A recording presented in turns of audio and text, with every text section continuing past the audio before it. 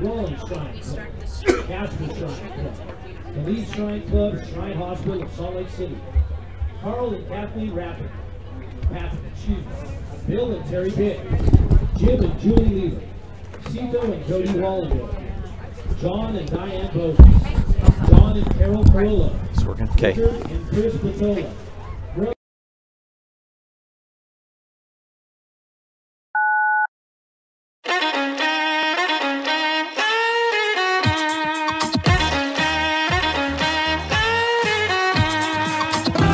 Wild and wonderful. Forever West. Hard scrabble. Genuine. Kevin, there's absolutely no doubt that our beloved Wyoming, the cowboy state, more than lives up to its frontier ethics. That's right, Dave, and nowhere is our collective spirit more fervently channeled than through cowboy football. With apologies to Texan Willie Nelson, here in the true Wild West, from Evanston to Sundance and Jackson to Cheyenne, we've got a whole lot of mamas dreaming about their babies growing up to be cowboys. And it all starts on the prep gridiron, from six-man shootout pinball machine football to the big boys in 4A pigskin. This afternoon,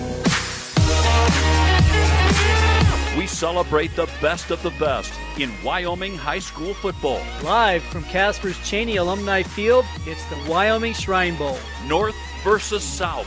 Players from schools in every corner of the cowboy state are represented. Rock Springs, Riverton, Douglas, Campbell County, Glen Rock, Bighorn, Rawlins, Tongue River, Cheyenne South, Kelly Walsh. Laramie. Welcome to the 2017 Wyoming Shrine.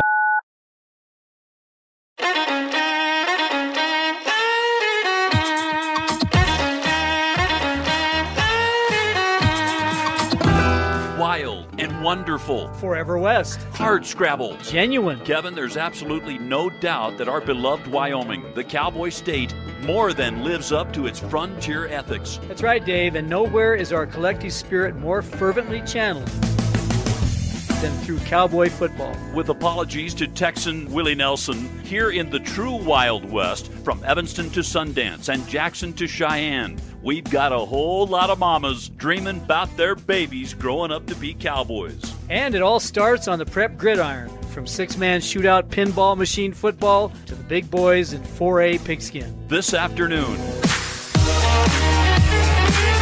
we celebrate the best of the best in Wyoming high school football. Live from Casper's Cheney Alumni Field, it's the Wyoming Shrine Bowl. North versus South. Players from schools in every corner of the cowboy state are represented.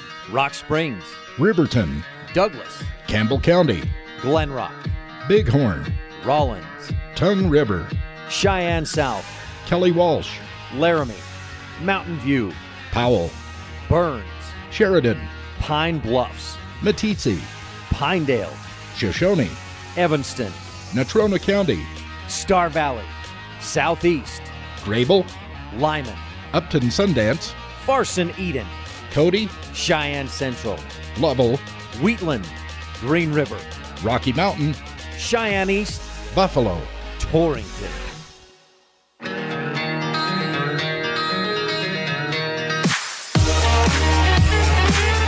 "72 seniors suited up at the high school level for one last shot at glory. It's the Wyoming Shrine Bowl. And now, let's go live to Casper.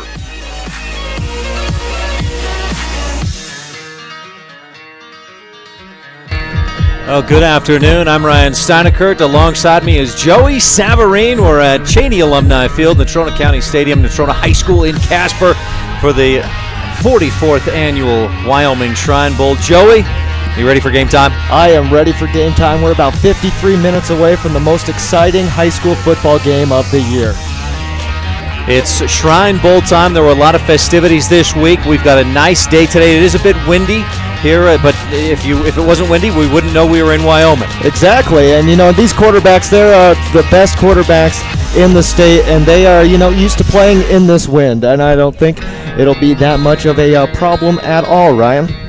Joey, we got a long pregame, a lot of stuff to get through on our pregame show, including interviews from a bunch of players, coaches, and individuals throughout the state. So we're going to move right along. We'll have a little bit more just before kickoff, which is at 2 o'clock. So stay tuned here to the pregame show, brought to you by the Hilton Garden Inn of Casper.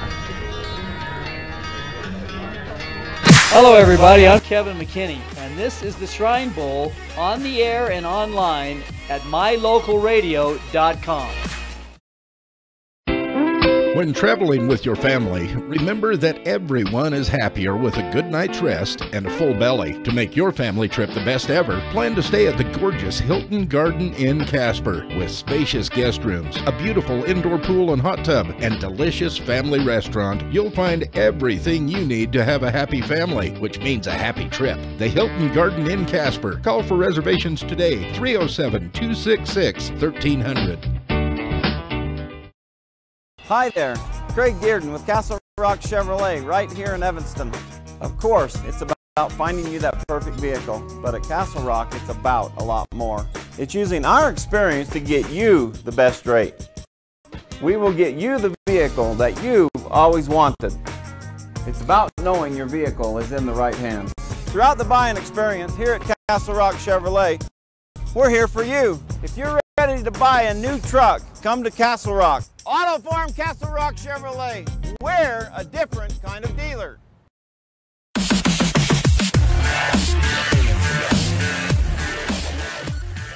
Welcome to the 2017 Wyoming Shrine Bowl pregame show presented by the Hilton Garden Inn of Casper. I'm Joey Savarine. Later on, we'll look back at the history of Wyoming's all-star football game, but first, the Shrine Bowl is about much more than two teams grinding it out on the field this afternoon. The game's executive director, longtime Wyoming high school football coach John Kundle, sat down with KNYN's Ryan Steinekert recently to talk about the privilege of participating in the Shrine Bowl and everything that entails. Coach, thanks for your time today. Well, Ryan, we really appreciate you folks doing this, and it's hard to believe that it's that time already. It just seems like we were here last year eating ice cream, and now here we are again. Give me the history of John Kundle. Where'd you grow up? Where'd you coach? And what have you done since coaching? I'm a Wyoming guy. I grew up in the southeast part of the state in little old Glendale, Wyoming, and love this state, love the people. Been in every corner as a teacher and coach, and just great people around the Cowboy State, Ryan, and people have been so great to the Shrine Bowl, and we're just very humbled by the support we get. And went to school at Chadron State, played football there, kind of like a lot of young coaches, always looking for that next job that I felt would move me up on to bigger things. And I was in Kemmer, went to Gering, Nebraska. I started out at Hemingford, Nebraska, and Rushville, Nebraska, and then went back and was at Gillette, then Grable, and now I'm in Rock Springs. And every place has been great. Really was never looking to leave any place I left. It just kind of worked out that way, that there was an opportunity that came by. And so very blessed, been in the part of the Shrine Bowl for quite a number of times as a coach, and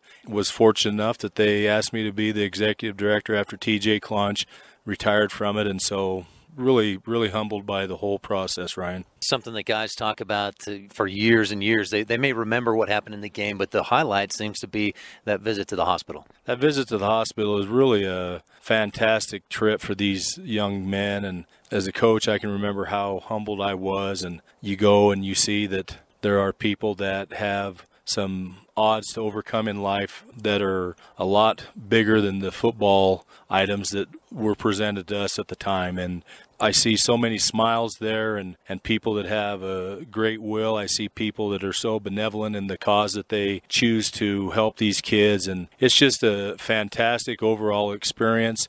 Don't know that I've ever been to a hospital where there's more smiles, more laughter. It's just really set up for families and, more importantly, the patient to have a great chance to overcome some things that most of us don't have to worry about. So, yeah, it really is a very special experience. Like anything else, Ryan, long after wins and losses, people tend to forget that. But they don't usually forget the process and how special something has as a deep meaning. And there's a deeper meaning and a deeper process here for this game than just the football. Yes, I know that the North and the South both are competitive and they want to do the very best they can. But I believe at the end, most of the young men understand, wow, we're pretty fortunate that we can do this and have some of the things happen for us that happen. Longtime prep football coach and executive director of the Wyoming Shrine Bowl, John Kundle, thanks so much for your time and best of luck this week with the Shrine Bowl. Well, Ryan, thank you. And again, thank you for your guys' network and doing this and for picking up people from all over the state to get the feed to. And you guys do a fantastic job, and it's great for the kids. And if it's good for the kids, then it's good for the game. So thank you very much. For the 2017 Wyoming Shrine Bowl, I'm KNYN's Ryan Steinekert. This is Dave Walsh from Evanston to Newcastle and all points in between. This is the 2017 Wyoming Shrine Bowl.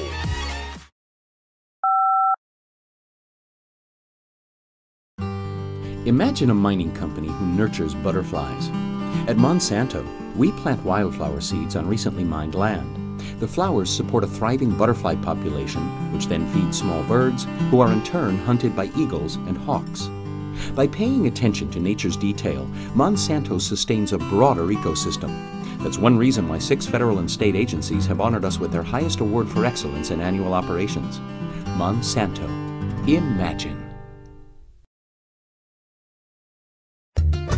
Serving Wyoming since 1941, Plains Tire is Wyoming's oldest and largest tire dealer with great locations throughout the state. They'll get you the right tires and offer the best results for your vehicle at the lowest prices, guaranteed. Plus, you can go to any Plains Tire Pro dealer with their nationwide warranty service. And check out their Plains Tire phone app. Come down and see us at Plains Tires on 157 Bear River Drive for all your automotive needs. Hablamos también español.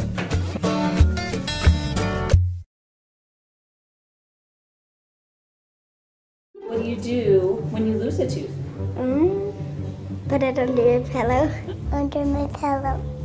Like a treasure chest so you could put it in. Why do you do that? Because then the tooth fairy comes. For the tooth fairy. So the tooth fairy can come get them. And then what happens? I get money. We may not be the tooth fairy, but we can still take care of your teeth. Bear River Dental in Evanston.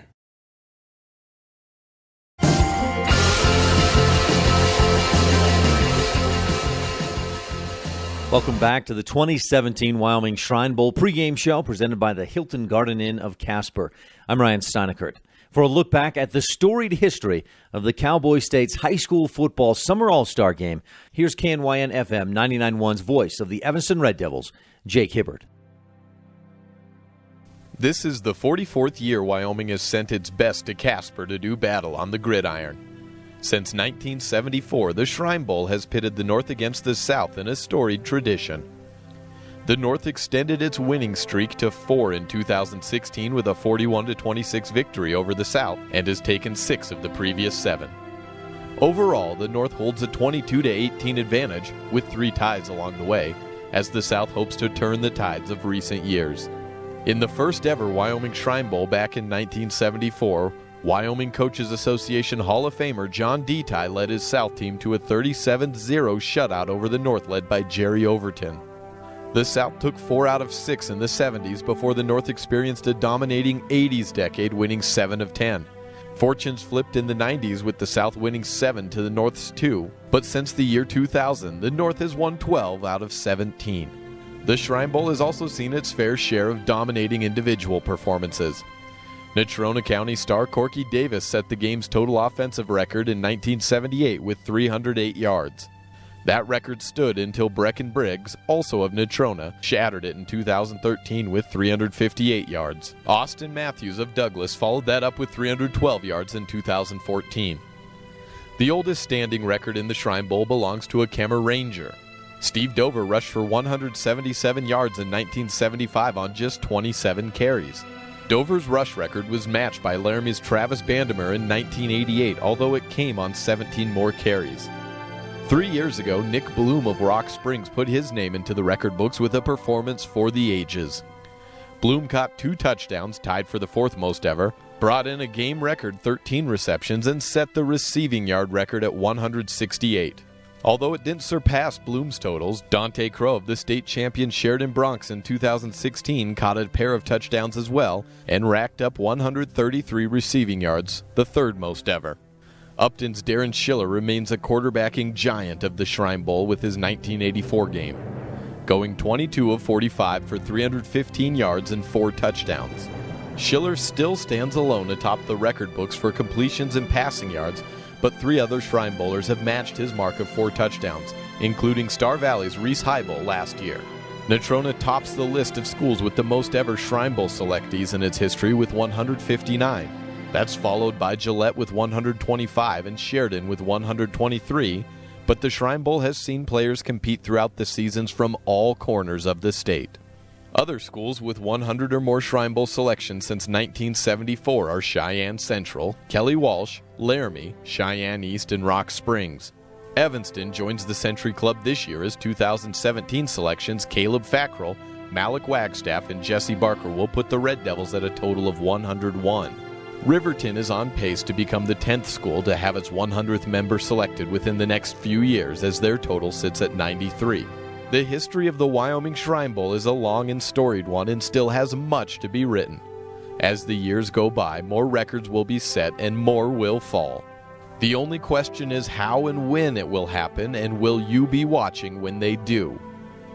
For My Local Radio's coverage of the 2017 Wyoming Shrine Bowl, I'm Jake Hibbard.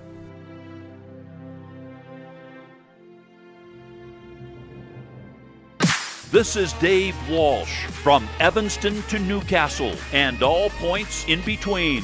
This is the 2017 Wyoming Shrine Bowl. Minor, major, chip, crack, dent, or crinkle. Whether it's vehicle body damage or a damaged windshield, no damage is damage we can't handle. Hi, this is Matthew Rex at T-S Body Shop and Technoglass of Evanston. We take pride in bringing your vehicle back to its original state. We offer free estimates and deal with your insurance company directly. So no matter the damage, large or small, windshield, body, or paint, we'll get your vehicle back to its original state. T-S Body Shop and Technoglass of Evanston. Let T-Bar fix your car. 515 County Road. The fickle flame, the troubled waters, the crippling cold. In dark times, one calls for a champion. Fireside, total indoor comfort. Celebrating our 35th year, providing heating, cooling, plumbing, drain cleaning, and electrical services. We have the passion and experience to get you up and running again. Take advantage of no overtime charges, no service call or diagnostic fees, and stellar customer service. Appointments available Monday through Saturday, 8 a.m. to 8 p.m. Give us a call today. Your family's safety and comfort is our passion. Let's take the family camping. Okay, I'll go down to Sports World and get what we need. Sports World has everything you need for the outdoors, hunting, camping, or fishing. This is Evan Perk, store manager. Sports World just might have the largest inventory in the state to provide you with everything you need for your outdoor adventures. The staff is knowledgeable and will help you answer any questions. Be sure to register for our quarterly gun drawing. Sports World, 524 Front Street in Evanston, Southwest Wyoming's recreation headquarters for all your hunting, camping, and fishing needs. Stop in today.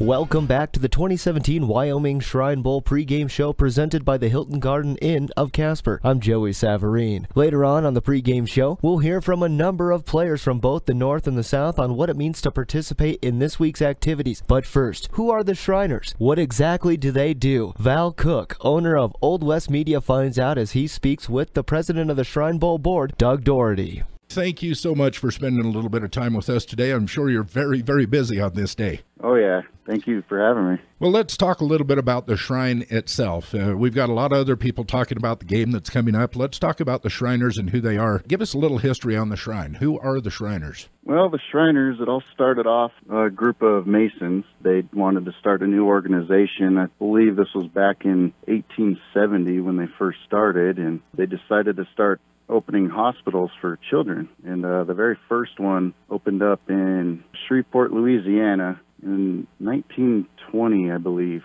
So this is a tradition that's been going on for years and years and years, and I guess they just were a bunch of philanthropic gentlemen that wanted to give back to the kids. Oh, of course. The motto we go by is having fun and helping kids. Having fun and helping kids, the Shriners. Now, the Shriners are an international organization. It's not just limited to Wyoming or even the United States. Oh, no. We got a Shriners Hospital in Canada. We have one in Mexico City, and we have one in Honolulu, Hawaii. So really are branching out all over the world and becoming an international organization. Yep. That is wonderful, being able to help the kids from all over. And I understand just this past year, the Memorial Hospital of Sweetwater County up in Rock Springs has become a Shriners Outreach or affiliated with the Shriners Hospital in some way. It's amazing all of the great things that the Shriners have done for the kids over the years. Let's ask you this. If somebody has a child that's in problems and needs help from the Shriners Hospital, how do they go about contacting the Shriners? You can contact your local Shrine Club if you have one in your city. Right here in Casper, we're right behind the Sunrise Shopping Center. Or there's a website, www.shrinershospitalsforchildren.org. They got sections on there to contact, and they got a list of all of our locations across the country and, of course, Canada and Mexico. And you have that one in Casper that you just mentioned, but I happen to know that there's Shriners locations all over the state of Wyoming. It's not just necessarily in the big cities. You've got some in several of the counties in the state. We're visiting with Doug Doherty. He is the president of the board of directors of this year's Wyoming Shrine Bowl. The game, of course, coming up in just a couple of minutes. Let me ask you one last thing, Doug, if I could. If somebody wants to become a member of the Shriners or make a donation to the Shriners or learn more about the Shriners, where would you direct them? How would you advise them to go about doing that? Well, in the same way, you can contact your local Shrine Club. To be a Shriner, you got to ask one, and we can get you set up with a petition and get you going on the right track to becoming a member if you would like. But it's if not... you want to know more about the Shriners, there's another website for that, www.shrinersinternational.org. There's everything you need to know on that site as well. Shrinersinternational.org. But to actually become a Shriner, you need to be recommended by a Shriner, right? That's part of that process? Yes. I'm sure any Masonic Lodge, any Shriners Lodge, anywhere would be able to give you all the information you might need about that. So very easy to do. And if you can make it out to the game, we got Shriners from all over the state right in one location right here at the game. So good point. I never thought about that. So anybody from anywhere in the state can meet a local Shriner probably at the game just this afternoon. So, and that website again is shrinersinternational.org. Anything else you'd like to say, Mr. Doherty? Thanks for having me speak to you guys, and I hope it turns out to be a good game. And I'll just finish off with this quote: "Strong legs run, so weak legs may walk." Very, very good. I like that very much. The president of the board of directors of this year's Wyoming Shrine Bowl, Doug Doherty, thank you so much for your time. And enjoy the game. Yep, thank you.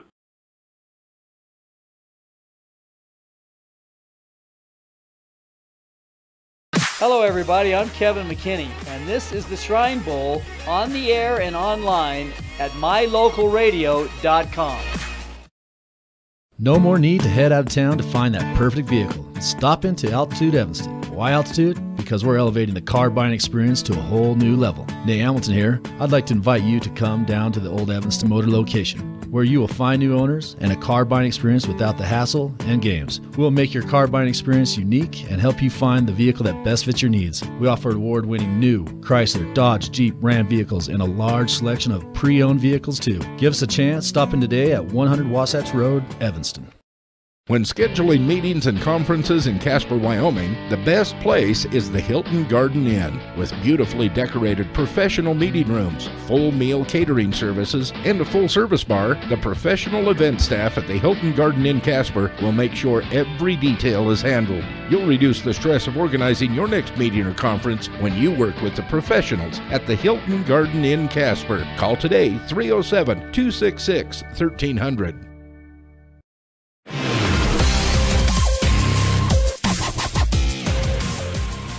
Welcome back to the 2017 Wyoming Shrine Bowl pregame show presented by the Hilton Garden Inn of Casper. I'm Ryan Steinekert. A little later on the pregame show, we'll hear from some of the players who had the opportunity this past Monday to visit the Shriners Hospital and see firsthand how strong legs run so that weak legs may walk. The money raised by the players' efforts this week is donated to the Shriners Hospitals for Children. Since the first Shrine Bowl in 1974, the game has raised almost $500,000 for the Shriners Children's Hospitals, which has benefited thousands of patients. I had the privilege a few days ago to speak with one of those beneficiaries, Rachel Doherty. Rachel, thanks for your time today. Oh my gosh, thank you so much for being here. We appreciate everything you're doing. What does this game, what does this week mean to you? It's the biggest week that I could ever possibly explain. I was a Shrine kid. When I was in 6th grade, I had surgery on my back at the Shrine Hospital in Salt Lake City. I had scoliosis, and at that time, my parents didn't have a lot of money. But what they do is they take your insurance, and what your insurance doesn't pay, they take care of. And that's what the Shrine Bowl does. All the money that the Shrine players will bring in this week will go directly to the hospital. And that's to support everything from surgeons to your radiology machines to your everyday care. So like when the kids are done having surgery or they get out, I mean, it helps pay for if they need massage therapy, occupational therapy, and everything. So these kids, I may not know them, but I love them so much, and to see them is such a big deal to me. So for those who just are ignorant or just don't know, tell me real briefly, scoliosis, what is that? The scoliosis is curvature of the spine. Most of the time, you're born with a little bit of it. They say it can be hereditary, but that's still yet to be proven, I think. What would life be like for you if had you not been able to receive those services from the Shrine, had not had surgery, not been fixed or cured? I would have actually been hunched over at a 90-degree angle.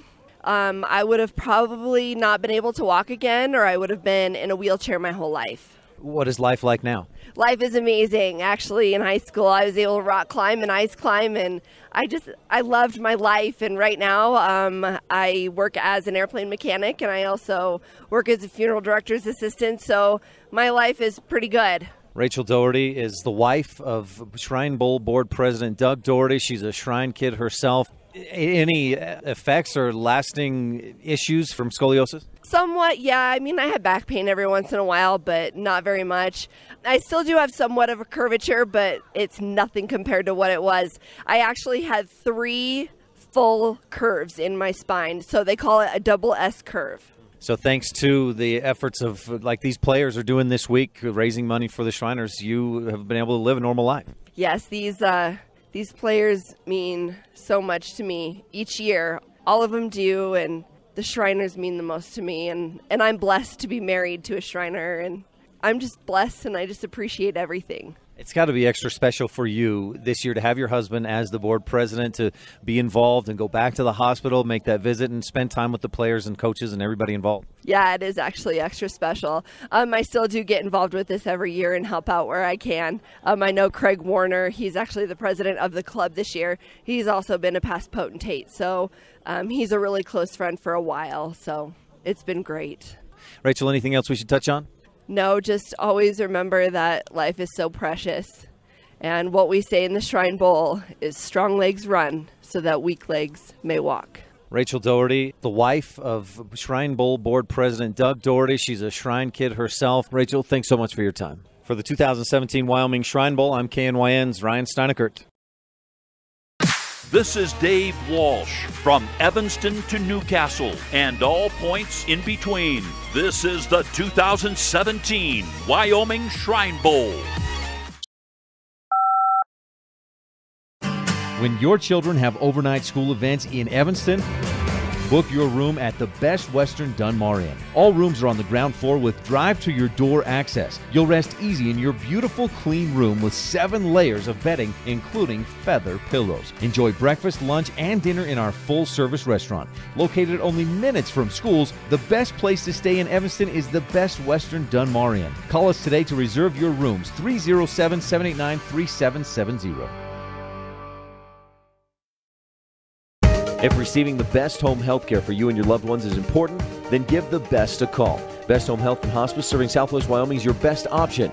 Best Home Health offers skilled nurses, certified home health aides, physical therapy, speech therapy, occupational therapy, social workers, transportation, chaplain services, home-delivered meals, and senior companions. Best Home Health accepts and bills all private insurance plans. We are Medicare and Medicaid certified. Give the Best a chance. Call or stop by 105 Yellow Creek Road, Evanston.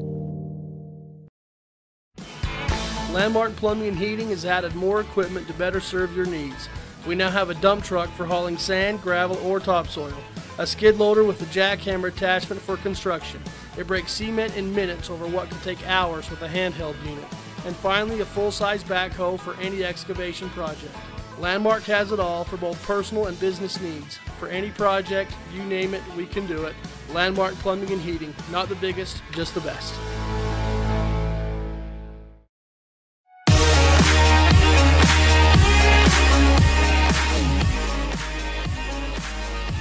Welcome back to the 2017 Wyoming Shrine Bowl pregame show, presented by the Hilton Garden Inn of Casper. I'm Joey Savarine. Only Natrona County has sent more players to the Shrine Bowl than Gillette. Voice of the Camels, Basin Radio Network's Chris Brentel recently caught up with a handful of athletes. Campbell County's Parker Long, Briar Sims, Lane Tucker, Madden Pakula, and Alex Lombardi, who make it an even 130 Camels to play in the 44 Shrine Bowls. I'm here with Parker Long. And did your practice go well? Yeah, it's been a blast. I mean, just playing with the best athletes in state, and coming down here, I didn't really know what kind of guys they were and stuff, but how good athletes they are doesn't compare to how good of guys all of them are. I mean, there isn't one person I've met that I'm not lifelong friends with now and stuff. So, Parker, what does it mean to you to play in this game? It's a huge honor. I can't even really put into words. The game itself is so much fun, but the Shrine Hospital is what's really standing out to me. It's a life-changing experience to see those kids and stuff and the hand of cards that they were dealt, and it's not a good hand compared to everyone here and most everyone. But all those kids, I never saw them frown or anything. They're all smiling the whole time, and that's so far what's been the greatest part. Well, now joining me is Briar Sims, former Camel standout. Now I got to ask you, what does it mean to you personally to play in the Shrine Bowl? It's an honor to be a part of this and being able to be selected and go out and raise money for the Shrine Hospital. I think it's a pretty cool deal. Now, what's the number one thing you're going to miss from playing Camel football? Probably the teammates mostly, and just the bond we have as a team, and playing as Gillette, because you always grow up wanting to be a Camel, and being able to just go out there and play for your town and stuff. I'll probably miss that the most. Hey, Lane, how are you? Good, how are you? I'm doing fantastic. Thanks for asking. Now, you're playing in the Shrine Bowl on Saturday. What does it mean to you to play in that game? I mean, it's a great experience. We went down to Salt Lake and we saw the kids that we're playing for. And I think that really just exemplifies what we're doing down here and who we're playing for, so it's a great experience. Now, let's take back to your Camel days. What is one of your best memories from playing Camel football? All the guys that I got to play with, all my teammates are phenomenal dudes. And when I look back in my life, that's definitely going to be what I think about when I play high school football. Just all the great dudes I met and all the great friendships I had with them and my coaches. Now, I'd be remiss if I didn't ask you about coming up next year. How excited are you for next season? Oh, I'm pumped. I played in the Shrine Bowl, obviously, Saturday, and then Sunday I get to go up to North Dakota and start my career there, so I'm pumped for that. Now joining me is Camel's standout football player, Madden Pakula. He'll be playing in the Shrine Bowl on Saturday. And Madden, what does that mean to you to be able to play in a game like this? It's an honor to represent such a great program and organization in this hospital and all these kids there. And this is, I think, the 44th year that they've done the Shrine Bowl. So really to represent this history and the great people that stand for the Shrine and all the kids that have been helped, it's just an honor to be able to be a part of this big thing that is really helping everybody out. Now, what is your best memory from playing Camel football, or the thing you'll miss the most? The thing I'll miss the most is probably what led up to the games. I mean, the off-season is probably my favorite part just because everybody's in there, really don't want to be up at 6 a.m., but we're all up in the morning putting the work in, getting ready for May. Camel's pretty successful the last couple of years. Other than that, I just walking out hand in hand with your brothers is an experience that you'll never get to experience again. I know some of us are going on to play college football, but walking out to a hometown Friday night lights, got everybody lined up, walking out, it's something that's never going to happen again. In college football, we usually play in the afternoon, not a hometown or anything, so it's definitely going to be different. How excited are you for next season? I can't wait. It's definitely going to be back to that grind. Back guppies of this whole sea of football, I guess you could call it. Is back out, trying to prove yourself, get back on the field, try to get the playing time that you've worked so hard to get these last 2-3 years. So. Now joining me is Alex Lombardi. And Alex, what does it mean to you to play at this Shrine Bowl? It's nice to be here with us starting from sophomores and being able to finish it off together. It only feels right, it's for a good cause. Our thanks to Basin Radio Network's Chris Brentel and the Campbell County 5. We'll hear from a few members of the South Squad when we return on the Hilton Garden Inn of Casper pregame show. This is Dave Walsh from Evanston to Newcastle and all points in between. This is the 2017 Wyoming Shrine Bowl. The best family vacations create lifelong memories. The Wind River Hotel and Casino in Riverton, Wyoming offers a family dinosaur dig and vacation package that includes digging for fossils at the Wyoming Dinosaur Center, sack lunches, tours of the museum, and lovely clean rooms for a comfortable night's stay. With 3 restaurants to choose from, you and your family will have fun, eat well, and rest easy. Schedule your family dinosaur dig at the Wind River Hotel and Casino in Riverton, Wyoming today. Call 866-657-1604. If you're looking for live local sports, local news, weather, live classifieds, and free photo downloads, search no more. MyLocalRadio.com has what you want. Watch your teams live or browse the tens of thousands of photographs of Wyoming, Utah, and Idaho high school events, from speech and drama competitions, rodeo, an array of different athletics, activities, community events, and so much more. Visit MyLocalRadio.com today and find what you're looking for. Imagine a mining company that respects the quality of the environment and health of natural ecosystems. At Monsanto, we don't begin mining unless we can ensure every safeguard is in place to respect the environment. And if they're not, then we don't mine. Simple as that. That's why we take steps before, during, and after mining to reach our goal of leaving the land even better than we found it. Monsanto. Imagine.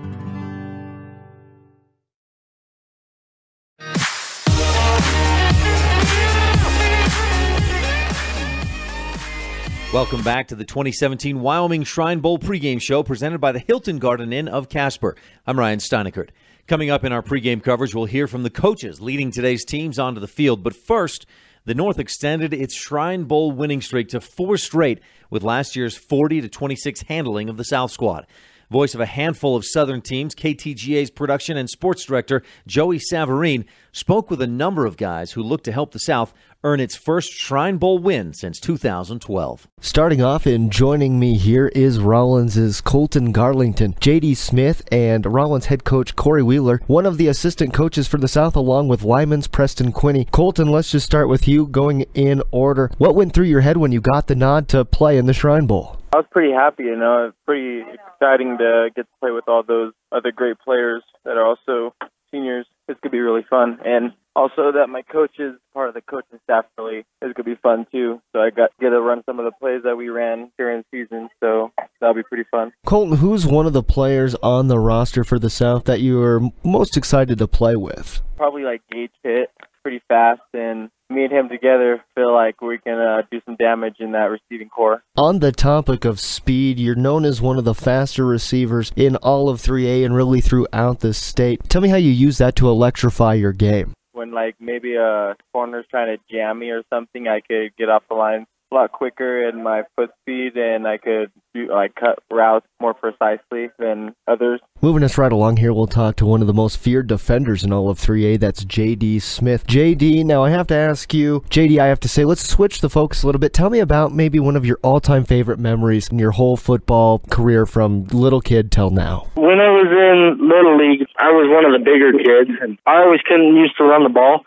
They put me as a tight end, and they just throw the ball to me and let me run. So, and then in high school, when I was a freshman, I basically showed up all the seniors and everything, and they had no choice but to start me on varsity. You know, I was just happy. All right. And JD, what's one of the things that you are most looking forward to for the week of practice, just your whole Shrine Bowl experience? I'm most looking forward to meet new people and getting to know the coaches better, having fun. That's all. Thank you, JD. This is Joey Savarine for the 2017 Shrine Bowl. Let's talk to Coach Corey Wheeler, an assistant for the South Rollins Outlaws head coach. Corey, when you found out that 2 of your players were going to get the nod to participate in this week's activities, the fundraiser, the Shrine Bowl, what were your thoughts? I think both of them stood out in their high school careers, especially JD on the defensive side of the ball. He's been the top 5 in 3A defensive points the past 3 years, sophomore, junior, and senior year, and 2-time All-Stater, and just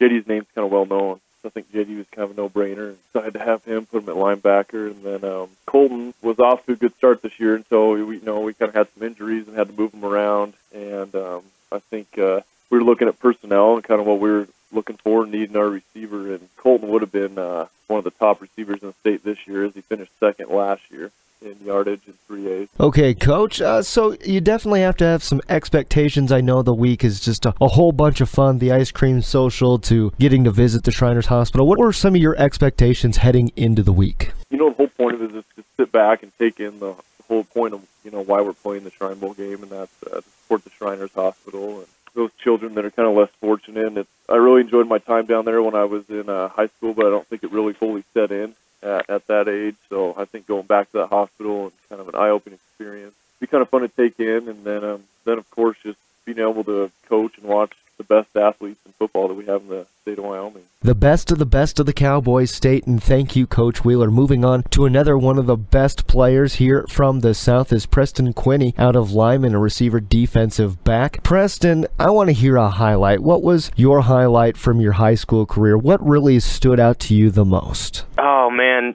I mean, the first thing that always comes to mind when I think about a highlight of my high school career was we were playing Lovell at home this last year, my senior year, and if we were going to go to the playoffs at all, if we wanted a chance, we had to beat Lovell. That was the situation we were in, and I came into that game, and I ended up going 204 yards and all 4 touchdowns for that game. I mean, I had a heck of a game, and they just kept throwing me the ball, and I ended up, with, I think, 12 catches, and that was a huge win for our team because it put us in a position to make it to playoffs, and we ended up actually making it to the playoffs. So, I mean, that was a kind of a turning point in our season. So that was, by far the greatest experience.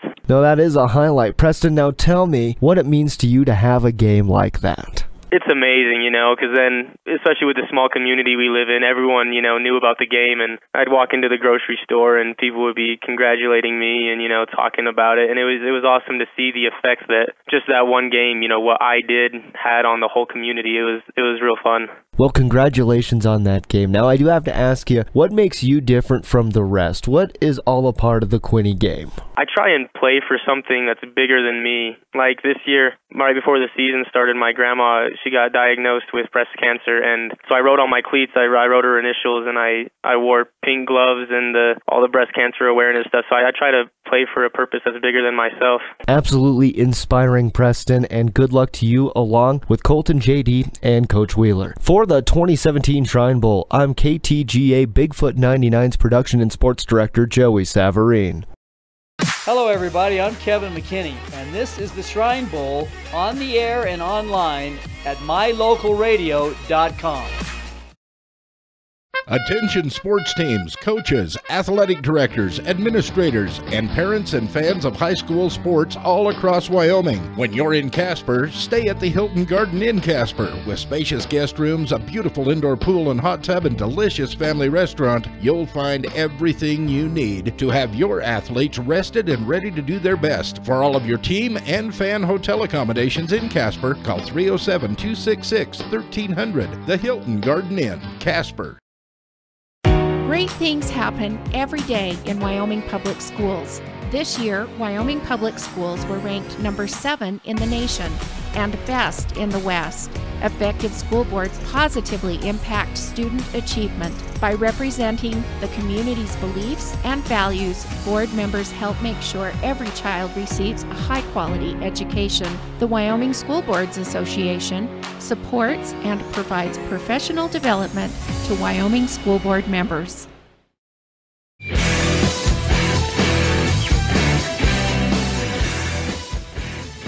Welcome back to the 2017 Wyoming Shrine Bowl pregame show presented by the Hilton Garden Inn of Casper. I'm Joey Savarine. As any student athlete will attest, there's no one who plays a bigger role in their success than their coaches. With 43 Shrine Bowls in the books, the North owns a 4-game lead over the South with 22 wins, 18 losses, and 3 ties. KNYN and KADQ's Ryan Steinekert sat down with North coach John Scott earlier this week to discuss his hopes to increase his team's series lead in this week's Shrine Bowl.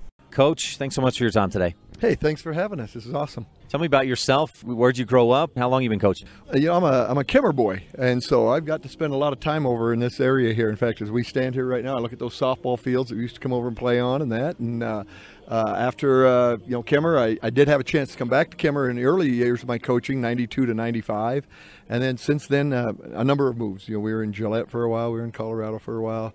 Did a little bit of college coaching, and I'm up in northern Wyoming now in Tongue River, but I'm in Wyoming, and that was the most important thing. I love staying in this state. How's it going to be coaching against a former player of yours? I guess you did it in the state title game last fall. Yeah, we've done it a while now. So we've played against each other. He's been in our conference, in the regular season, and then he got me good, at the state championship game. He coached a whale of a game and had his kids.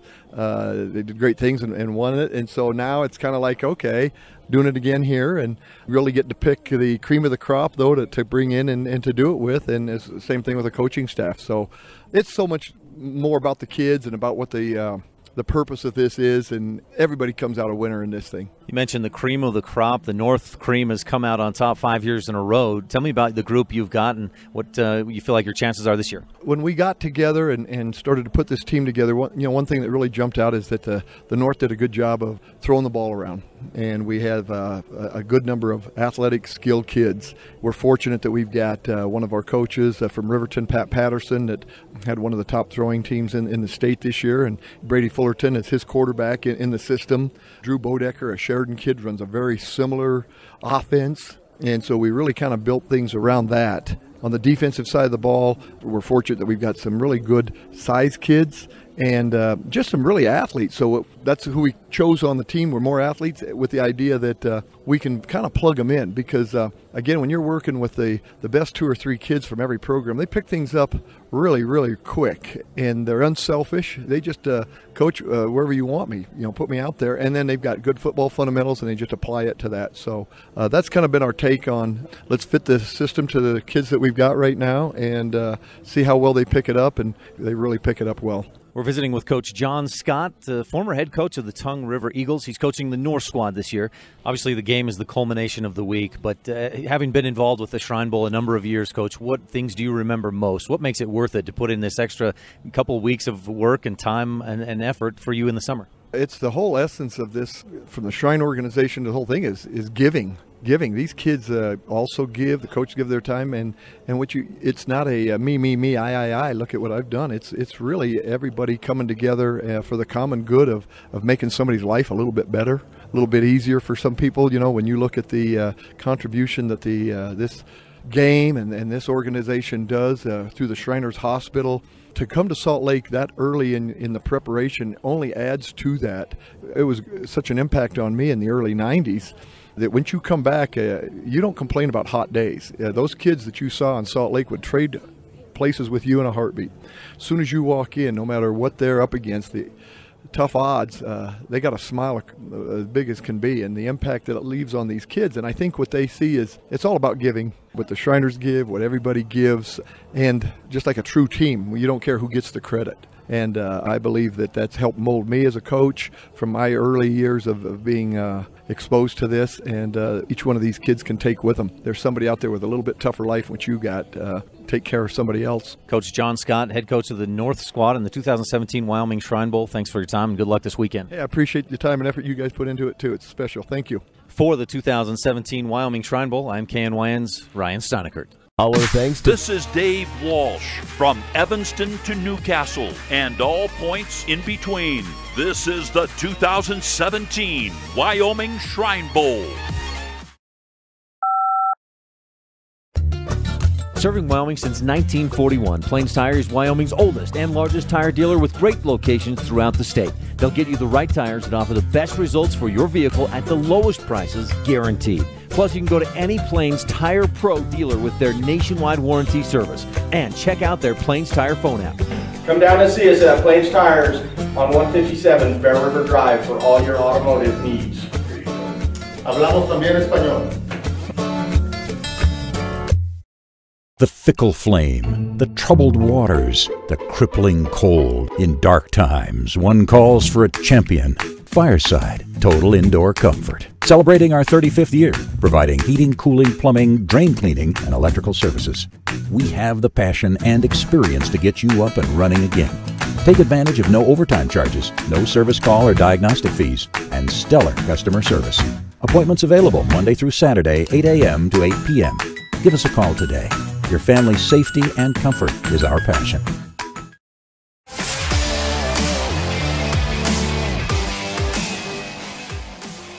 Welcome back to the 2017 Wyoming Shrine Bowl pregame show presented by the Hilton Garden Inn of Casper. I'm Ryan Steinekert. In his 6th season at the helm of Hornets football, Will Gray and his guys did something no one had ever done before in Pine Bluff's football history. They brought home the state title. I spent a few minutes earlier this week chatting with Coach Gray, who looks to lead the South to its first Shrine Bowl win since 2012. Coach, thanks so much for your time today. You bet. Thanks for having us. What does it mean to be selected as the head coach of the Shrine Bowl? It's pretty cool. You know, it's something that's voted on, so, you know, you got to earn the respect of the guys you're around, and, you know, thankfully I've done that a little bit, so it's pretty cool. Give me the Will Gray file. How long you been coaching? Where'd you grow up? Where'd you go to high school? I went to high school in Glen Rock. Graduated in 2003.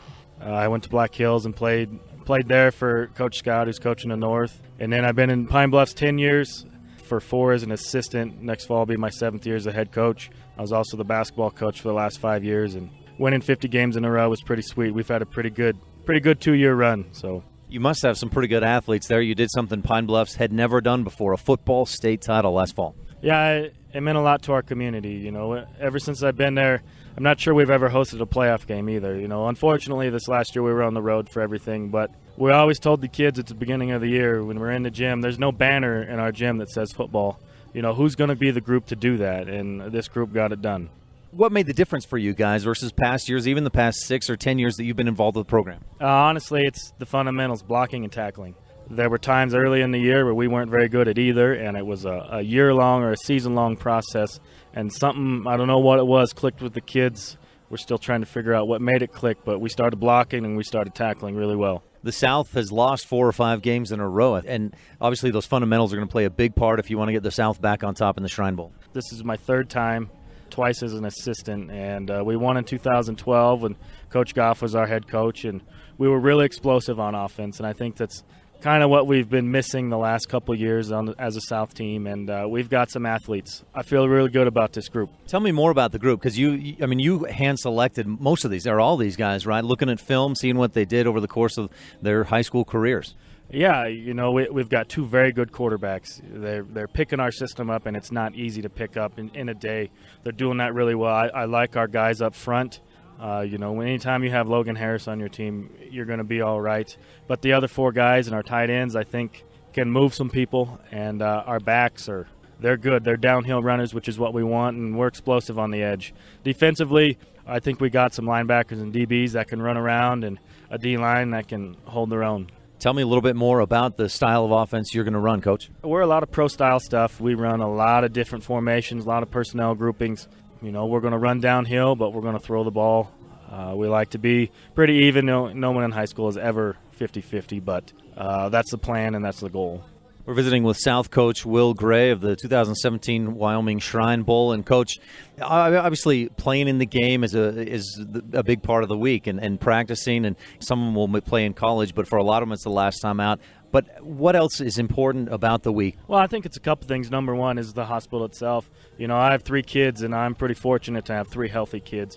And that's what we express to the kids. You're going to see kids, they're not healthy. They don't have the luxuries you have. And so don't take things for granted. And also when we're there, socialize with the kids. Get to know them a little bit. Make this something they remember. And then as we go throughout the week, yeah, we're competitors and we want to win. You know, but we'll get this part done, and then we can focus on football. Lastly, Coach, obviously, you know, coaching football's got to be a fun thing. You chose to do it for a career. But taking this time out of your summer to spend the time and put in the extra work and the extra hours, what makes that worth it? Just seeing the kids, getting to know a new group of kids. You know, we see our kids at home every day, but I'm getting to meet 34 other kids that are a joy to be around, and then also seeing them meet other kids. You know, it's not a Pine Bluffs Burns rivalry or a Central East or things like that. They're teammates, and they're going to be lifelong friends, make lifelong memories, and I think that's the funnest part of it.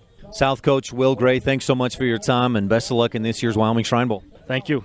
For the 2017 Wyoming Shrine Bowl, I'm Ryan Steinekert.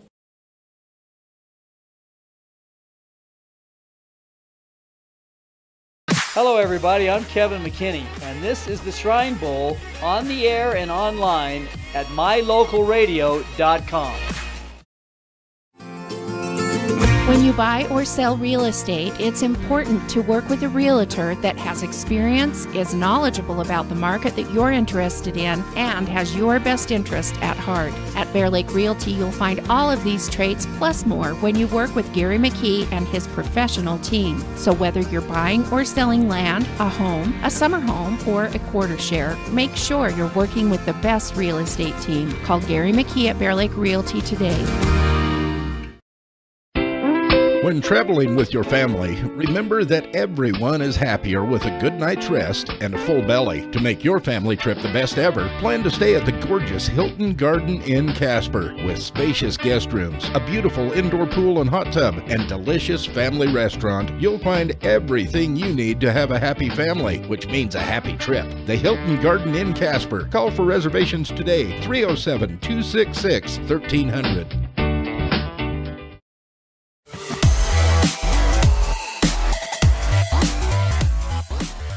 Welcome back to the 2017 Wyoming Shrine Bowl pregame show presented by the Hilton Garden Inn of Casper. I'm Joey Savarine. No football game is official without officials. Voice of the Cody Bronx and Phillies, KODI's Tim Anderson, speaks with the man in the white hat, veteran prep gridiron referee Tyler Spear. Well, first and foremost, I suppose, Mr. Spear, congratulations are in order on your being selected to head up the Shrine Bowl officiating crew. Thank you kindly. I tell you, it's a wonderful honor for our association here in Laramie, a distinct honor for us and a privilege. Very cool. Okay, really beginning with some background information about you. Where are you from originally? And if you don't mind me asking, how old or young a guy are you? So born and raised in a little town called Akron, Colorado, eastern plains of the state, a whole lot more like Wyoming than the part of Colorado most people think of. 1,500 people, the type of town just like Wyoming where, you know, they turn the lights out on Friday nights because everybody's at the football stadium. And interestingly enough, became an official because my athletic director there, he said, you know, I think you'd be good at this. And I said, well, I'm going to school at UW. And he called Trevor Wilson at the state association here. And long story short, I got put in touch with the folks here in Laramie. So I started officiating at 18 years old. And so this fall will mark my 13th season doing football. I'm one of the younger guys in the avocation. I'm only 30, but 13 years already. And where are you living and what do you actually do for your career, your day job? So again, we are in Laramie, and I work for the university, specifically with the UW Foundation, as one of their development officers. So I go around the state a lot, go around the country a lot, spreading the good word of UW and bringing home some contributions to help move the needle here at UW. I'm sports director at KODI 1400 AM up in Cody, part of the Bighorn Radio Network. Tim Anderson with official for the 44th annual Wyoming Shrine Bowl football game, Tyler Spear. What does it mean to you to be the referee of the Shrine Bowl? It's overwhelming, and it's one of those where it's always on your mind. You're thinking, okay, I've got to do this game justice. You know, as we all do, our whole crew has taken this responsibility, and we want to do it well. It's different mechanics because we're going to be doing 7-person instead of 5, and slightly modified rules and whatnot, and we just want to do right by the game, the whole of us. I mean, we've got a ton of experience on the crew. So to me, it's the team effort to make sure that we do this game justice and make sure that it is a blast for everyone that's playing and coaching and watching and et cetera. Last little segment here about the actual Shrine Bowl game itself. How familiar are you and your fellow officials with the players as well as the coaches for each team? You know, a little. I mean, it's just inherent. You know, with the way Wyoming works, we get around the state a lot with our officiating association. But, you know, again, our goal here is to be that third team on the field, but the first one that you forget. Get there, do a great job, and then have nobody remember who the heck we are. Tyler Spear, thank you very much. We appreciate it. Good luck to you, your crew, and I hope we never hear from you again. And I think you know what I think you know what I mean by that one. Absolutely. Tim, thank you. It's been a pleasure. And certainly anyone out there listening, if you're interested in officiating, if you're even curious, reach out to the state association, reach out to those in your community, your local athletic directors. This is a national issue, folks. We've got to get more officials in, and we got to get folks that are a little younger to keep this going because the game really can't go on without us. Well said. Good plug. For the 2017 Wyoming Shrine Bowl broadcast, I'm normally the voice of the Cody High School Bronx, in this case the mouthpiece for the officials. KODI Bighorn Radio Sports Director Tim Anderson. Our thanks. This is Dave Walsh from Evanston to Newcastle and all points in between. This is the 2017 Wyoming Shrine Bowl. What do you do when you lose a tooth? Put it under your pillow. Under my pillow. Like a treasure chest so you could put it in. Why do you do that? Because then the tooth fairy comes for the tooth fairy, so the tooth fairy can come get them. And then what happens? I get money. We may not be the tooth fairy, but we can still take care of your teeth. Bear River Dental in Evanston. Let's take the family camping. Okay, I'll go down to Sports World and get what we need. Sports World has everything you need for the outdoors, hunting, camping, or fishing. This is Evan Perks, store manager. Sports World just might have the largest inventory in the state to provide you with everything you need for your outdoor adventures. The staff is knowledgeable and will help you answer any questions. Be sure to register for our quarterly gun drawing. Sports World, 524 Front Street in Evanston, Southwest Wyoming's recreation headquarters for all your hunting, camping, and fishing needs. Stop in today.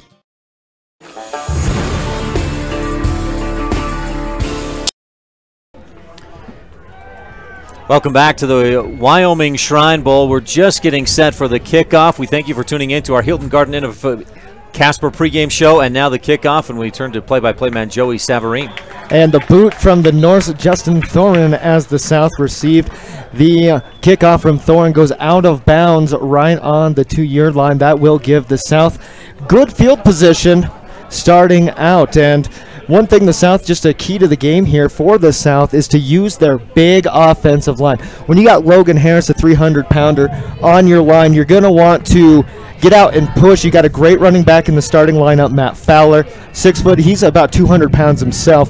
You're really going to want to get him out and moving and really keep the North guessing. Here we go.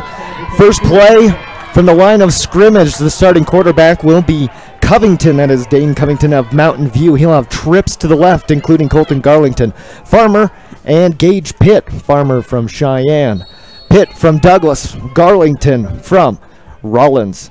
Then you'll have Clark and Covington back to pass. He wants to air it out. He's got Gage Pitt, and it's caught to the 20, 15, 10, and brought down at the 10-yard line. What a way to start for the South. My goodness.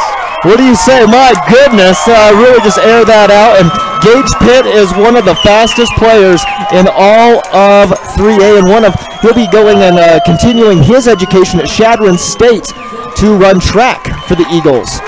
Clear down to the 9-yard line. Call that about a 75-yard pass. What was the line of scrimmage there, Joe? It was the 30. Wow. And so we got Covington, hands off to Fowler. Fowler pounds his way to the middle, gets to the second level, brought down by a couple of brown jerseys. The North wearing the brown. Looks like he got brought down by 88. That is Mr. Simbrick, the outside linebacker. Well, nice, about 4 yards on that one. We welcome you tuned in on KNYN FM 99.1 Evanston, KDQ FM 98.3 Evanston. Also, if you're tuned in at 1240 AM Newcastle and on FM 98.3 KERM in the Torrington area.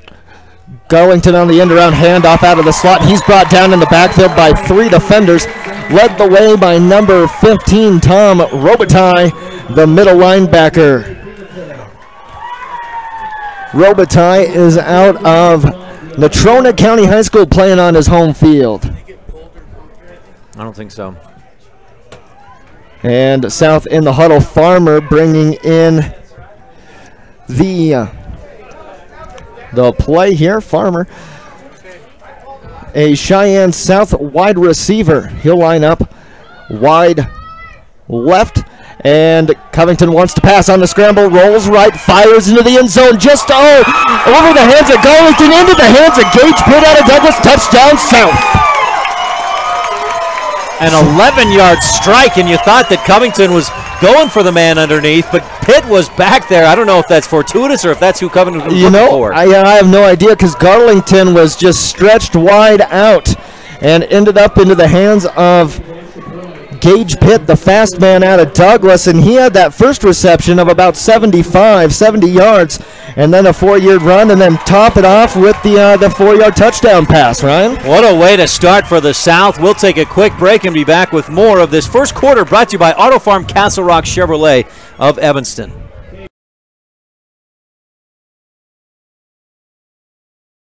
Hello everybody, I'm Kevin McKinney, and this is the Shrine Bowl on the air and online at mylocalradio.com. Hi there, Craig Dearden with Castle Rock Chevrolet, right here in Evanston. Of course, it's about finding you that perfect vehicle, but at Castle Rock, it's about a lot more. It's using our experience to get you the best rate. We will get you the vehicle that you've always wanted.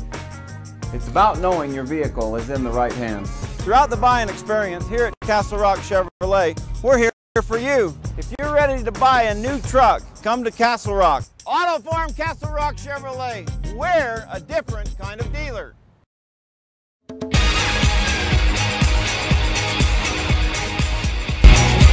Back in the 2017 Wyoming Shrine Bowl, and the South strikes quickly and strikes first. What do you got there, Joey? I got the South scoring on 3 plays in 2 minutes and 23 seconds, 2 pass completions from Dane Covington to Gage Pitt. One a 70-yarder and the other a 4-yard touchdown, including a 4-yard run there by the Rock Springs running back Fowler. And now we will see the kickoff. You know that drive only went 2 minutes and 23 seconds? That's getting out and scoring fast, Ryan. Yeah. And so here's the boot from Callista, and it's a squib. And that may be as much as anything just to keep it out of those deep return men's hands, Madden Pakula and Colton Williams. Instead, the North picks it up, and Sam Marsh rumbles his way forward, breaks a few tackles, and drives ahead to the 44-yard line. Excellent starting field position for the North. Yes, and Marsh, we'll see a lot of him on the offensive side of thing. Marsh is a very talented player out of, where's Marsh out of? Sam Marsh, Kelly Walsh High School. Walsh. And he is listed as one of those split ends, the starting split end for the North. He's headed to Black Hills State University to play football, I believe on scholarship. Earned second team Super 25 last year after his senior year of football. He's a very good athlete, very good player. And we saw him do some good things already on that little kick return, making something out of nothing. Now the North will start for a unanimous player of the year behind center. That's Drew Bodecker out of Sheridan, led his team to a second consecutive state championship. He gives up the middle to Colton Williams for a gain of about 3 out to the 47-yard line. Bodecker, what a season he had last fall, throwing the ball for Sheridan. I think 200+ yards per game. Was it almost 300 yards all-purpose per game? Here's the pitch to Dawson Forcella out on the right side, and he's got nowhere to go. And I'll tell you, early on, one thing I'm noticing, this South crowd, they are loud and proud. And the tackle there by Caleb Price, he was able to shake the offensive lineman on a nice little shimmy move and end up in the backfield on the pitch. So that's a loss of 3. Back to the original line of scrimmage. 3rd and 10 for the North. If you're watching online at mylocalradio.com, they're heading from right to left. North, Bodecker, lots of time. Now he's going to tuck, tries to run. He goes right, then back left, dives forward, and he's very close to a first down. Like where they've spotted it, he may be a yard or 2 short out about the 48 of the South. End up getting nice job, nice vision there. Didn't see any guy open and took off and ran and picked up some pretty decent yards. A 4th and manageable here, and it looks like North going to go for it, huh? North into South territory for the first time on the day. Bodecker in the shotgun, trips out to the right, 2 out left, nobody in the backfield other than Bodecker. Takes the snap, good. He rolls to his right. He's got a man, quick throw, catch at the 40, and immediately brought down, but a first down, and is that Taryn Debley? That sure is. Down to the 40-yard line. Good throw by Bodecker on the sideline. That's an 8-yard gain for Debley on his first reception of the day. And Bodecker, one of the top quarterbacks in the state this past year. I was getting at 4A unanimous player of the year and averaged, well, he threw for almost 2,200 yards in the season. He throws deep down the middle of the seam. Debley was there, but it was just overthrown. He couldn't quite make the grab. Good coverage there by Oakland Jenkins of Rock Springs, the 175-pound defensive back, stuck right there with Debley. Drew Bodecker, 13 of 14, 215 yards and a touchdown in the 4A title game win over Natrona, a 56-28 win for the North, and Sheridan's second consecutive state championship last fall. Bodecker takes the snap, gives to big Colton Williams. The Coltrane breaks one tackle, steps past another inside the 30, and he's fired up as he gets down to the 27-yard line and moves those chains again. Yeah, nice play. Broke a couple of tackles there. And you weren't kidding when you said he is a cold train. He's powerful back. First downs in the game are brought to you by Altitude Evanston, elevating the car buying experience for great Chrysler, Jeep, Dodge, and Ram vehicles. That's Altitude Evanston.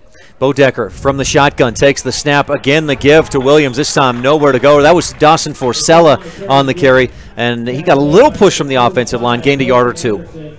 Yeah, it looks like we're going to spot it right there at the line of scrimmage. Looks like refs were very giving there. Our referee, Tyler Spear, the umpire, John Shutterly, the Hall of Famer, as well as the head lineman is Todd Miller. We'll talk about a couple of those other referees after this next play. Bodecker looks like he's up under center for the first snap of the game. For the first time in this game. He'll take the snap, fakes the pitch right, then a funny wraparound handoff to Colton Bates, and he is wrapped up immediately. Nowhere to go. There is a flag down right about where Bates went down. And that is going to be probably unnecessary roughness on Logan Harris. He whipped and just tackled, kind of threw down a lineman there. Referee Tyler Spear, as you were mentioning. Line judge Todd Pearson, side judge Jonathan Despain, back judge is Lane Buchanan, field judge Warren Crawford. These guys out of Laramie. And that's a selection process where they determine who they believe is the best or at least one of the top officiating crews in the state during the year, and these guys from Laramie received that honor this year. Yep, and it looks like they are going to call Logan Harris kind of unnecessary roughness there. Oh, face mask. Face mask penalty. That's 15 yards. And a first down for the North. That'll push them all the way down in. Now, I think the penalty took place just inside the 30, so half the distance gives the North a 1st and 10 at the 14-yard line of the South. 7-0 on the Rocky Mountain Discount Sports scoreboard. South on top. They struck early and quickly, but the North looking to answer. Bodecker takes the snap from the shotgun, looks right, nowhere to go, spins away from one tackler, rolls to his right, throws into the end zone, shortcut! Was it in the back of the end zone, sliding in for the grab? Touchdown, North! And now the North can tie it up. Wow. That was, you almost thought there that was going to get picked off by Charles Looney out of Laramie, just out of his hands, and then it looked like Dobley just sliding right in there. It was almost like a baseball grab, how he picked that up. Nice job by the senior. Bodecker extending the play, finding the open man. The extra point is up, and it is good. And we're tied at 7 on the Rocky Mountain Discount Sports scoreboard here in the Auto Farm Castle Rock Chevrolet of Evanston first quarter. This is Dave Walsh from Evanston to Newcastle and all points in between. This is the 2017 Wyoming Shrine Bowl.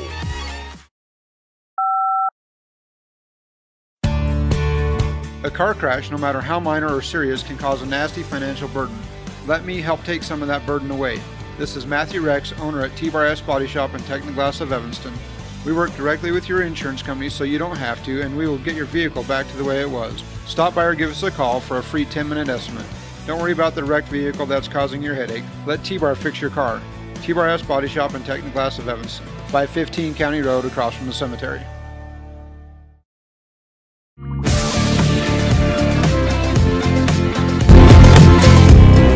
Welcome back to Casper and the 2017 Wyoming Shrine Bowl. We're tied at 7.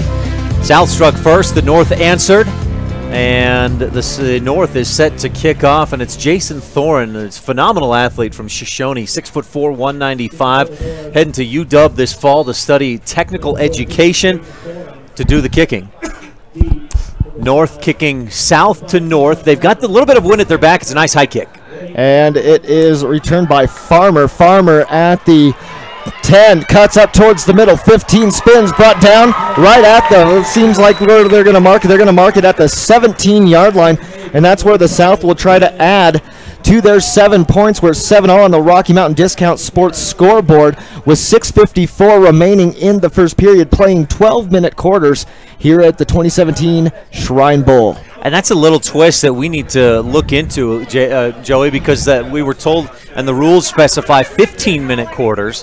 I know last year they talked about shortening that to 12 because of hydration, heat, and of course if it's 75 or 80 degrees where we are, it's probably 10 or 15 degrees warmer on the turf. Right, no, and that's a really good point there. So maybe they did that. We need to reread the rules, or maybe reread them. The handoff goes to Hansen out of Star Valley, a key component to that Star Valley championship here in 3A. The second unit in for the South. Our new quarterback is Evanston's Jesse Barker, and Jesse Barker didn't have much of a senior season. He got hurt in the first game, but in that game he went like he went 8 of 12 for 120 yards in the first half. So Barker will have a couple of running backs in the backfield.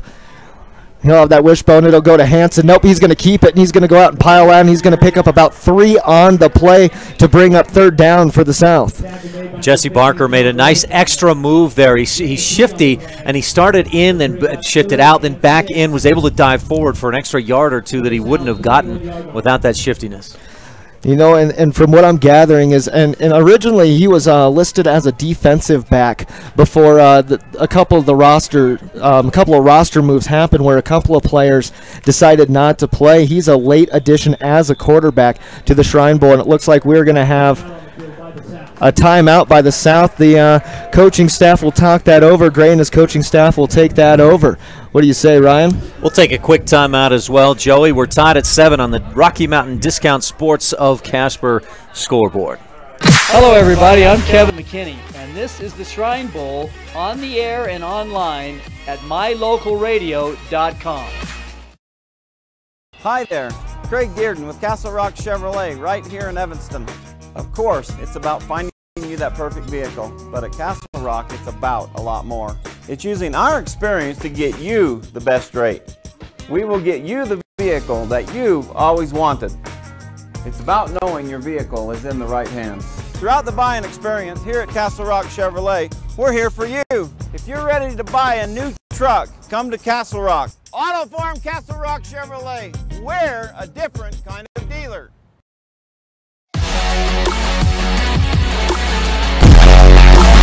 We're back to the action, 3rd and 6. Joey. All right. South in the shotgun is Barker. Barker's got Hansen to his left, a pair of receivers to the left, and he wants to pass. He's going to roll out to the left, and he's going to try to hit the check down. His fullback there, number 34, no, the tight end, Jacob Schmidt, and that's just over the hands. That's going to bring on the punt unit for the South, so we'll have our first boot of the day. You know, it's interesting, the way that the South started and just how explosive they were, that 69-yard pass to start things off, 61 from Covington to Pitt. It's hard to switch guys in, but I know Coach Gray still wants to see who's going to perform best today. Different guys feeling different. Switching in and out. Calesta's to boot, and he fires it, and it's up. Nice high one. And it's fielded by Dawson Forcella about the 42. He patiently works his way forward. Le'Veon Bell there across the 50, inside the 45, and then down at about the 42 of the South. And great field position to start for this North squad. Nice return by Dawson Forcella. Very nice. You know, that Le'Veon Bell, kind of that spin, that little juke, that jive, that's going to be the best starting field position that any team has had of the day. Forcella, one of the captains for the North team. He's a 2-time All-State player, first-team All-State from Gray Bowl, and has a lucky strategy. He wears the same hat and socks every game day. All right. Up until game time. I just get made fun of if I did that. I just do that anyway. I'm too lazy to do laundry. Brady Fullerton in the shotgun.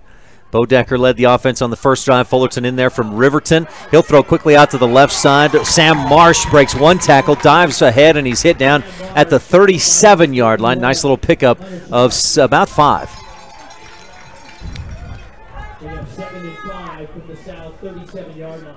Marsh listed on the roster, the North's too deep as a tight end.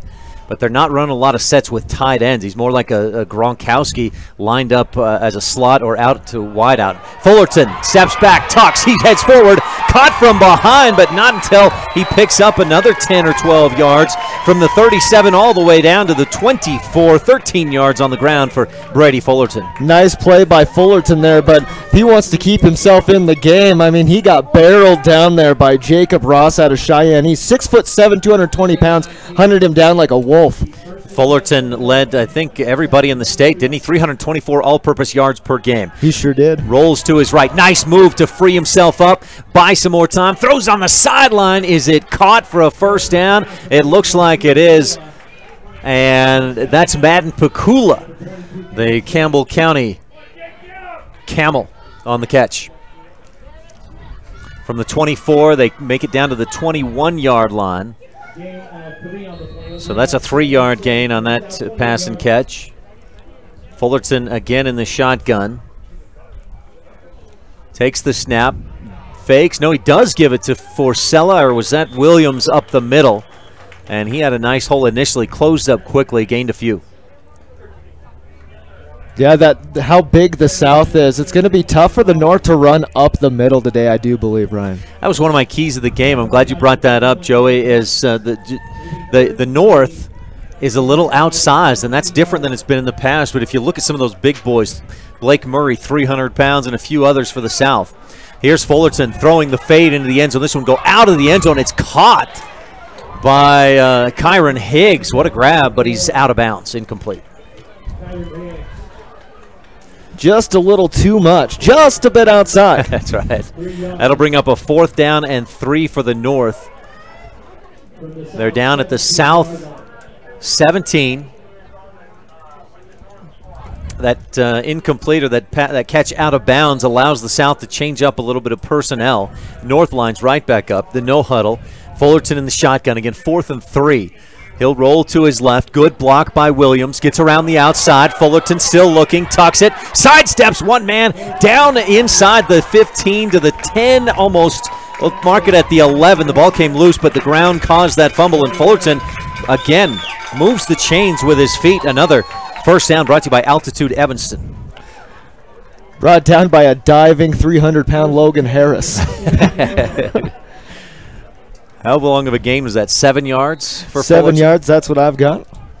So a first down and to move the chains. Again, Altitude Evanston is at 100 Wasatch Road in Evanston.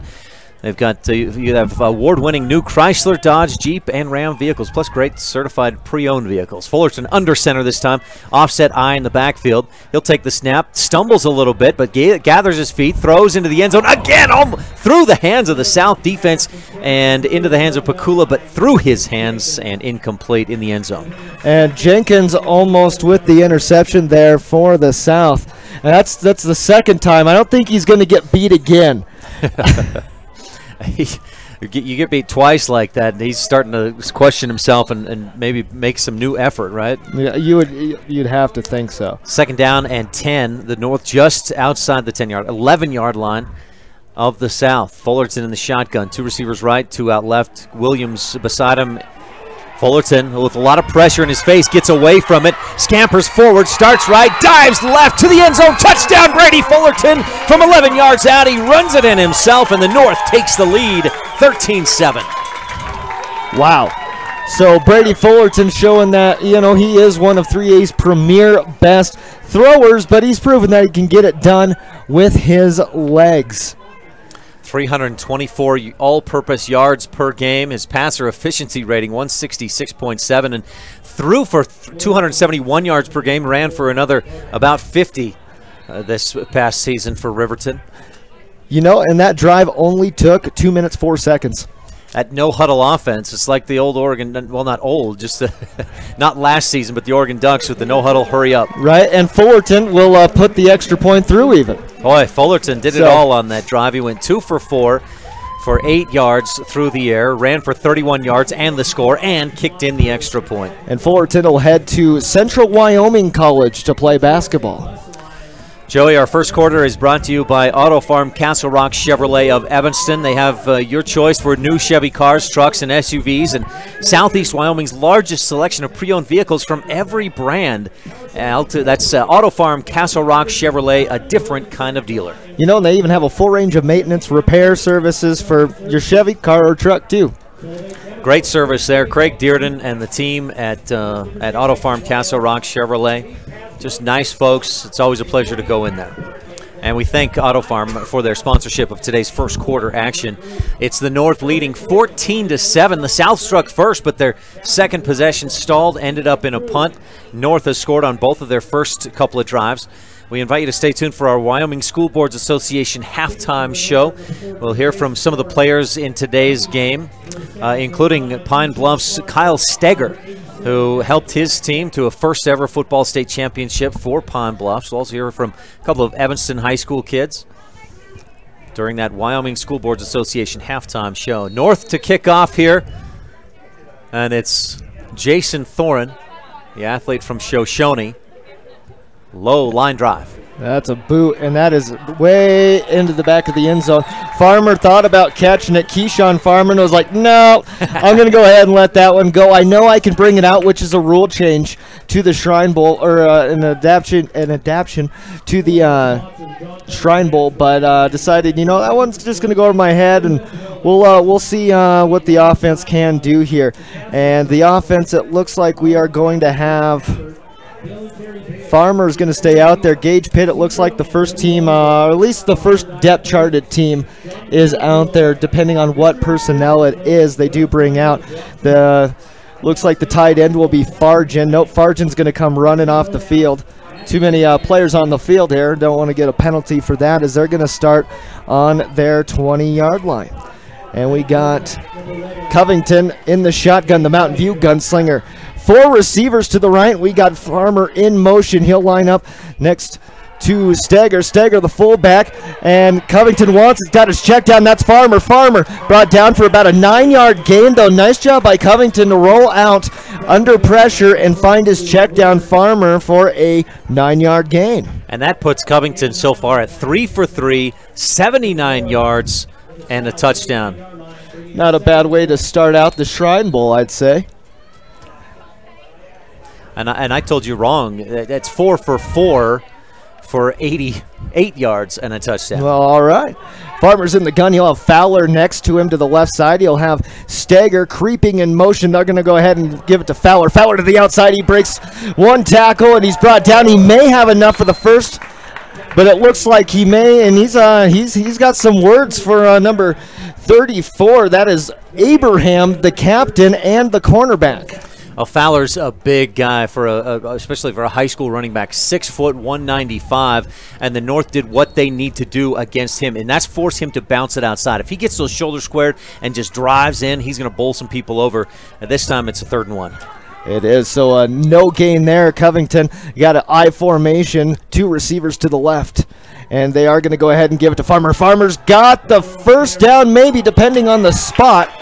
And they are going to give it to him. Looks like he'll gain 2 yards on the play. And that right there is what I'm talking about, where Fowler can be his best. If he can keep those shoulders square to the line of scrimmage, run north and south, up, just downfield rather than trying to get it around the outside. He's got some speed, but that's not his strength. Right, he's kind of a Brian Hill type. Yeah. That's a first down brought to you by Altitude Evanston, a unique car buying experience to find the vehicle that fits your needs best. Covington, offset I. They'll hand it to Farmer again. Farmer's going to get tripped up, and it looks like he may get the line of scrimmage, and brought down by Pingitzer. That is the number 2 linebacker of the North. J.J. Pingitzer, a pregame meal, cheeseburger, and some Gatorade. All right. That's the staple for J.J. 2-yard gain for Fowler there. Now, is that Fowler or that is Fowler. Okay, Fowler. And we got Pitt and Clark, the wide receivers. Now Garlington and Farmer will come back out, and Covington in the gun wants to pass. Eyes one player. He wants Pitt deep again, and Pitt can't quite come back for it, and claps his hands. Really good coverage there by the North.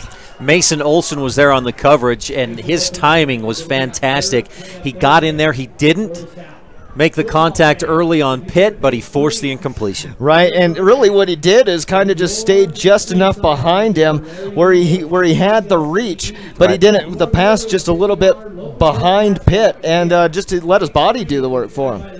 And that Covington was hesitant on where to throw. He made his first read, couldn't go there. He progressed down, and then he had to launch that one deep, and he couldn't really step into it with that pressure in his face. Covington in the gun, Fowler to his right, and he will. Oh, he wants Pitt, and he's going to get sacked all the way back at the 27-yard line. First man there was never washes socks. Zach Easom from Powell, a 6', 195 defensive end, headed to UW in the fall. He has a superstition, much like many baseball players do. He does not wash his socks during the season. He makes the sack. So let's see here. No, they're yep, back at the. They're going to spot that at the 27. So that is not what the South needs, and they will punt this one away. Callista, the Rock Springs booter, and he's going to muff the punt, or he's going to muff the snap, and he's going to go ahead and take off with it, and the North is going to take over on the 25. Boy, that's it's not what the South needed at this point. They couldn't keep the drive alive. They've got to get a good punt away and try to switch field positions, but couldn't make that happen. And now the North will have excellent field position again to start this drive. And they've started with good field position now for the third consecutive drive. And that's going to kill the South. That is going to absolutely kill the South if they can't, at least put them back in their own field. It's going to wear their defense out is what it's going to do. 14-7, the North leads on the Rocky Mountain Discount Sports scoreboard. Highest quality sports and outdoor equipment in Wyoming stores in Casper, Gillette, Riverton, Sheridan, and Cody. Bodecker back in there with trips to his right and one man left for Sella in the backfield. Quick throw to Pakula, left sideline at the 20. He makes a move down the sideline to the 17-yard line. He's pushed out of bounds. A first down for the North on that 11-yard play. And he was pushed out of bounds by Preston Quinney of Lyman. Quinney did about all he could to get Pakula out of bounds. Pakula, not real tall, but he's so quick and strong. But Bodecker again from the shotgun, steps forward away from the pressure, dances around, then tucks and runs inside the 10-yard line. And he's brought down about the 9. Bodecker with a decent gain on first down. That's 14 yards on the ground for Drew Bodecker. He jumps back up and sets up in the shotgun. But we've got the end of the first quarter. Yep. Oh, that thing went quick. Yeah, it did. Our first quarter was brought to you by Auto Farm Castle Rock Chevrolet of Evanston. Stay tuned. More of the 44th Annual Wyoming Shrine Bowl coming up second quarter when we return. This is Dave Walsh from Evanston to Newcastle and all points in between. This is the 2017 Wyoming Shrine Bowl.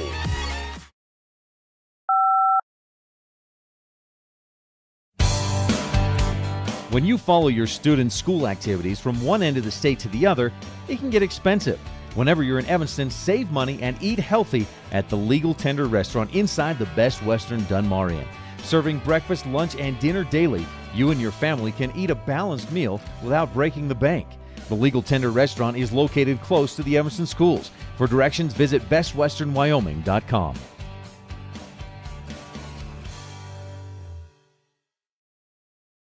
Oh no, the septic tank is backed up again. Don't be concerned about your septic tank if it acts up. Hi, I'm Wayne Bowen, owner of Rocket Sanitation. Just call us for all of your septic needs. Did you know your tank should be pumped every 5 years? Have Rocket Sanitation do it. Rocket Sanitation can install manhole-style lids for inspections, repairs, and maintenance. Rocket Sanitation also sells an easy-to-use, specially formulated septic treatment. We also rent portable toilets for all occasions. Rocket Sanitation in Evanston. Not the biggest, just the best.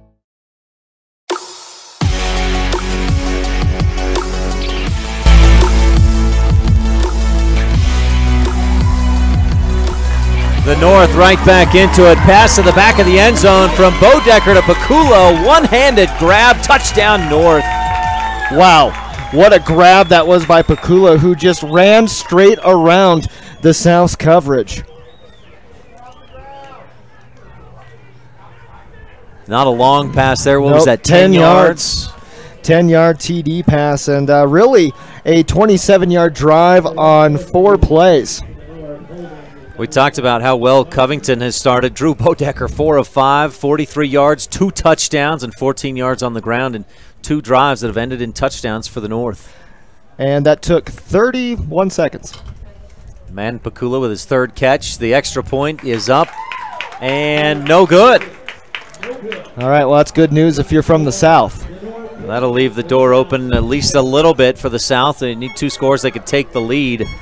We'll keep it right here as we're in the 2nd quarter of the 2017 Wyoming Shrine Bowl.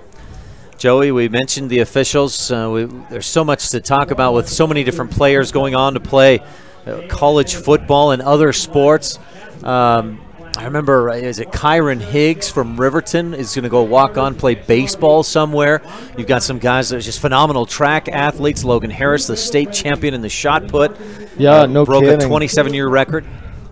Yeah, and then we got a gentleman going to the Navy, and he's going to get onto the football team as well there.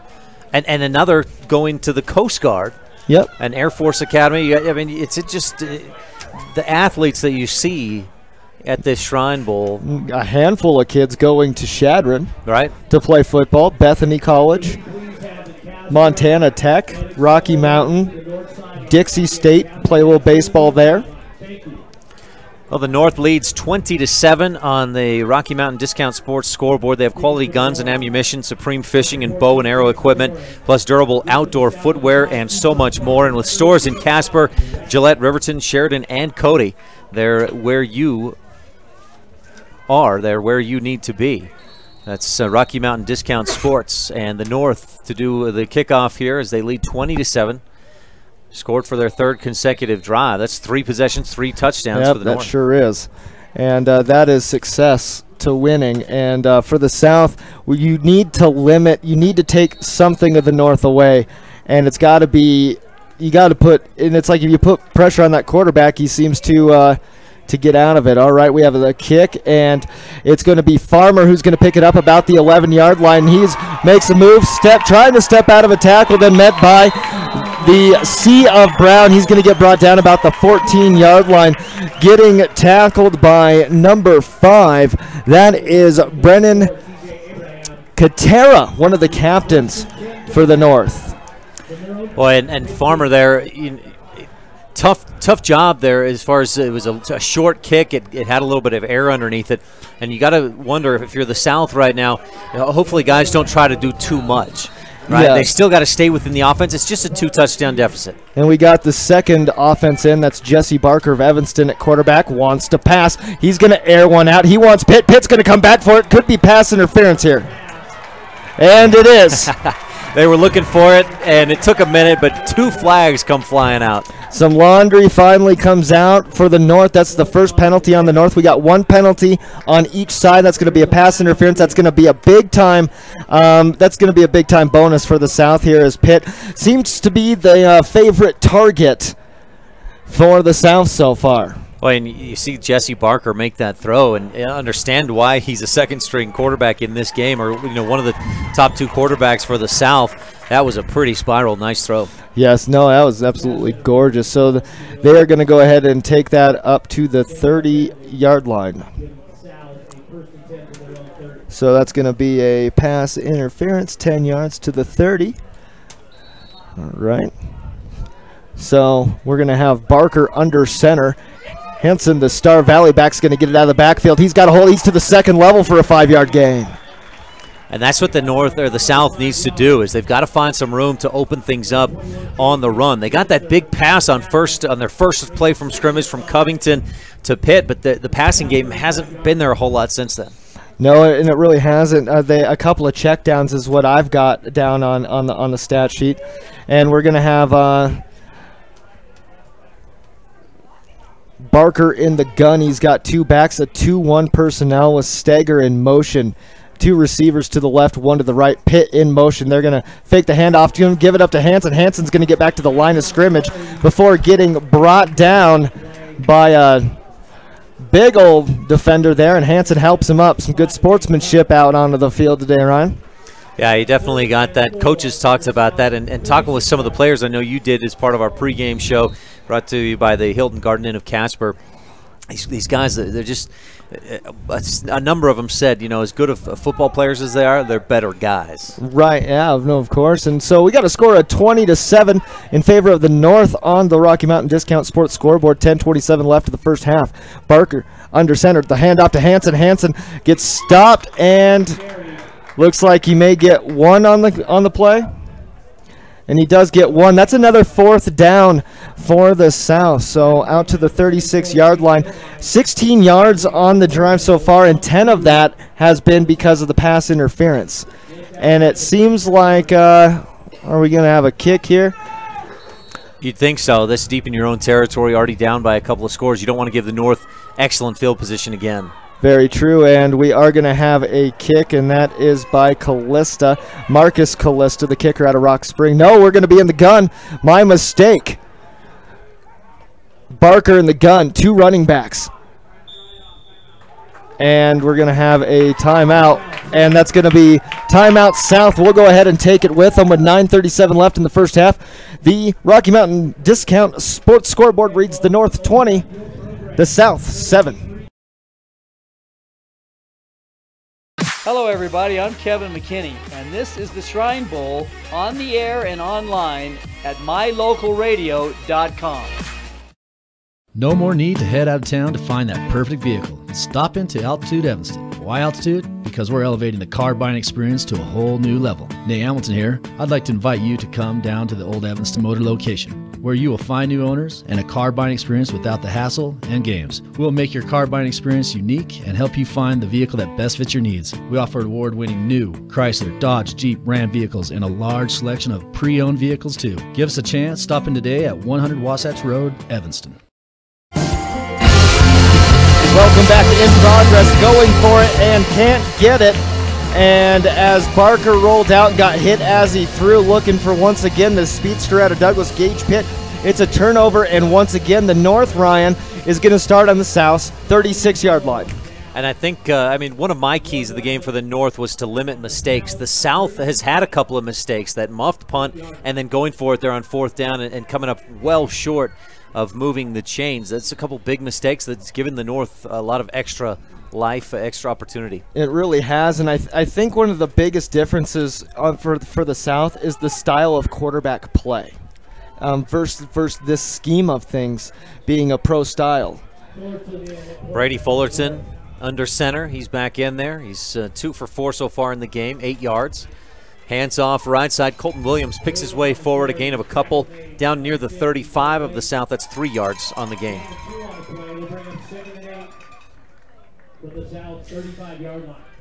Yeah, Dane Covington certainly didn't play a pro-style offense, and we've seen when he's in there, they spread it out a little bit more for the South. Yeah, they really do. It's got to be hard for Jesse Barker. I mean, he's a quarterback. He played quarterback for a number of years at Evanston High School, but most of his senior year he was injured, did not play.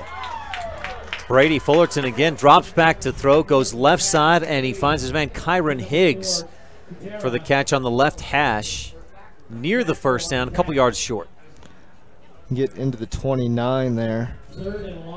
So Marsh, we saw him with the opening, or the first kick return for the North. A 6-yard gain will give Kyron Higgs. 3rd and a short 2 for the North, leading 20-7 on the Rocky Mountain Discount Sports scoreboard. Fullerton back to throw, looking deep down the left side. He overthrows his man out of bounds. Good coverage over there by, was that Oakland Jenkins? That was Oakland Jenkins. So now a 4th down and short. You're up by 13, 20-7 early on in the second quarter. You go for it here? I don't think I'd try to boot a field goal. Fullerton's got the leg to do so. Fullerton will be in there regardless because he's the quarterback for this group. Maybe they'll try it going the other way, like with the wind. There's a bit of a wind blowing in. It's kind of blowing west to east. Fullerton under center I formation behind him. He takes the snap and dives forward. Good initial push, and this will be close. He's down to the 26-yard line. Needed about the 27. I think the North moves the chains. Yeah, it looks like, yep, there's the signal from the referee, the first down. Brought to you by Altitude of Evanston, elevating the car buying experience. So the North not having a lot of trouble moving the chains. They've got 3 touchdowns on 3 drives. This is their 4th possession of the game. Fullerton in the shotgun. Steps back, nothing open. Now the check down throw. The catch is made by Dawson McEwen inside the 20, and he drives forward to about the 17. That going to be, what, 1 yard shy of the first down here? I've been impressed by both Fullerton and Bodecker. When things break down and they're forced to scramble or move out of the pocket, they do such a nice job keeping their eyes downfield. Here's the snap, give to Williams. He bounces it outside. Great move upfield inside the 10. Then he's wrapped up, brought down, and at about the 6-yard line, Colton Williams. That was dirty. That was some dirty running by Williams. You see him bear crawl over the top of the defender that was bringing him down? And he's an athlete for sure. He did a lot of things at Bighorn. 5'11", 175. We'll get to that here in a second as the North is right back set up, lined up, and ready to go. Fullerton looks left. Nothing develops. He tucks it, runs right. Now gets ready to throw. Across his body, the back of the end zone. It skips into the hands of his intended receiver, but that'll be incomplete. See if Pakula come down with another circus catch. He had that circus catch, one of the other passing touchdowns from Fullerton. Colton Williams this season ran for 175 yards per game. He was the 2A Offensive Player of the Year. Listen to this, 32 touchdowns during the course of the season. All he can do is chuckle at something like that. It's like Chris Carter. What does he do? Catch touchdowns. Remember that? Chris Berman from the 90s, Chris Carter. Here's the snap. Fullerton fakes the handoff, keeps it himself. He's wrapped up and thrown down, and the flag flies in. Looks like that's going to be your classic horse collar, and that is going to move him to pretty much the goal line on that. As I didn't see who had him, and then we got some maybe a little chip and chirping going on between some players. A late flag comes in as well. The back judge threw one high and late in the area of unsportsmanlike conduct. And that was right at Fullerton's feet. We'll see how this all shakes out. Fullerton, a very emotional player.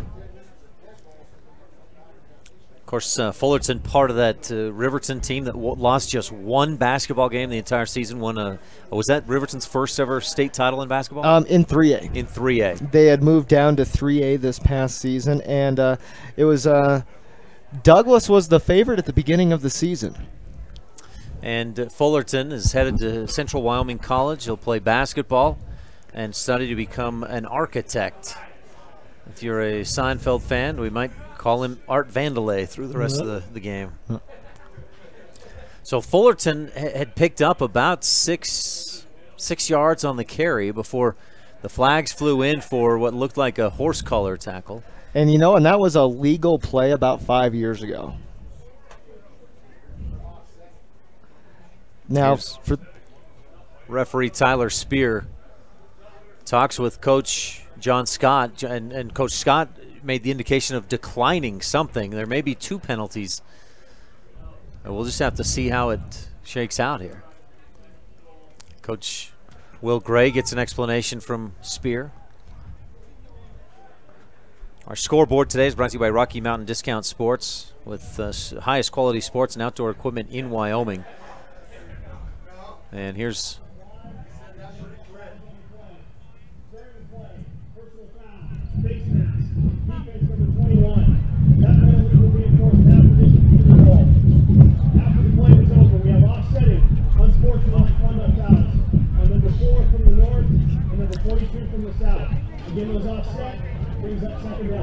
I don't know if you're watching at home on mylocalradio.com or listening on one of our many stations across the state in Newcastle, Torrington, Evanston.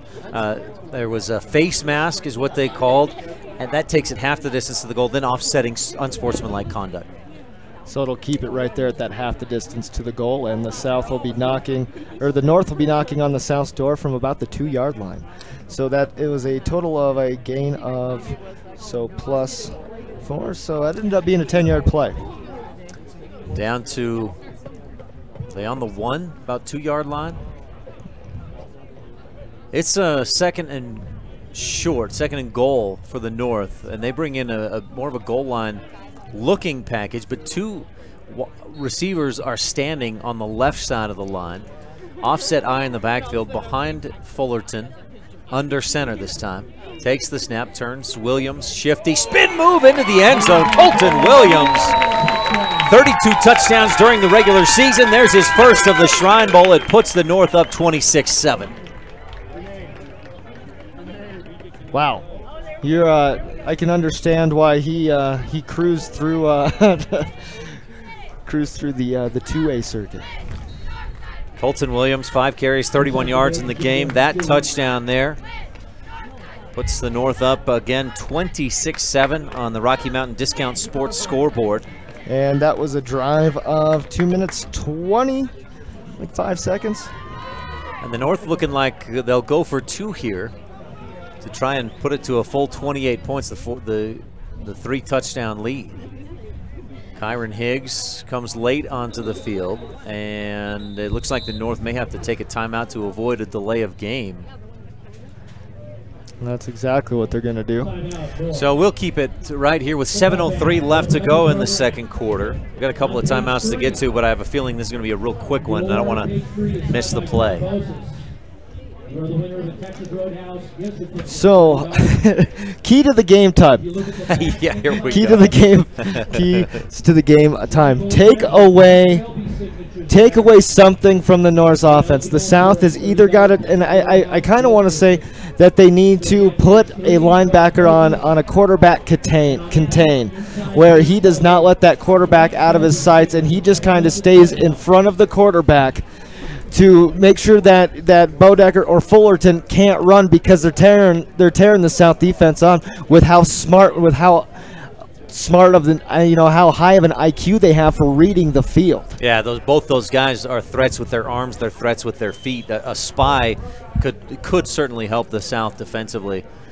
Bring in a nickel type player, a safety, a bigger safety. Fullerton in the shotgun, 2 receivers right, 2 left. He rolls to his right, gets a good block, throws, and all alone, wide open, Madden Pakula.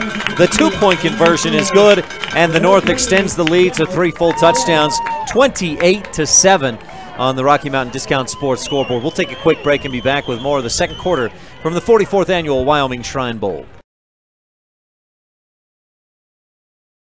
This is Dave Walsh from Evanston to Newcastle and all points in between. This is the 2017 Wyoming Shrine Bowl. If receiving the best home health care for you and your loved ones is important, then give the Best a call. Best Home Health and Hospice serving Southwest Wyoming is your best option. Best Home Health offers skilled nurses, certified home health aides, physical therapy, speech therapy, occupational therapy, social workers, transportation, chaplain services, home delivered meals, and senior companions. Best Home Health accepts and bills all private insurance plans. We are Medicare and Medicaid certified. Give the Best a chance. Call or stop by 105 Yellow Creek Road, Evanston.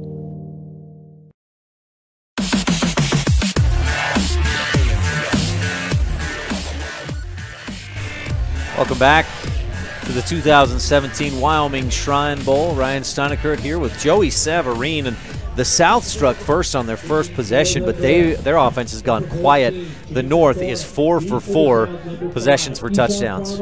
Yeah, and 28-7 now the score on the Rocky Mountain Discount Sports scores board out of Casper. And if you're tuned in online at mylocalradio.com, the North is the Natrona score on our Rocky Mountain Discount Sports scoreboard. Here's the kickoff. Return by Farmer. Farmer at the 20 has a hold. 25, 27 falling down. Nice block by Malik Wagstaff to go ahead and get him to the 27-yard line. And that is good field position for the South. And that's been one of the big differences in this game. I mean, the North is moving the ball real well, but they've also benefited from excellent field position. I mean, they've started in the South's 37-42.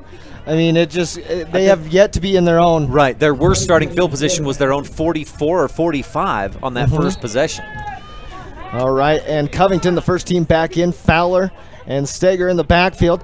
And Covington rolls out, tipped at the line of scrimmage. Nice play there I don't know what's going on there. As Logan Harris was looking to help him up, and his player drags him back. But if you can deflect a pass over the 300-pound Logan Harris out of Torrington, you're doing all right. And I believe it was Lane Tucker who got a hand up there. He likes a big, juicy steak before every game. He's one of the captains of the team, and he's playing football at North Dakota State in the fall. I bet he sure liked last night's meal. Yeah, that prime rib. He was ready to go. 6'4", 260. There's some That's height. unfair. That's unfair. Covington will hand off to Fowler. Fowler up the middle. He'll smack helmets. And he looks like he'll pick up one, maybe two before, the old got stopped there and started going backwards. And it'll look like they will give him 2 on the play to the 25-yard line. So once again, the South is in 3rd and long. And it looks like they're bringing in a passing formation with Fowler and Steger coming out. It looks like they'll go with 5 receivers. Nope, Steger will come out wide to one side. They'll rock 4 receivers to the other side. Garlington in the slot, Farmer, Pitt, and Clark. And the pass, and Covington's going to have to run, and he fires, and he's going to come back for it. Almost intercepted, but that's some arm strength from Covington to make the 20-yard pass downfield, falling backwards from Mountain View, but that's going to bring up 4th and 8. And the South did go for it last time and failed. If they fail again, once again, the North is going to be at least in their own. Nope, the punt team's coming on. Okay. I was like, my goodness. And you notice both those pass plays, it was really pressure that led to the incompletions. The first one, Tucker, some extra pressure on the outside, deflects the pass. That one, Covington had no time to sit back and throw. South's got to do a better job on the line of scrimmage, giving their quarterbacks time to throw. Yep, TJ Abraham on the North with the coverage there. Almost an interception. But I am so impressed with Covington and his ability to still make that throw as far down as he did. Yeah, that was good arm strength. He's running away. He throws across his body like a Aaron Rodgers 25 yards downfield. Callista to boot it, and it's a botched punt.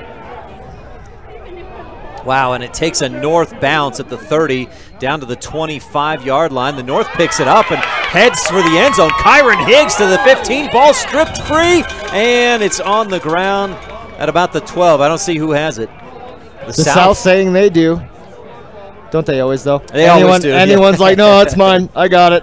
I'm standing up over here, but I got it. That would be a fortunate turn for the South, who's already trails 28-7 on our Rocky That punt went backwards. It did. That punt went straight up in the air, and the wind caught it, and it went backwards. Drew Bodecker back out on the field, and the offensive squad for the North, so it looks like... Where are they going to start? The North squad will have it. Yeah, and I think... When 31 touched it for the South, Jesse Barker touched it, and that should be down. It should be down about the 20. He shouldn't have been able to return that ball. Okay. Because the South touched. Now, if the North touched it, it could have been picked up by whoever. Right. And if the South would have picked it up, it would have been their ball. But since Barker touched it, he technically downed that ball. And maybe the confusion is because it was in the backfield. Maybe it's Higgs just saying, "Hey, I'm playing till the whistle." Right. Pick it up and go. Bodecker in the shotgun. North with a 1st and 10 from the South 23-yard line. North already on top, 28-7. Bodecker over the middle. He's got his man. Oh, in and out of the hands of Taryn Debley. He had to stretch out to get that, and I'm sure he'd like to try that one again. Between plays here, let's take a quick pause, 10 seconds for station identification. You're tuned into the Wyoming Shrine Bowl.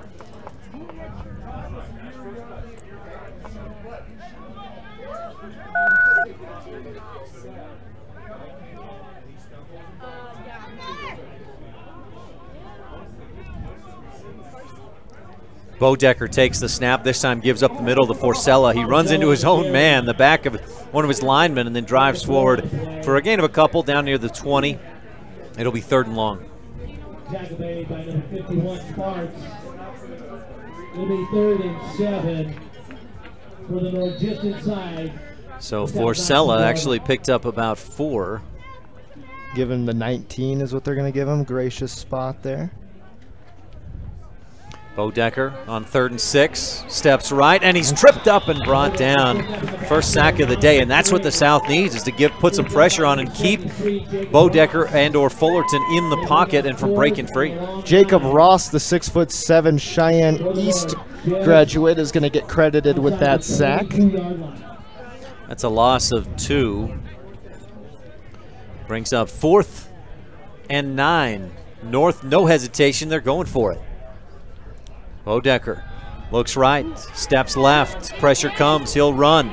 Late throw to the back of the end zone, caught but out of bounds, incomplete. It was Taryn Debley, and he thought he got that 1 foot in, but no. I liked it. I thought he may have been, but who knows where that toe was.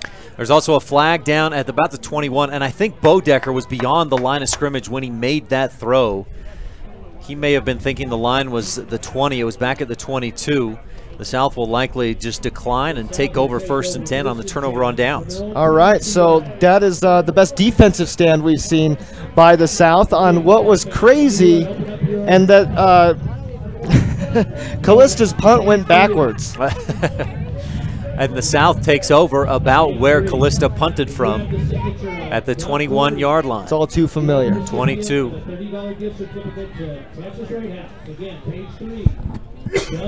All right, the South in the huddle, looking to get back into that first drive form. We got Garlington, Farmer, and Pitt wide to the left. We got Clark to the right. We got Hanson in the backfield as the running back onto the right of Barker, the Evanston quarterback. So we'll have what's considered the second unit in with first unit receivers. So a little change up, and with the penalty, they're actually going to give the South a few more yards, push them forward, and they'll start 1st and 10 from the 30 or the 27. 27 is their starting position. All right. And Barker calling out his play in the shotgun. They're going to go ahead and hand it off to the Star Valley back. Hanson brought down in the backfield. And the penetration into the backfield by the North is killing the South at this point. The South cannot get anything going, and I believe that was Hunter Lee is what Hunter I've Lee. got. So that's a loss of, they're going to give him a loss of 4 on that. And drum back to the 24-yard line. Was that Hanson on the carry? Yes, that was Hanson on the carry. The Star Valley back. Critical part of their championship run at Star Valley. All right, Evanston's Barker. He takes the snap, wants Pitt. Pitt can't quite get it. Nice coverage by the North's 34. TJ Abraham almost had a nice interception down here a little bit ago. So I think the South needs to throw to someone else. Gage Pitt has been targeted more than any other receiver in the game. He's got 2 catches. He's probably been targeted 5 times. Right, and where, oh, it looks like we're gonna have a fast formation in here from the South, and it looks like we're gonna have 4 receivers to the right, and the fullback is gonna line out to the left, and that's Garlington, Farmer, Pitt, and Clark to the one side. Let's see if that's the screen. No, and Barker's going to keep it. He's got some running room. He gets to the 3rd level and almost a first down, depending on the spot. They're going to give it to him. Nice heads-up play, nice designed quarterback draw written up by Will Gray. And the way that defensive line got through there like that, you knew it was a designed play. You immediately eliminate 3 or 4 would-be tacklers, and Barker does a nice job to work his way forward for the first down. All the way up to the 39. Barker's got an I formation behind him. Steger and Fowler. Fowler's going to get the handle on it, and he's going to power, keep his feet moving. He's going to pick up about 2-3 on the play. It took about 5 people to bring him down. 28-7 on our Rocky Mountain Discount Sports scoreboard. The North, again, is the 28. They're the team under Natrona on that scoreboard. You can see if you're watching online at mylocalradio.com. South struck first, but it's been all North since then. 28 unanswered points. All right, they are going to give him the gain of 3, and the wind's going to blow the football around, and the line judge, Todd Pearson will reset the ball, and here we go. We'll get this one back underway. There's the whistle. Barker under center, Fowler, the lone back, a tight package. This is kind of a pro-style type package, and wants to throw to his tight end. He's got him, and I believe that's Schmidt on the outside. Is that 19? Nope, that is Steger. That's his fullback. And that's going to bring up, that's a 7-yard gain, so not bad there. Barker's first completion of the day. He'd like to have a few more at this point, but take what you can get. And here comes Fowler. Fowler bounces out to the outside, makes a cut back, picks up the first down, and a couple of more. Nice run by Fowler. The middle was just plugged up. He stutter stepped real quick, bounced to the outside, found a little bit of a crease, and then just dove forward across the 50 into North Territory. That was a big-time juke for a big back. That first down is brought to you by Altitude Evanston, elevating the car buying experience in Evanston. The South will line up under center. Barker will have an offset eye. Pair of receivers and a couple of tight ends. Farjan in motion. And here comes Pitt in motion. The fake end around, and nope, Fowler's going to go ahead, and he might lose a yard, maybe back to the line of scrimmage. I think he lost one there. They'll mark it right back about a half a foot behind the line of scrimmage, but nothing there for Fowler this time. The middle plugged up again. And, you know, and it's the North's defensive front must be a little quicker than we think, because the size of the South, you think there would be some more push. But they're not getting that push. Right. So Barker in the gun. Fowler to his right. A couple of receivers on each side. Barker wants to pass. Has a wide open Farmer, but the pass not quite on target. Farmer couldn't quite get it. A little miscommunication between the receiver and quarterback there. And that is going to bring up 3rd and 10.5. I think that's a combination of a couple of things. Barker probably rusty from not playing much quarterback during his senior year because of the injury, and then still trying to get chemistry with Farmer. Where is he going to be exactly on that seam route? And they just misfired. Right, you know, that's kind of other side of the state, Cheyenne South to Evanston. All right, we're going to line up with a million receivers. We've got Covington back into the game now. And he fires across the middle. Colton Garlington with the catch, the first down, and gets annihilated by number 5. But the South crowd fired up, as is Colton Garlington, after pulling that ball in and holding on despite the hit. Oh, my goodness. Colton Garlington, my, oh, my. The tough kid out of Rollins. How big of a gain was that? That was, let's see here. From the 48 to the 49 down to the 52 down to the 40. The 37. Yep, so 12 yards. That puts Dane Covington at 100 yards passing on the day. Here's Covington out of the gun. Trips and a couple of tight ends. Pressure. And he has Steger, but just over the top of Steger. Can't quite haul that one in. And the North is putting so much pressure on the South quarterbacks. They don't have time to blink before there's someone in their face. And you got to wonder if Coach Will Gray, maybe there's an adjustment for halftime, as we've got just under a minute to go until the half, but is to run some plays where your quarterback just immediately rolls out of the pocket. Some bootleg curl type plays. And maybe think about some screens and another draw. We saw how well that draw worked earlier for Jesse Barker, the quarterback keeper. Farmer in motion, 5 receivers. He wants to air it out, and he's got his man way overthrown. He was looking for his tight end, Kyle Steger, who came in motion, kind of working kind of a scat back type of role today, and just straight up overthrew him. And that's going to bring up 3rd down, so 3 incompletions in a row. So the South not abandoning the pass. I like that, because really the run hasn't been there. They've picked up most of their yards through the air. We're going to have a timeout. And do you want to take one? Yeah, we'll take one timeout as well real quick here with just under a minute left in this first half at the Shrine Bowl. Hello, everybody. I'm Kevin McKinney, and this is the Shrine Bowl on the air and online at mylocalradio.com. The best family vacations create lifelong memories. The Wind River Hotel and Casino in Riverton, Wyoming has teamed up with the Riverton Golf and Country Club to bring you great golf getaway packages for the whole family. Come for a couple of days, golf, eat, relax, tour the Wind River Indian Reservation, and enjoy the Native American tribal dancers. Pet rooms are available so you can bring the whole family and stay. Call today the Wind River Hotel and Casino, where families play, stay, win. 866-657-1604.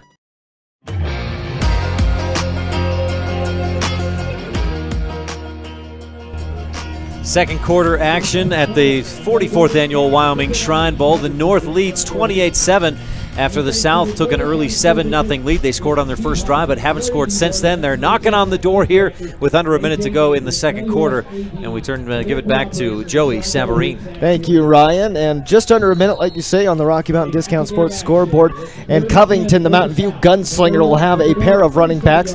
It looks like Fowler and his Steger, and wants to air one out over the middle, and that is almost picked off. Looking for Farmer cutting across the middle, and the throw behind him did have Gage Pitt wide open. Didn't maybe go through all of the progressions there, and that is going to bring up 4th and 10. And I was wondering if they were going to come out and take a shot.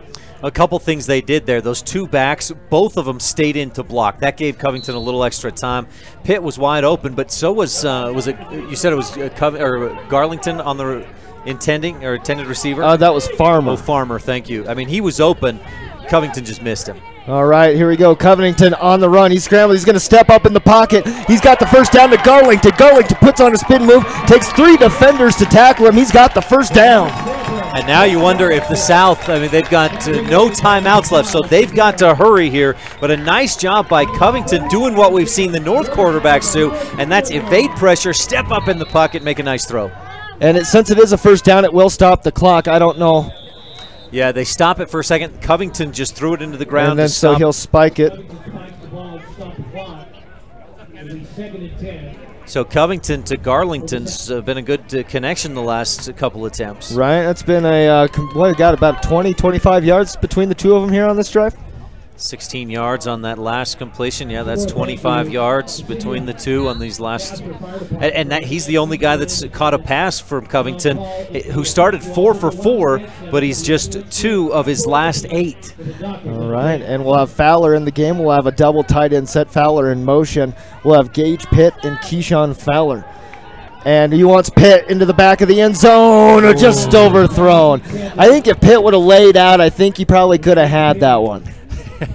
He was close. He certainly, you see the speed out there. Covington just says, go get it, my man, and he just about did. So we got another 3rd and 10. We are in field goal range. It's a long field goal, but they do have enough time to try to get points on the board here, Ryan. And down 2 touchdowns. This is pretty obvious, but the South wants to put 6 more on the board and then kick the extra point, make it a 2-touchdown deficit. North will get the ball to start the second half, so that is even more reason that the South wants to get a touchdown on the board. Double tight end set, 2 receivers, and Fowler. And the pass is just probably miscommunication there and really the North did a good job of jamming Farmer, and Farmer just couldn't get off the line there. And so they are going to, let's see, are they going to come in, and what are they going to do here? Well, do we have a quarterback on the field? Okay, there's Covington. I was like, well, Colton Garlington has played quarterback. He played quarterback for about 4 games his senior year, filling in for an injury in Rollins. So maybe a Wildcat type thing, who knows? But Covington back into the game. He's got dual receivers on each side. He wants it all. And he is going to be brought down fiercely by number 74, Caden Milmine. And that... But there's a flag down. The side judge threw a flag down over by where the chain gang is. Okay. Well, this could bail the South out with 19-3 left. As of right now, it's a loss of 7? Loss of 8 to the 29. Loss of 8. And looks like illegal formation. The North declines.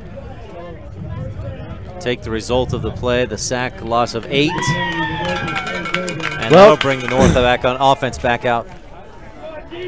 That was a 14-play drive for the South. And that's a good thing. There's some things to build off of there for looking ahead to the third and fourth quarters for the South. Is, you know, they did some things differently, keeping those two guys into block, the design quarterback keeper, and finding other ways to make the offense work. All right, and here we go with the North. Ryan, let's have you take over here. Brady Fullerton with 3 receivers right, or to the left, 1 out wide right, 19 seconds. Hands off to Colton Williams. He's immediately met, has nowhere to go. He broke 1 tackle, but then he's spun down and brought down for a loss of a couple of yards. He wants to run one more play, and will the North have time? I don't think so. We're going to go into the half with the North on top, 28-7. On the scoreboard, brought to you by Rocky Mountain Discount Sports. They've got stores in Casper, Gillette, Riverton, Sheridan, and Cody. And the North, boy, showing their dominance. They started off slow defensively, but then they pulled together and really held the South down most of that first half. You know what, and on that, pretty much the first play of the day, I don't think the North was expecting a 70-yard shot taken at them. Well, stay tuned. We've got a halftime show coming up for you. It's presented by the Wyoming School Boards Association. Great things are happening in Wyoming public schools, and effective school boards can have a positive impact on student achievement. We'll hear more about that. We'll also hear from a couple of folks around the state. Kyle Stager from Pine Bluffs. We'll hear from a couple of Evanston High School kids, and we've got more. We'll give some halftime analysis as well from Joey Savarine and from me. So stay tuned. We'll be back with that here from the 44th Annual Wyoming Shrine Bowl.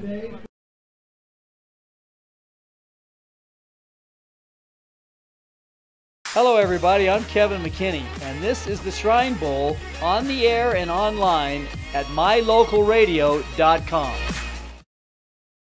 Great things happen every day in Wyoming public schools. This year, Wyoming public schools were ranked number 7 in the nation and best in the West. Effective school boards positively impact student achievement. By representing the community's beliefs and values, board members help make sure every child receives a high-quality education. The Wyoming School Boards Association supports and provides professional development to Wyoming school board members. As your local Ricoh, Toshiba, and Sharp dealer, Mountain West Business Solutions represents quality office equipment that lasts. We work with each client to understand your workflow, your goals, and your bottom line. Whether you lease or purchase office equipment, we have many ways to work with you to provide the best products at the best value. We also service and provide supplies for HP printers. Call Mountain West Business Solutions today. Let us help you find the best solutions for you and your business.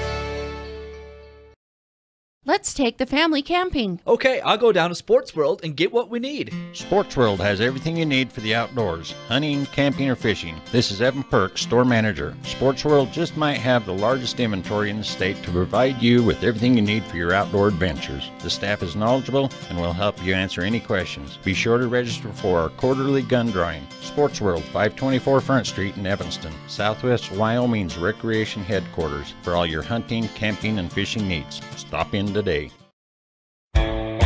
If you're looking for live local sports, local news, weather, live classifieds, and free photo downloads, search no more. MyLocalRadio.com has what you want. Watch your teams live or browse the tens of thousands of photographs of Wyoming, Utah, and Idaho high school events, from speech and drama competitions, rodeo, an array of different athletics, activities, community events, and so much more. Visit MyLocalRadio.com today and find what you're looking for.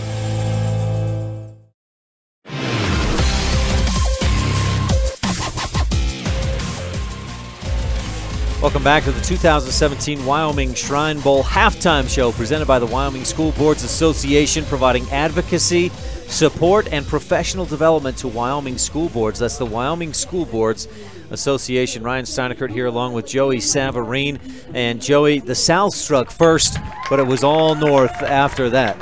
And it has been all North. I mean, we just saw this aired out pass from Covington, the Mountain View quarterback, to Gage Pitt of Douglas, go for about 70 yards, and then Pitt in the end zone to conclude that drive. And then we said it's all been the North. And the score on the Rocky Mountain Discount Sports scoreboard reads Natrona or the North. Right. 28 to the South 7. And here's why. On their 6 possessions, their average starting field position has been the South's 33-yard line. Ooh, really? The South's 33? The South's 33, and it didn't help when they had the punt and it went backwards. And because of it got caught up in the wind, just kind of one of those hit the top of your foot, went straight up, and then the wind caught it going backwards. It's after that first drive, things just went downhill for the South. They couldn't get, it felt like, much offensive production going.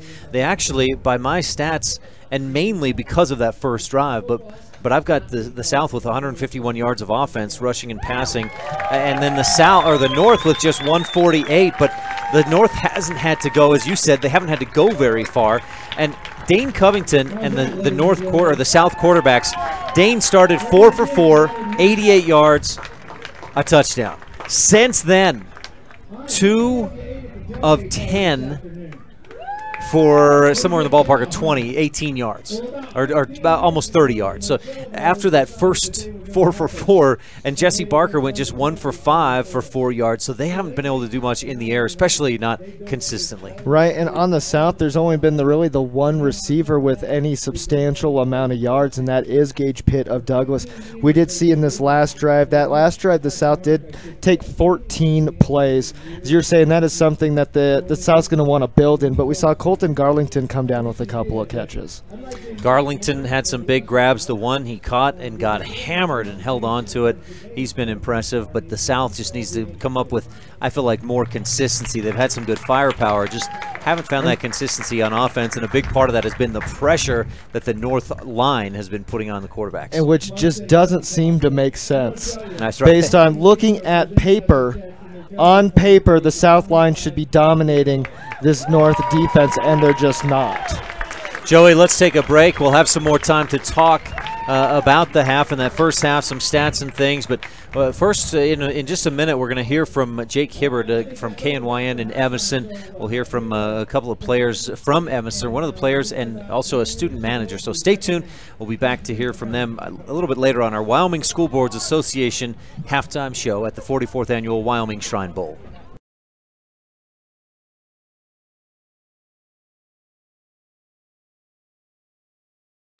This is Dave Walsh from Evanston to Newcastle and all points in between. This is the 2017 Wyoming Shrine Bowl.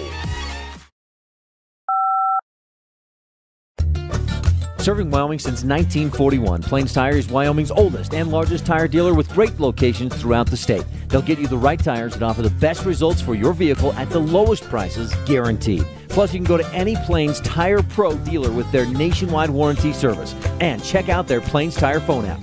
Come down and see us at Plains Tires on 157 Bear River Drive for all your automotive needs. Hablamos también español. I know a damaged windshield can be frustrating. That's why I make the process of repairing and replacing one easy and very affordable. This is Matthew Rex with T-Bar Body Shop and Technoglass of Evanston. I won't let a damaged windshield cause you frustrations. I can come to you to replace or repair windshield damage, and I deal with your insurance directly so you don't have to. T-Bar Body Shop and Technoglass of Evanston, home of the 1999 Rock Chip Repair. Let T-Bar fix your car. 515 County Road across from the cemetery. What do you do when you lose a tooth? Put it under your pillow. Under my pillow. Like a treasure chest so you could put it in. Why do you do that? Because then the tooth fairy comes. For the tooth fairy. So the tooth fairy can come get them. And then what happens? I get money. We may not be the tooth fairy, but we can still take care of your teeth. Bear River Dental in Evanston. There's an organization in southeast Idaho whose wildlife conservation efforts have been commended by the Rocky Mountain Elk Foundation, the Idaho Fish and Wildlife Foundation, and the North American Moose Foundation. Who is this organization? It's Monsanto. While Monsanto is honored by the recognition they receive, their ongoing dedication to the environment is its own reward for all of us. Monsanto. Imagine.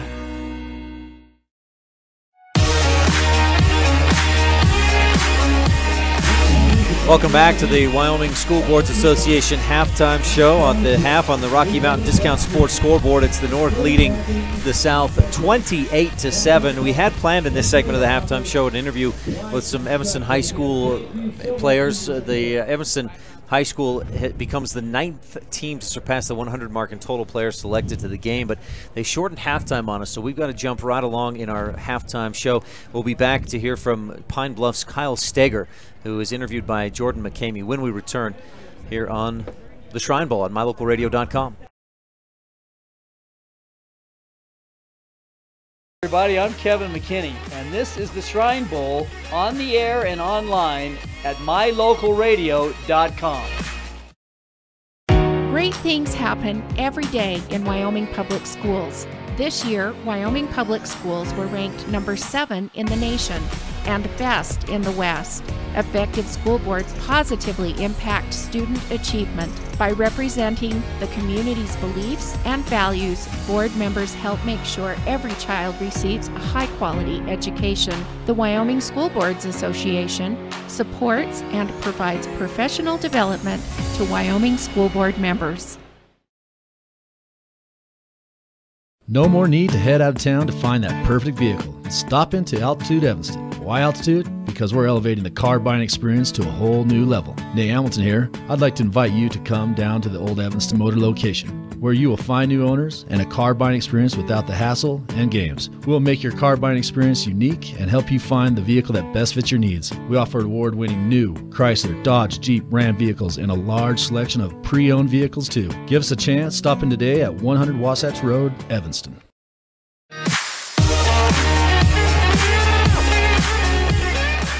Come back to the 2017 Wyoming Shrine Bowl halftime show, presented by the Wyoming School Boards Association. At the half on the Rocky Mountain Discount Sports scoreboard, it's the North leading the South 28-7. Last November, Pine Bluffs edged out Tongue River 10-7 for the Hornets' first ever football state championship. Wyoming native and voice of the Warland Warriors, KYTJ's news and sports director, Jordan McCamey, recently spoke with one of the seniors from that title team who took the field with the South squad this afternoon, Kyle Steger. Kyle, thanks for taking the time. Yes, thank you. Well, we're glad to have you along. Pine Bluffs with its first ever football state title last fall. What does it mean to have been a part of that? It felt amazing, and it meant a lot, not only to our football team and I, but also the community, and being the first ever Pine Bluffs Hornets state football team in Pine Bluffs. It's just amazing, and I'm still on that high. Can't get over it. Well, you had 16 tackles in the game. Did you feel like you were just dialed in, ready for that state championship? Sometimes the moment can get really big, but for you, it seemed to really focus you in. Yeah, I just was going to do anything in my power to get the job done, and it didn't really seem like I had that many tackles, but I was just throwing my body out there for the team just so that we could get that title. You mentioned that it means a lot for your community. Why did it mean so much to deliver a football state title? It just, we've never had that in history in Pine, and just they've been through all the troubles of traveling behind us and supporting us through the ride, and just to do that, they had a big old smile and just very happy. Well, that's very, very appreciative. I'm sure they're appreciative of you for delivering that state title. What are some other memories from the senior year, some of the bonds you made, some of the memories you made along the ride to that state title? The group of guys that I had along with it, they pushed me to be my best, and without them, I don't think I would be where I'm at right now. And what other sports do you play, Kyle? Are you just focused on football, or do you take part in other sports as well? I'm just right now focused on football, but in my high school career, I did basketball and track as well. Any future plans with football moving forward? Oh, yeah. I'm playing. So far, right now, they have me outside linebacker to play at Shattern State College. So going to be an Eagle. Yep. Looking forward to that. Looking forward to watching you as well. What's it mean to be selected from the pool of players in Wyoming, some of the other great players, to be selected for a Shrine Bowl? It means a lot. Just it shows that how my hard work came and just paid off at the end. But not many high schoolers get the opportunity to play in the Shrine Bowl, and it's just a great opportunity, and I'm very thankful. Take me back just inside of that title game a little bit. I'm sure it was a bit of a blur for you. I'm sure the final whistle came all too soon, although at least you were on the right side of it. Take me inside some of those perhaps memories from that game. It was just insane. If you look at the stats, it didn't look like we won the game because we didn't have many yards, but the hustle and the altitude during the game was just crazy, and the opportunity to play in the War Memorial Stadium was just outstanding. The crowd was hyped, and I'm pretty sure half of our town was at the game supporting us, and we couldn't have won the game without them either. But it was just very loud and just crazy. Kyle, we appreciate you joining us. Is there anything you want to say to some of those Pine Bluff fans as you get ready for the Shrine Bowl here in 2017? Just thank you guys a lot for supporting me and pushing me to be the best and just everything. Thanks, Mom and Dad, for everything, coaches and players. Couldn't have done it without you. And to the big old Wyoming star, Hunter Thompson, for pushing me and being there. Well, folks, that's Kyle Steger, a Pine Bluffs 1A state champion, the first one for the Hornets. Kyle, we thank you for joining us. Oh, thank you for having me. This has been Shrine Bowl coverage from Jordan McCamey with the Bighorn Radio Network in Worland. More Shrine Bowl coverage coming your way next. Hello, everybody. I'm Kevin McKinney, and this is the Shrine Bowl on the air and online at mylocalradio.com. Hi there, Craig Dearden with Castle Rock Chevrolet right here in Evanston. Of course, it's about finding you that perfect vehicle, but at Castle Rock, it's about a lot more. It's using our experience to get you the best rate. We will get you the vehicle that you've always wanted. It's about knowing your vehicle is in the right hands. Throughout the buying experience here at Castle Rock Chevrolet, we're here for you. If you're ready to buy a new truck, come to Castle Rock. Auto Farm Castle Rock Chevrolet. We're a different kind of dealer. Attention sports teams, coaches, athletic directors, administrators, and parents and fans of high school sports all across Wyoming. When you're in Casper, stay at the Hilton Garden Inn Casper. With spacious guest rooms, a beautiful indoor pool and hot tub, and delicious family restaurant, you'll find everything you need to have your athletes rested and ready to do their best. For all of your team and fan hotel accommodations in Casper, call 307-266-1300. The Hilton Garden Inn, Casper. MyLocalRadio.com is Southwest Wyoming and Northeast Utah's top website and the best source for local area news, weather, sports, and community events. And that's not all. MyLocalRadio.com features thousands of photographs of Wyoming and Utah high school events, from speech and drama competitions to local events, sports and activities, and much more. Check it out today and see what MyLocalRadio.com has for you. Great things happen every day in Wyoming Public Schools. This year, Wyoming Public Schools were ranked number 7 in the nation and best in the West. Effective school boards positively impact student achievement. By representing the community's beliefs and values, board members help make sure every child receives a high-quality education. The Wyoming School Boards Association supports and provides professional development to Wyoming school board members.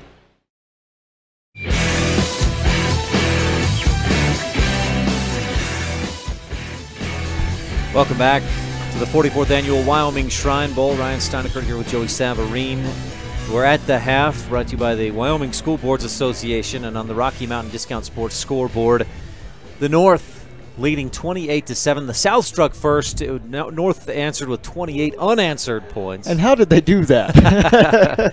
A big part of it was field position. You said their average starting field position in that first half was the south 33-yard line, so they only had to go 33 yards to score on average. Of course, a few of the drives were a little longer, a couple were shorter, but it's been the quarterbacks, and neither one with fantastic stats.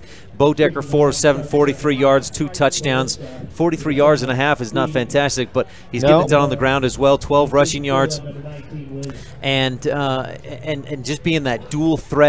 The South doesn't know how to hasn't figured out how to defend that yet. Brady Fullerton, similar. He's done a little bit more with his legs, though. 4 of 7, 23 yards on the ground with 40 rushing yards. And here's Callista's boot, and to bring it your way, the Norse play-by-play, Ryan Steinekert. A short kick. Dawson Forcella scoops it up at the 33, starts up the middle, bounces out the left side, and he's dropped down about the 44-yard line. And the South, or the North again, will have good field position to start this drive. We want to thank, again, the Wyoming School Boards Association for sponsoring our halftime show. Wyoming School Boards Association provides advocacy, support, and professional development to Wyoming school boards. And, boy, they've done their job recently. Wyoming public schools were ranked number 7 in the nation and best in the West. Thanks in part to, of course, mostly to what all you fine teachers and everybody involved in education does around the state. And, of course, the Wyoming School Boards Association helping out with that as well.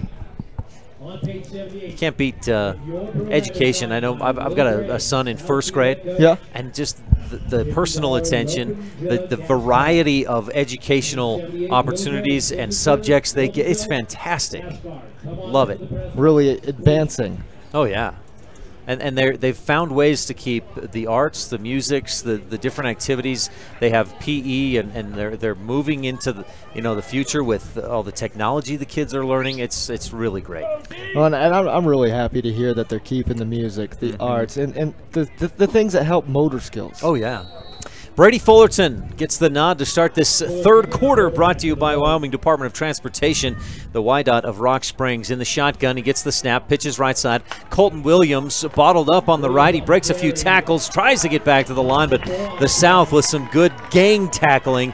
They get out there. Team tackle there, a loss of 3 or 4. Yeah, looks like they're going to mark that one on the 41, a loss of 3. Nice job there by the South, and they still struggled to bring Williams down, but they did. And they did it in the backfield. That's one of the better defensive plays today for the South. Williams is a hard one to bring down. We'll give you some stats of his here in a moment as Fullerton takes the snap again from the shotgun.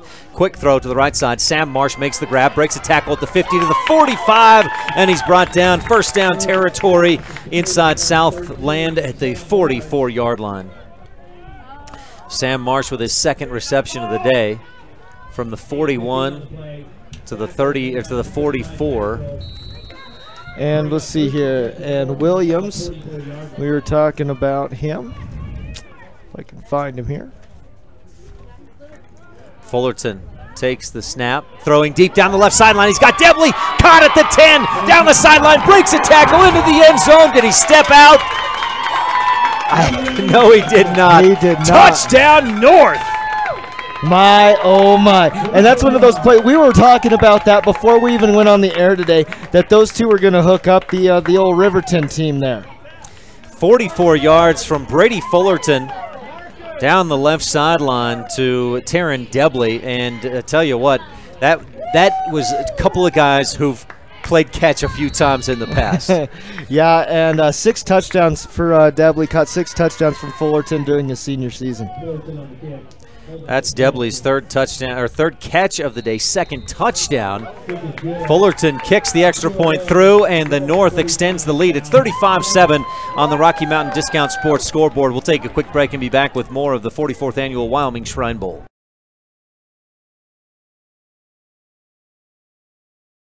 Hello everybody, I'm Kevin McKinney, and this is the Shrine Bowl on the air and online at mylocalradio.com. School teams eat breakfast free and have special room rates. Whenever you're in Evanston for team events, make sure you stay at the Best Western Dunmar Inn. Our 7-layer beds will help your team rest easy, and our rates will help your athletic director rest easy. Teams eat breakfast free in our full-service restaurant. You'll sleep well, you'll save money, and you'll eat like a king when your team stays in Evanston at the Best Western Dunmar Inn. Call today for your reservations, 307-789-3770.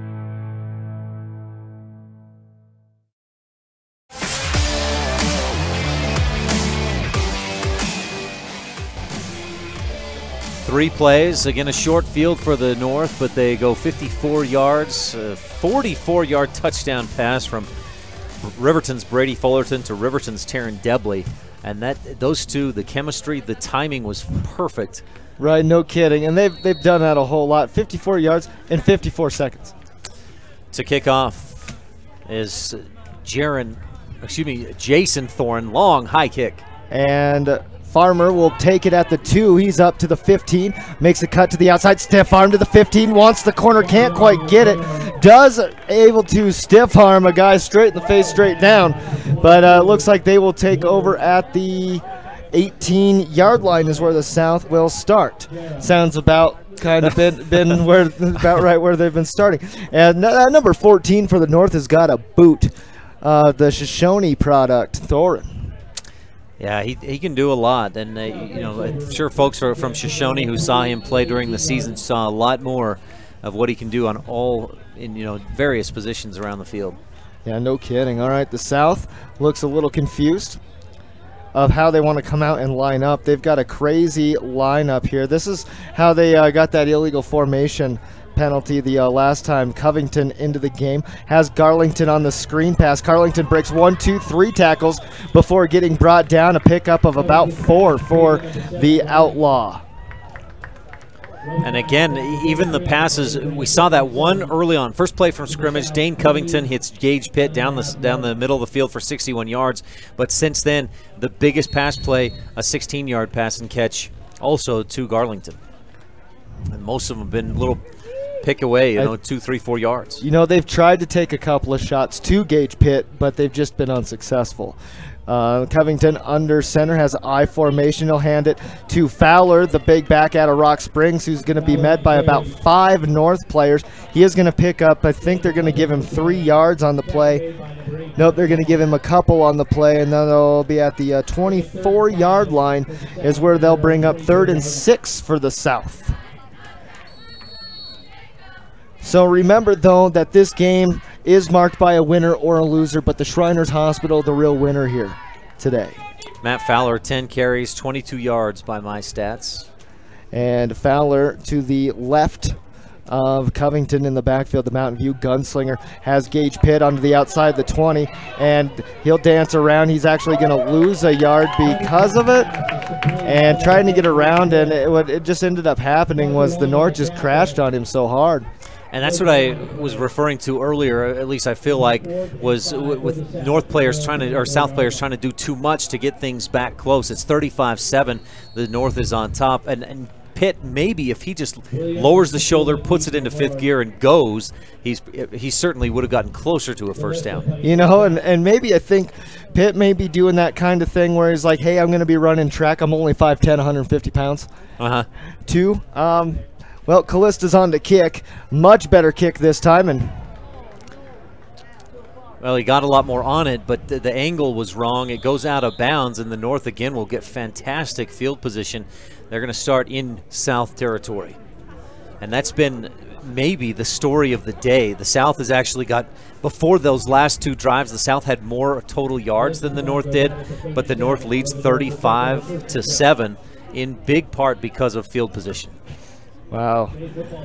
So once again, we are starting, let's see here, at the 37, 38. Yeah, the South 37-yard line. The North, again, a short field as if they needed it. Drew Bodecker, one of the top quarterbacks in the state, for a unanimous player of the year from the right hash.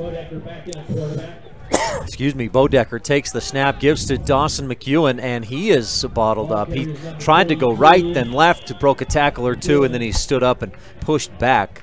A loss of a half a yard. For McEwen, that's just his 2nd carry. The first one went for 9 yards. This one a loss, we'll say a loss of 1. And that's what the South needs, is to put some pressure on. Get a stop or 2. Bodecker in the shotgun steps forward into pressure, and he'll be brought down. A sack for the South. And he is brought down by Jacob Ross. That's his 2nd sack on the day, and he also has 1 other tackle for a loss. He's that 6'7" tall drink of water. 220 pounds. He looks pretty light for a defensive end, but his strength and his tenacity, plus being 6'7", he can see up over the offensive line. Great hustle by Ross. So a loss of for Bodecker of 4 yards. Brings up a 3rd and 14 for the North. Back at the South 40, Bodecker rolls to his right, pressure coming. He stays away from it, stops. He passed the line of scrimmage, throws, and it's picked off. Down the left sideline and to the 30-yard line. Ball squirts free, and the North may have gotten it back. North players indicating they did get the ball back. It was intercepted by Connor Smith, a 6'1", 200-pound player from Star Valley. Bodecker threw from beyond the line of scrimmage. That's the second time we've seen him do that today. And it was easy to see because he was on that right sideline, right where the chain gang, the yard marker, was sitting, and he was just a yard or two away from that on the sideline when he made that throw. And so if they decline it and then they get the interception and then they'd get the fumble, so do you think they accept this here and move them back to third and probably about 20? Yeah, I think so. Because did the fumble end up in North possession? I believe so. So then it would be a first down and 10 for the North at the 30 or the 28-yard line. Yep, they did accept it. They accepted the. So yeah, it makes sense to accept the penalty and push the North back a few yards and have a fourth down. Is it a loss of down or is it third down again? It looks like they're going to show a loss of down. They're going to call it fourth down. I thought so. I think it's a similar penalty to like a intentional grounding. You lose the down and you go 5 yards back. So now we're at the old 46-yard line. So now so the North moving backwards on this drive. That's good for the South. 4th and 20.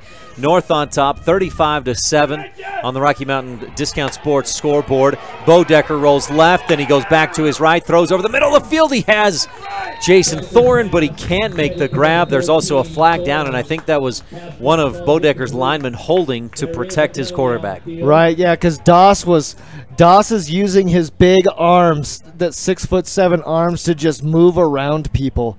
And yep, so that's going to...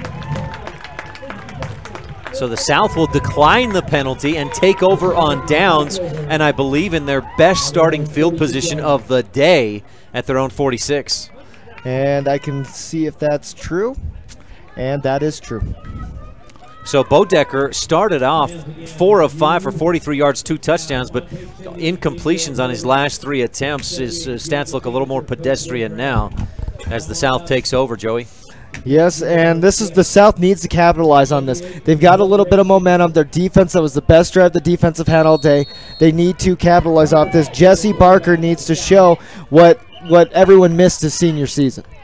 And the way he started that senior season, you had the stats there, didn't you? 10 of 12 or 8 of 12? 8 of 12 for a $120 and a TD to actually Malik Wagstaff, who's actually out there playing defensive back for for the South today. Malik, one of the top receivers in the state, but his value, Coach Gray has found more on defense here at this Shrine Bowl. They'd set the ball on the right side hash, and the South wants it on the left side, or they said, oh, well, that's the left side hash is where it was. So, and it looks like, and the reason for that is I bet it's either they're going to put one of these running backs in motion to create a little bit more room, or they want to Garlington maybe work him in a tight territory and let him try to go one-on-one. See here, Barker into the gun here, and it's going to be a design keeper, and he is brought down in the backfield by number 34. That's TJ Abraham, and he is one of those North captains. And the coverage there was interesting. There were 2 receivers, Farmer and Pitt, on the right side, and the defense, Brennan Katera, was backed way off of Pitt, but either he knew a run was coming or was really playing Pitt deep. So Barker loses 2.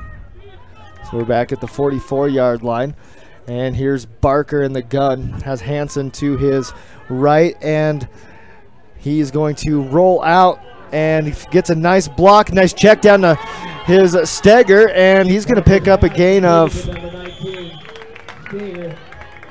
let's see here, that's going to be a gain of about 7 or 8 there. And that's going to bring him up to the 52-yard line.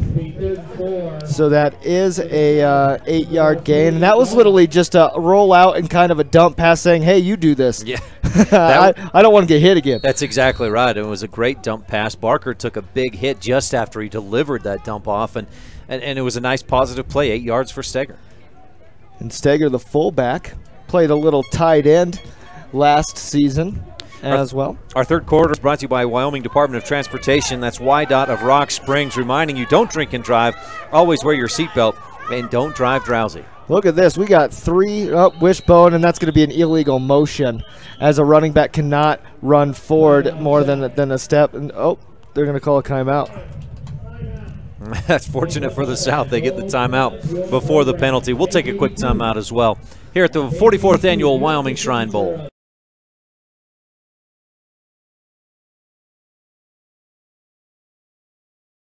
This is Dave Walsh from Evanston to Newcastle and all points in between. This is the 2017 Wyoming Shrine Bowl.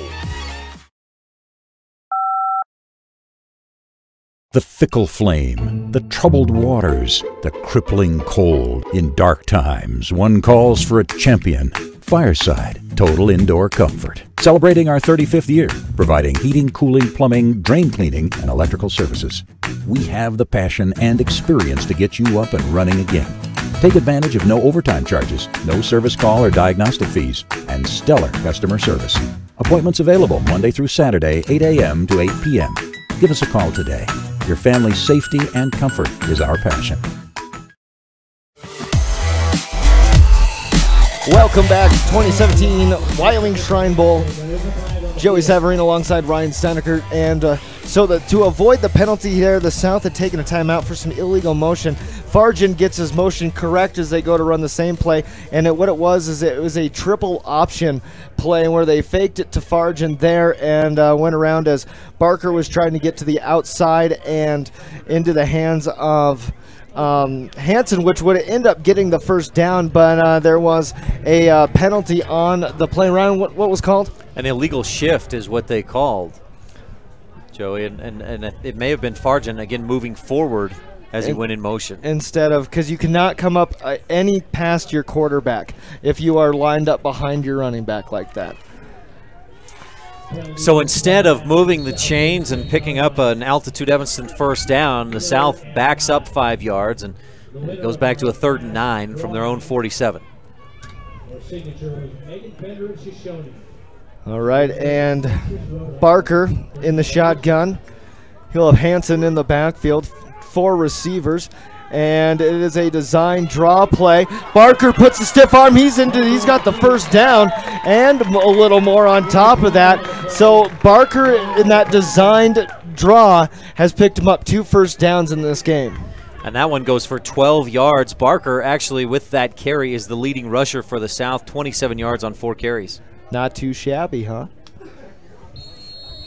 First and 10 for the South from the North 41-yard line. And the thing that can do for you, especially where he stood back just for a second and maybe showed pass, is if they can find, like the North has, that dual threat quarterback situation, that'll open things up. Oh, yeah, and here's Hansen up the middle. He's trying to get to the second level, and it looks like they'll probably give him 4 on that, and then they get him to the 37-yard line. So not a bad run on first down for a smaller back.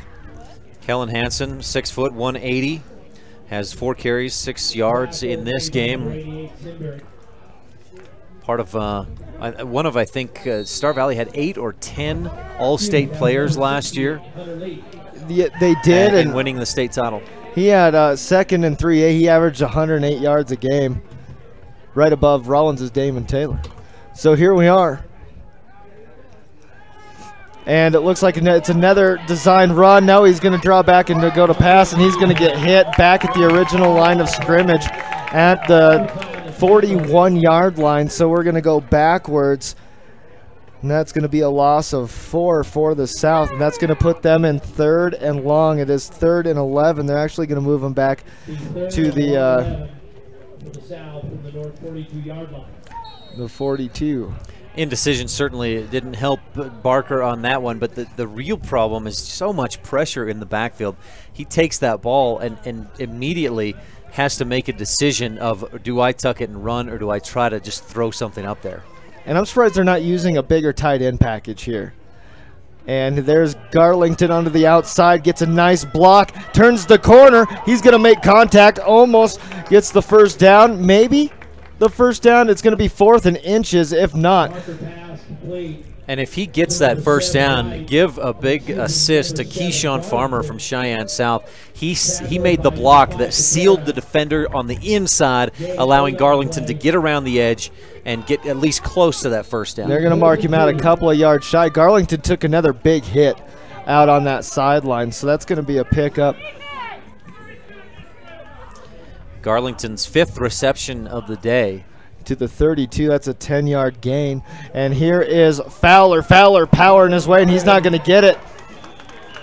And that's going to be a yard short of the first down, and the North will take back over on offense. And Fowler, I think, did a little too much tippy-toeing into the hole. And in that kind of a situation, he's just got to put the shoulder pads down, get level with the ground, and drive. And I couldn't agree more with you. Because Fowler, I mean, he was 6th in the state in the top 10 as he averaged 147 yards. He pounded defenses for 16-25 last year and 18 touchdowns. He's a big kid, 6 foot, 195. So the North will start on their own 32 this time. And this feels strange for the North to be so far from midfield or so far out of South territory to start this drive. Right. But that's where they are. Brady Fullerton in the shotgun. 2 receivers left, 2 right. So he's got 2 backs with him in the backfield. High snap, but he pulls it down. Gives to Colton Williams up the middle. He broke a tackle or 2 initially. Drives forward, gain of 4 or 5 near the 38. And Williams was the 2A player of the year with 174 yards a game, 32 TDs.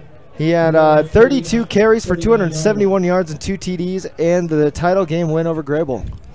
And his workload has been light so far today. 8 carries, but 32 yards. He's got a touchdown on the day as well. Second down and a long 3. We'll call it 4 as he picked up 6 on first down. Fullerton again in the shotgun. Again, a very high snap. He hands on a late, delayed handoff to Dawson Forsella, who spins forward to the 45 for a first down. Not a bad spin move. He's shown that spin move a couple of times today.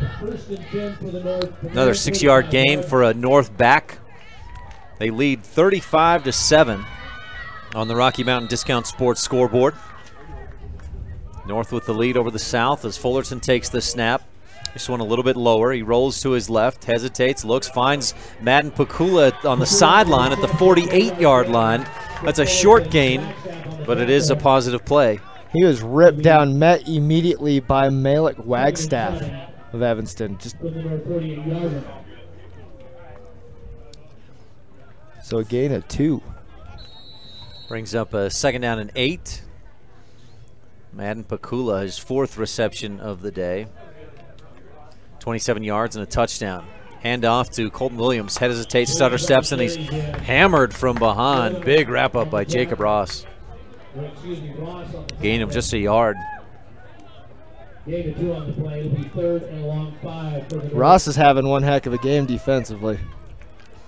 3rd and I'm going to call it 6. It's about 5 3/4.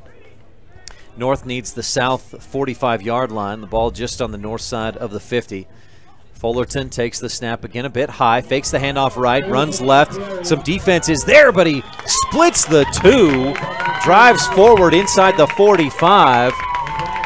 Connor Smith of Star Valley thought they'd stopped him short, but Fullerton, I think, snuck through for the first down. Let's see here. Yep, they're going to go ahead and give it. The first down is brought to you by Altitude Evanston, a unique car buying experience to find the vehicle that best fits your needs. They have award-winning Chrysler, Dodge, Jeep, and Ram vehicles at Altitude Evanston. Visit altitudeevanston.com.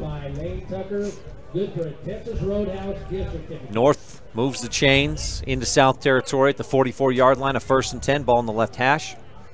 Fullerton in the shotgun. Forsella on his left, Williams on his right. 2 receivers right and Pakula on the left out wide. Fullerton fakes the handoff, looking deep down the left sideline for Pakula, and it's thrown out of bounds. Double coverage out there. Pakula had a step on both guys. And he did, and Pakula, he's pretty quick out of Gillette, Campbell County High School, and just part of the Campbell County 5 this year. And he's one of those captains for the North. Pakula with some high plans in the future. He's going to go to Augustana University, play football, and then wants to go on to med school and become a doctor. Second down and 10 for the North from the South 44-yard line. Fullerton again in the shotgun, takes the snap, rolls right, good protection, great block by Colton Williams. Fullerton tucks and goes back to the left. He's got the 40, and then he's pulled out of bounds and spun around inside the 40-yard line. A gain of about 6 will bring up a 3rd and short. Fullerton really getting it done with his legs when nothing is open. And Smith of Star Valley had to hit the brakes last minute, or else he could have found himself with a good old penalty. And Fullerton, on a play like that, a lot of quarterbacks, that's where you get a coverage sack, but Brady uses his legs, picks up 5 yards. It's 3rd and 5. Fullerton takes the snap, quick throw to the right side. He's got Shaw, and he picks up the first down. A huge block. A helmet comes off. Taryn Debley with the big block. Springs, I said Shaw. It's Sam Marsh. And there's going to be a penalty on that. They may give him a helmet-to-helmet on that. Uh-huh. It looks like he's getting talked to, and I think it's unintentional. He was going for the block, and just I think the hand slipped up and hit the helmet off. Sam Marsh, in the meantime, picked up the first down and a little bit more. From the 39 down to the... They waved the flag. They waved the flag because that would have either been a hands to the face and or a targeting call. And because targeting calls can happen on a block. The reception went for 10 yards. Sam Marsh up to 3 receptions for 30 yards, and it moves the chains. Another Altitude Evanston first down for the North, down to the South 29. So now this is where Fullerton hits up with Debley again. He is fired up, or Marsh. Debley's got 2 touchdowns already. They're going to give it up the middle. Colton Williams breaks a tackle, and he's wrapped up and spun around to the 15. What a nice wrap-up by Caleb Price. Yeah, the linebacker eluded the block that was coming up, and just kind of went in and was able to get to the jiver. Williams on the left hip of Fullerton. 3 receivers left, 1 wide right. That wide right is Taryn Debley, who has 2 touchdowns today. Fullerton steps back, pressure comes, steps up, fakes the throw, runs to his right. He's pushed out of bounds right near the first down marker at the 20. I think he'll be about a yard shy. Yep, need to get to about the 20 and a half. 19. Fullerton getting it done with his feet. He's 8 of 12 through the air for 95 yards and has 8 carries for 57 yards. That's what he did all season long, right? So did I say Debley? Yep. Fullerton, that is. And that can actually hurt a quarterback. Brady lobs it over the middle, and he just misses. Colton Bates, who was wide open. Fullerton trying for the touch pass and threw it a little far. You know, when a quarterback does take off like that on so many occasions and so many times within a short amount of period of time, that is when a team starts dropping their coverage and really starting to get to the point where, like, okay, let's just make sure to eat him up a little bit here. 4th down and 2. Fullerton, a hard count, and I think they got a couple South guys to jump. We saw a 4th and short earlier, and Fullerton just lowered the head and drove forward for the first down. Quarterback keeper this time, they draw the penalty. And, well, I bet they're expecting Fullerton to be coming straight up the middle. Logan Harris was ready to pounce. Yes, he was, and I think he was the one that jumped off, and that's where Fullerton went the last time, was just left side of his center.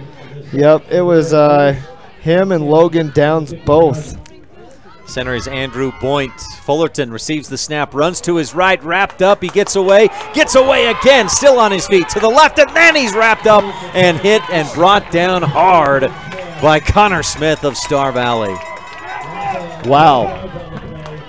And then a couple of words being exchanged afterwards. Nice play there by Smith not to give up. He had committed to going the other direction and came back when he saw Fullerton come back and was able to get a good angle on the speedy Wolverine. And that's a loss of 12 on that carry. We got for Fullerton, I guess call it a sack, huh? Trips to the right on a 2nd down and about 22. Fullerton, good protection, great block by Williams. Lobs it down the right side, and he just overthrows Sam Marsh. That was a good read by quarterback and receiver. Marsh was tied up a little bit on the coverage, and Fullerton just threw it over the top. Right, and The North got away with a bit of a hold there as well, as Ross was working on getting around to that outside and got away with a little bit shirt grabbing. So 3rd and 22 for the North. Leading 35-7 on the Rocky Mountain Discount Sports scoreboard. Fullerton from the shotgun, rolls right, pressure comes, and he is eaten alive. Number 51, Hunter Sparts out of Green River, 6'2", 250, said, "I like Wolverine for lunch." The Wolf takes down the Wolverine. Sparts, one of the captains. That brings a close to the 3rd quarter, brought to you by the Wyoming Department of Transportation, reminding you, don't drink and drive, always wear your seatbelt, and don't drive drowsy. We'll take a quick break and be back with the 4th quarter at the Wyoming Shrine Bowl. Hello everybody, I'm Kevin McKinney, and this is the Shrine Bowl on the air and online at mylocalradio.com. No more need to head out of town to find that perfect vehicle. Stop into Altitude Evanston. Why Altitude? Because we're elevating the car buying experience to a whole new level. Nate Hamilton here. I'd like to invite you to come down to the old Evanston Motor location, where you will find new owners and a car buying experience without the hassle and games. We will make your car buying experience unique and help you find the vehicle that best fits your needs. We offer award-winning new Chrysler, Dodge, Jeep, Ram vehicles and a large selection of pre-owned vehicles too. Give us a chance. Stop in today at 100 Wasatch Road, Evanston.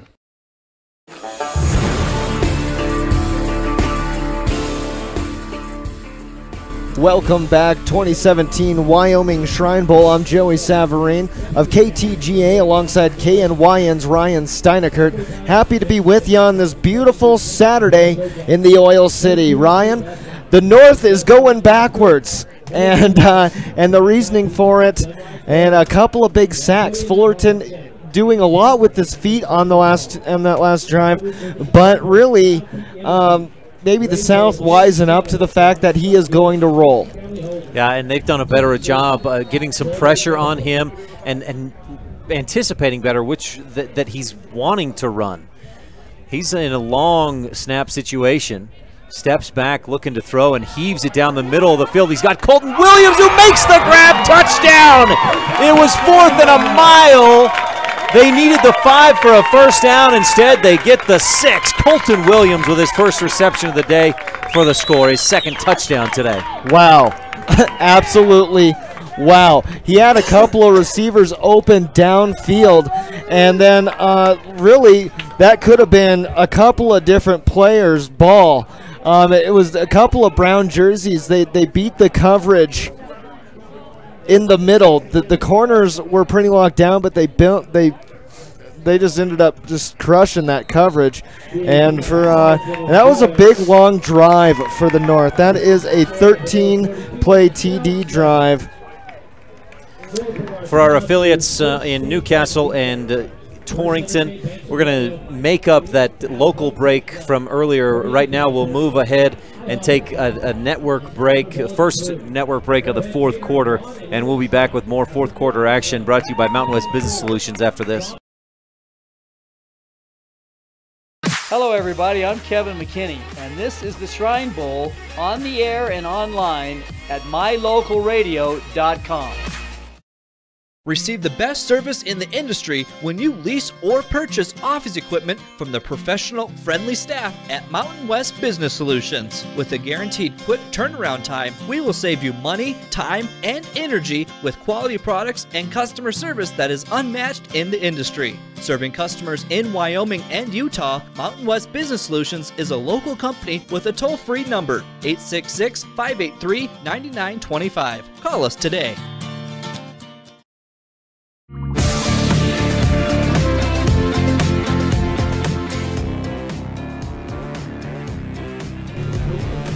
Welcome back, 2017 Wyoming Shrine Bowl. My goodness, the North piling it on to the South on the Rocky Mountain Discount Sports scoreboard, 42-7, as it was 4th and as you, to quote you, and a mile. It ends up, Brady Fullerton launches what was probably in the air for 36 yards. Yeah, it was a 45-yard or a 40-yard touchdown pass. And it was right there and just, well, ended up being a North touchdown. And Farmer will take the return. He's at the 20, 25, trying to get to the corner. Nope, going to get brought down about the 18, actually. Got a flag on the play. Robitaille for the North making the play there. And we got a penalty at the 22-yard line. So Farmer got tackled at the 18 as he couldn't make the corner.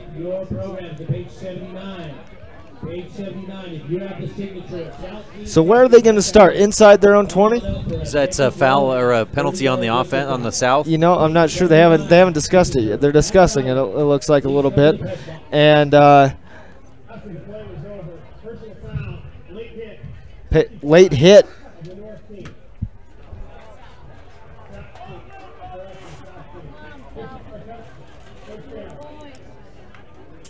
So referee's confused.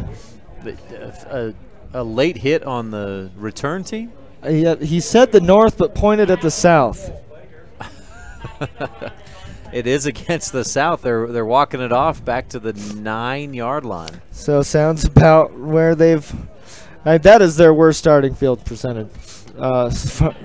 And that's saying something because they have not had good field position to start drives today. All right, we got Covington in the backfield. He's in the gun, and he's going to probably have to get rid of it pretty quick. And he fires, and he wants Farmer, and it's picked off by number 5 of the North. North coming up the other way, and that drags it back all the way to the number 2. That is Katera with the interception, and that was bobbled. Farmer had it. It bounced off his shoulder pads, and nothing can go right for the South really since the first drive.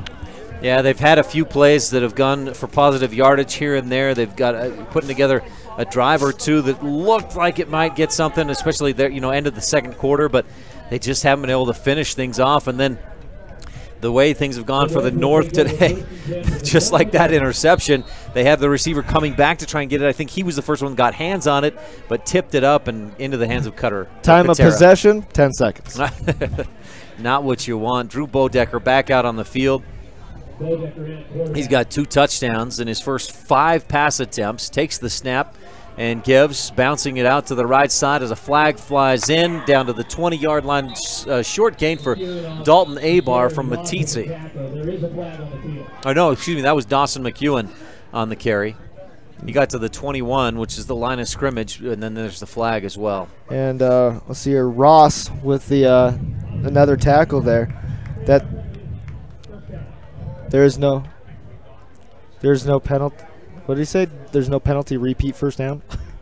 Is that how it works? I don't think that's how it works. It must have been something else. Looks like they'll walk off 10 yards, which is maybe a hold. It's got to be a hold. 1st and 10 for the South, 1st and 20 rather. Back at the South 31-yard line, and again, it's the North with excellent field position. Bodecker calls for the snap, eludes some pressure, rolls to his right, looking for something. He's wrapped up, able to keep on his feet, then just tries to throw something ahead. He had a man right there near him in Jason Thorin. And number 56, Alex Graves of Pine Bluffs, came up and put a hurt on Bodecker. We heard that the pads hit in the middle. It does look like Bodecker wears some type of rib protection. And I'm probably pretty happy. He's probably pretty happy that he does at the moment. So they call that, I believe, the incomplete pass. Bodecker gets away with it. 2nd down and 20, gives to Forcella up the middle, nowhere to go. Looks like they're going to give him 3 on that. Nope, they're going to give him a pair on that one. Nope. Forcella, yeah, they kind of adjusted. Initially, we're showing almost 3 yards, brought it back. 1-yard gain for Forcella, who's at 5 carries for 8 yards. Colton Williams with 37 rushing yards. So the leading rusher for the North is actually Brady Fullerton with 57 yards on 8 carries. Bodecker on 3rd and 18, looks to his left, throws over the middle. He's got his man. Nice catch. Quickly to the middle of the field. Dawson McEwen, I believe, is brought down inside the 20. Ball's on the ground, but I think they're going to call that the ground caused that one. Down to the 19-yard line. So that's a gain of 10. And that's Bodecker's first completion since that 10-yard touchdown pass. Was that in the first quarter or the second quarter? Yep. Let's see here. It was Bodecker. We'll see here. The North had a TD in the first, 2 TDs in the first, and 2 in the third. 4th and 9. Bodecker again from the shotgun, hanging back in the pocket, and just held it too long. He's hit hard and brought down. Hunter Sparks, 2 sacks on 2 drives. So that's the South has come around defensively. They've been more consistent. They did give up that long touchdown pass from Fullerton to Williams earlier, but overall the North offense has not done nearly as much in this second half as they did in the first. Right, and so from what I just saw there on Sparks' 2 sacks, there's been a loss of 14 yards. Huh.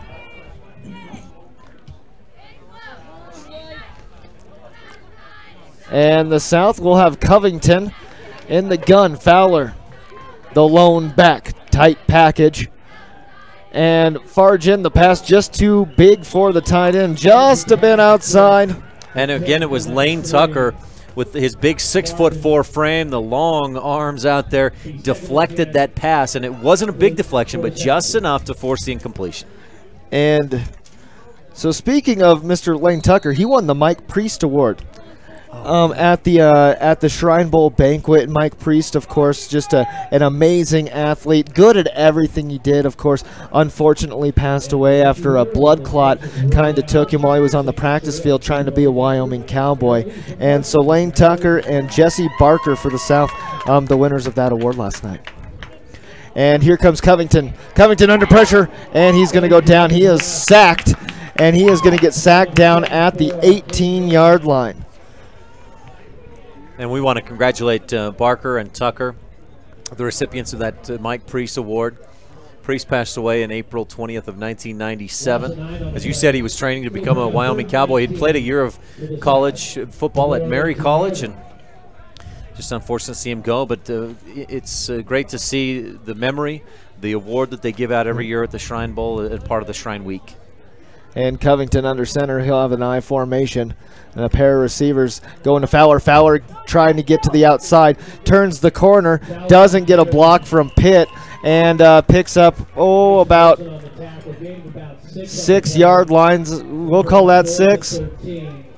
And an interesting call from the South. I mean, I guess it's a typical conservative call on a 3rd and long. Back to the 25-yard line, brings up a 4th and 12. And so they started at the 19, then they ended up back at the 18, and now we're up back at the 25.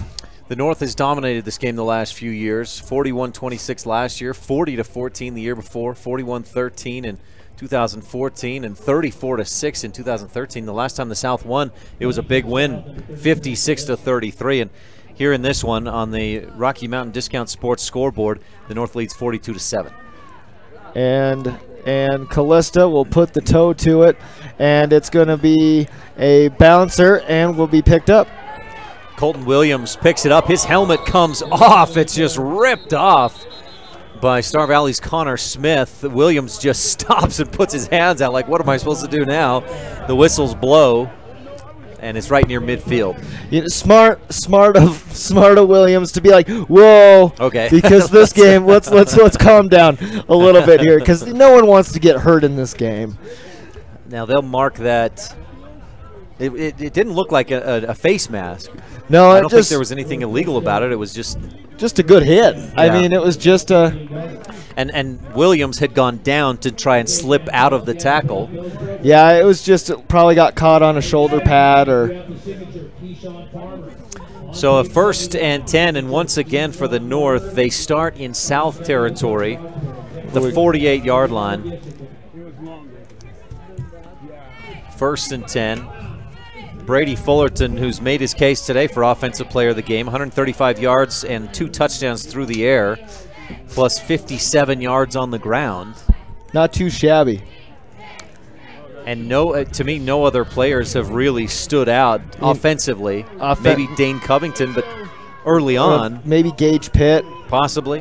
Taryn Debley has a couple of touchdown catches in the game. Madden Pekula has one.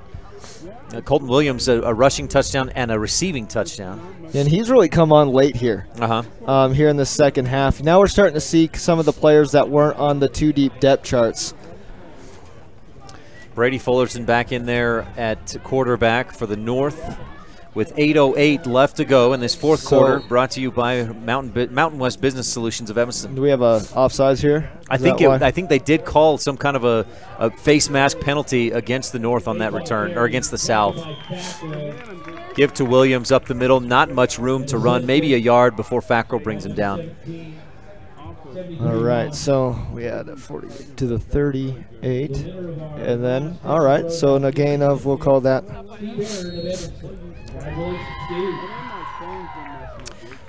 Williams actually ends up picking up almost 3 yards down near the 30 of the South. Fullerton in the shotgun. Bates on his left hip. Williams behind him. 2 receivers left, 1 right. Here's the snap.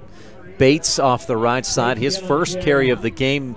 Little bit of room. Initially a good hole, but then he's met by the linebackers and brought down after a gain of 2.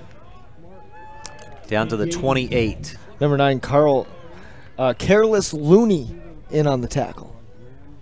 It's actually James Bunderman of Green River. I apologize, James we didn't Bunderman. get you. That's my bad. Did not give you the updated roster, Joey. 3rd and 5. Fullerton rolls left, pressure coming, still keeps the play alive, lobs it into the end zone, and it's caught with the pass interference. What a grab. I believe it's Kyron Higgs battling with the defender in the end zone, or is it Madden Pekula? It is Higgs. It is Higgs that pulled in. I think Fullerton just wrote himself in for Offensive Player of the Day. That's a 31-yard touchdown strike, or 28-yard touchdown strike. Is there a flag down? Holding will bring it back. Oh, that would have been Fullerton's 3rd passing touchdown, 4th total touchdown of the day. Instead, it'll be 3rd and about 15, back around the 40. I think they offset. I think they offset. Oh, was there a penalty on the South? I think it was the pass interference. The pass interference. You're right. So that'll stay at the 28-yard line, and it'll move over to the right hash mark. Stay a 3rd and 5 as Fullerton sets up in the shotgun. 2 receivers left, 2 wide right. Higgs is the slot on the right side. Pekula the split end. Here's the throw. Quick to Pekula on the sideline. He had it, dropped it, threw his hands in, incomplete. And that'll bring up a 4th down. J.D. Smith on the coverage there, the 200-pound linebacker. So does the North go for it here? The way they've played this game, I would expect so. 42-7 they lead on the Rocky Mountain Discount Sports scoreboard. Fullerton steps back, looks to throw, nothing develops. He tries to run, pressure comes. He dances away from one, throws down the right sideline and out of bounds. He did get a huge block by number 62, Garrett Bazane of Rocky Mountain, who put Ross on his keister. Riverton, Brady Fullerton rather, that puts him at 9 of 16 for 135 yards through the air with 2 touchdowns. But a turnover on downs there gives it back to the South, Joey. And, Fullerton, as we've got these slips in our hands for player of the game, he's making a case. And South let's see here, Barker, he'll step up, pass, no, he's going to take it off, he's going to run, he's to the second level, 35, 47 yards. 47-yard line before getting dragged down by a handful of North players. So looks like, I don't think that one was designed.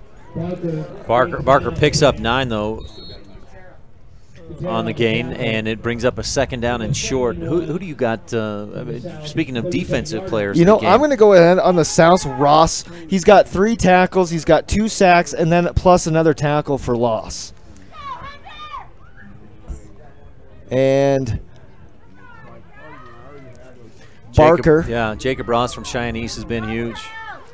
Barker wants to pass, steps up. Nope, he does not, and he gets sacked by number 74. Caden Milmine. Caden Milmine, his defensive end for the North. That was...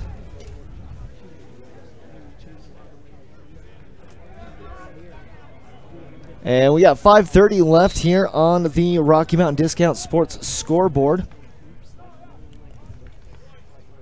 It's the fourth quarter, brought to you by Mountain West Business Solutions of Evanston, your local Rico Sharp and Toshiba dealer. They have a toll-free number and offer business service to businesses of all sizes in Wyoming and even into Utah. We have a timeout. Let's take it with them. We'll take a 30-seconder. We'll come back right back with the rest of the 2017 Wyoming Shrine Bowl.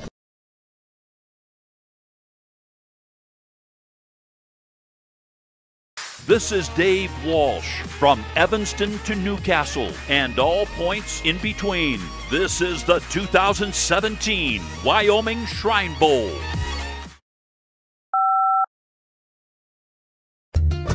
Serving Wyoming since 1941, Plains Tire is Wyoming's oldest and largest tire dealer with great locations throughout the state. They'll get you the right tires that offer the best results for your vehicle at the lowest prices, guaranteed. Plus, you can go to any Plains Tire Pro dealer with their nationwide warranty service. And check out their Plains Tire phone app.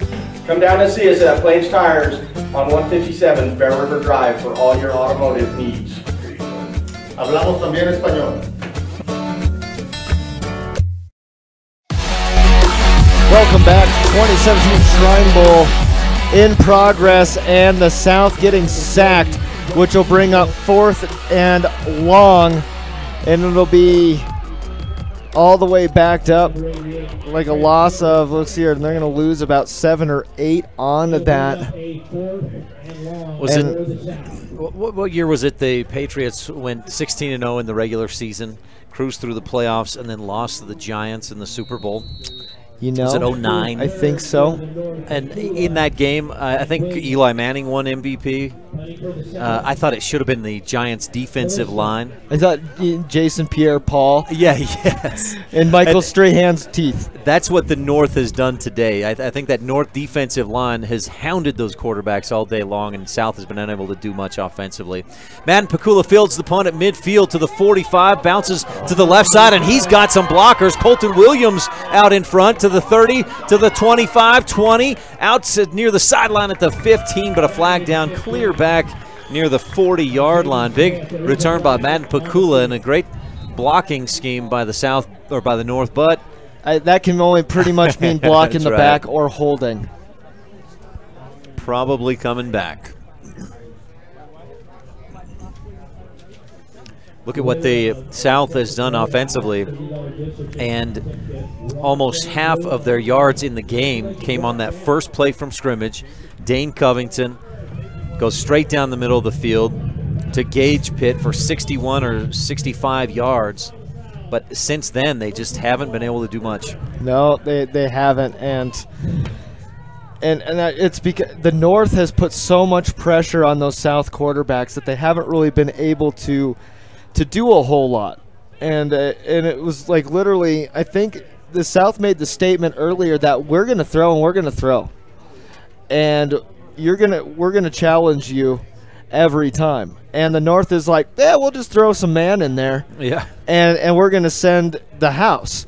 And then the rules where it says it can't blitz, you can blitz inside the tight end box. Drew Bodecker back in there, quarterback from the shotgun, gives to Dawson Forcella. He's got a big hole right up the middle into South Territory and brought down at the 40. A gain of 10, maybe 11 yards for Dawson. And we'll move the chains. Another Altitude Evanston first down for the North.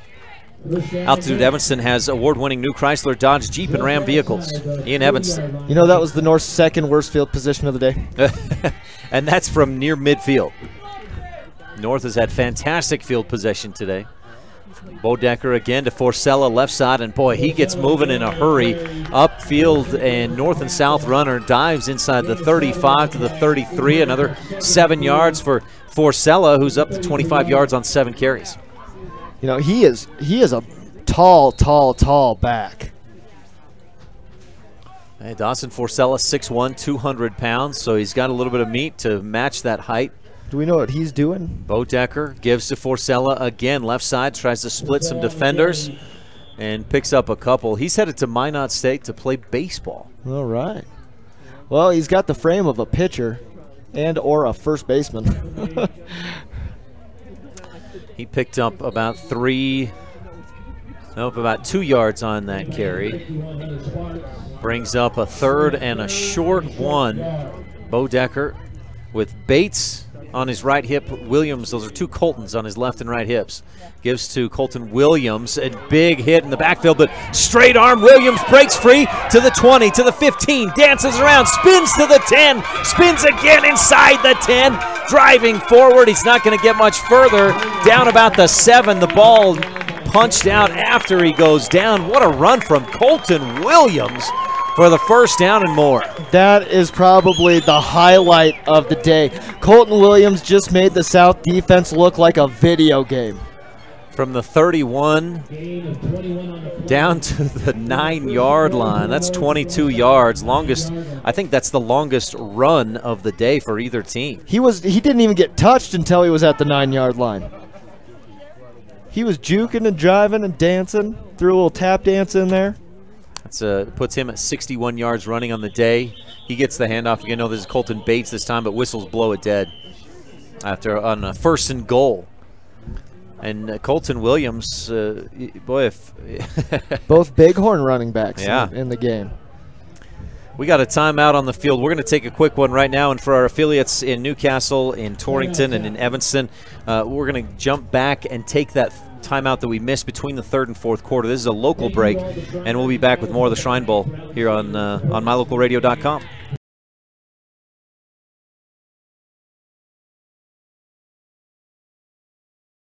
This is Dave Walsh from Evanston to Newcastle and all points in between.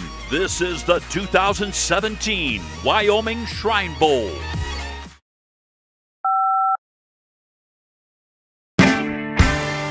Nothing is more annoying than a leaky faucet or a running toilet. Find relief with Landmark Plumbing and Heating. Hi, I'm Lane Bowen. No one is more experienced than we are at Landmark.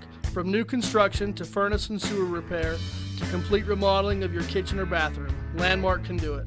There's no job too big or too small. Plus, Landmark offers emergency service 24 hours a day. Call Landmark Plumbing and Heating today. Not the biggest, just the best. If receiving the best home health care for you and your loved ones is important, then give the Best a call. Best Home Health and Hospice, serving Southwest Wyoming, is your best option. Best Home Health offers skilled nurses, certified home health aides, physical therapy, speech therapy, occupational therapy, social workers, transportation, chaplain services, home-delivered meals, and senior companions. Best Home Health accepts and bills all private insurance plans. We are Medicare and Medicaid certified. Give the Best a chance. Call or stop by 105 Yellow Creek Road, Evanston.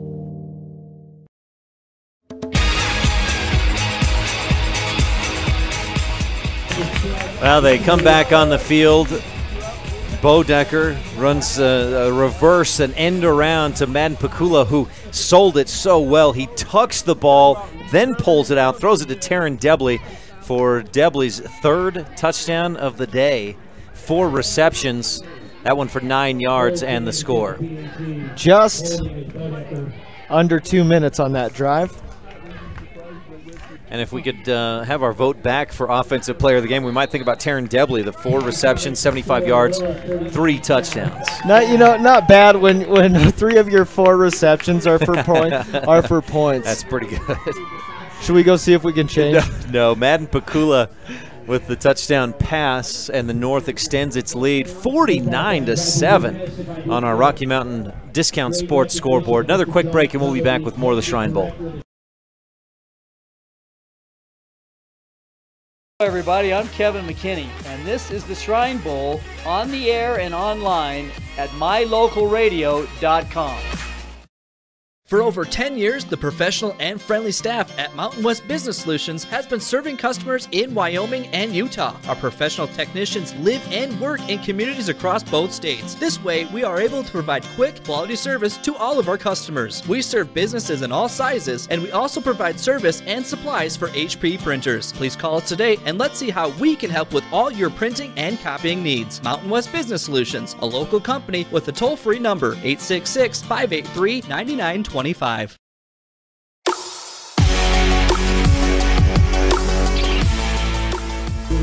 North, after that touchdown drive, Matt Pakula hits Taryn Debley in the end zone for the touchdown, kicks off one more time to the south. And it looks like Farmer will return this. He's to the 15, to the 20, tries the right side. He's at the 20, spin move, 22-yard line before getting brought down by a plethora of North players. So that is where they will start, the 22. 2:08 left to go in this ball game, and the North leading on the Rocky Mountain Discount Sports scoreboard 49-7. Hard to believe the South scored on their first drive and looked like they were going to have their offense rolling all day, but hasn't been that way. Right, you know, and I have to tell you that the fourth quarter brought to you by Mountain West Business Solutions of Evanston at 133 Bear Drive. All right, let's see if the South can salvage some pride here. With 2:08 left here in the 2017 edition, the 44th Shrine Bowl. Thank you for joining us today.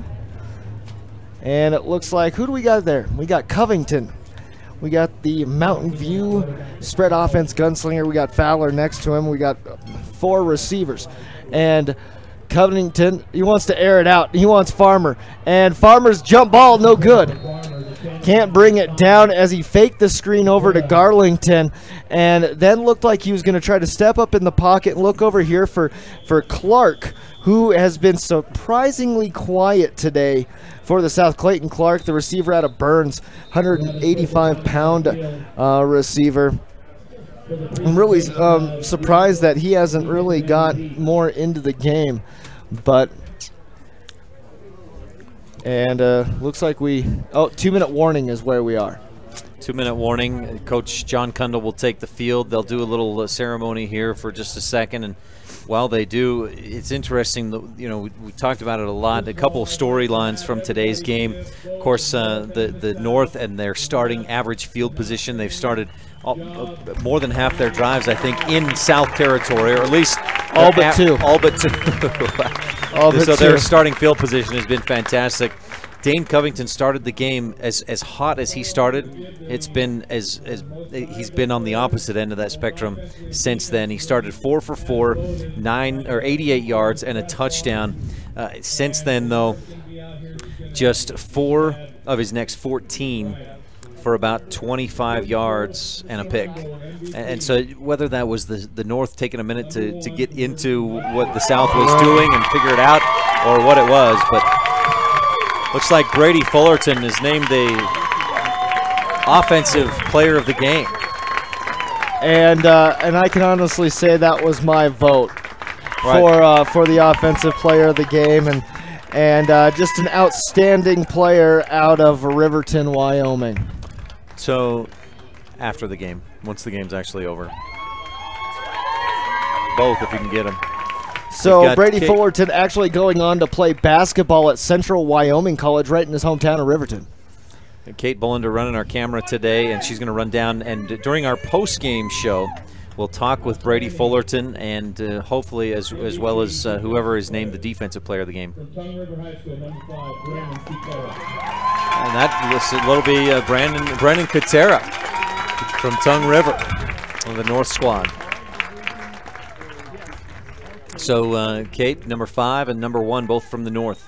You know, I really expected the defense to have a South player as much as they've been on the field today.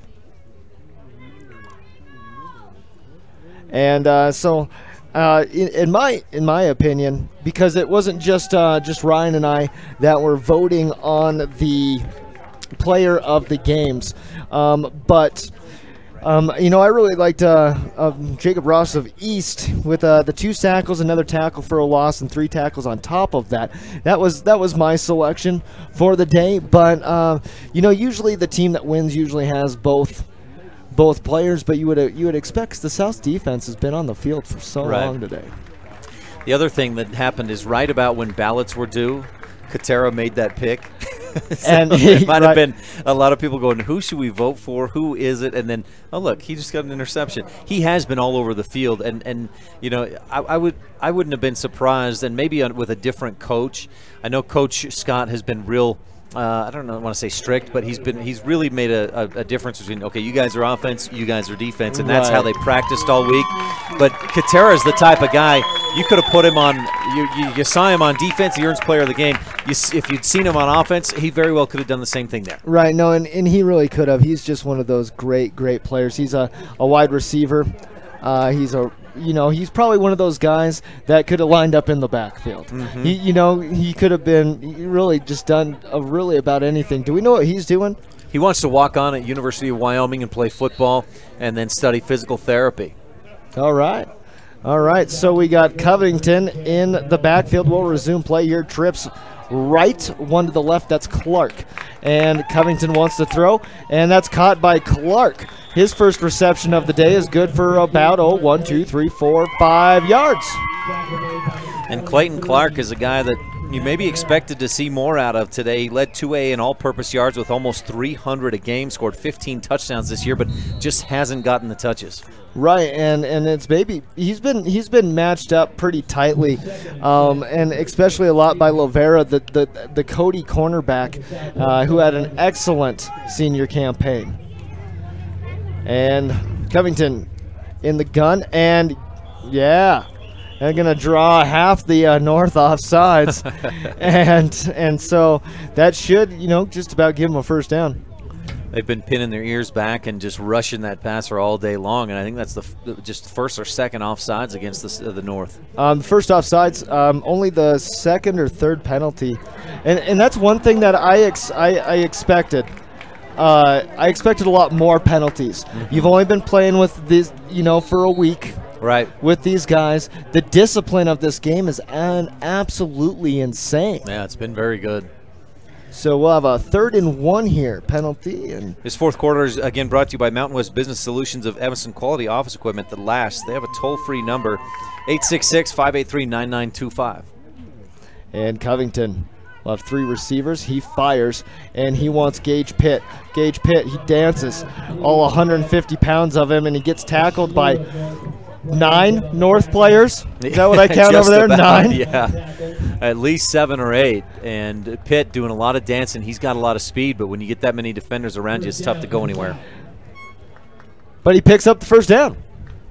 That's what's important for the South with $1:13 left on the old Rocky Mountain Discount Sports scoreboard. So we got a 1st and 10 here with that gain of 1. And Covington under center, the handoff to Fowler. Fowler drags the pile for about 4 or 5 yards before possession is stopped. All sorts of whistles going.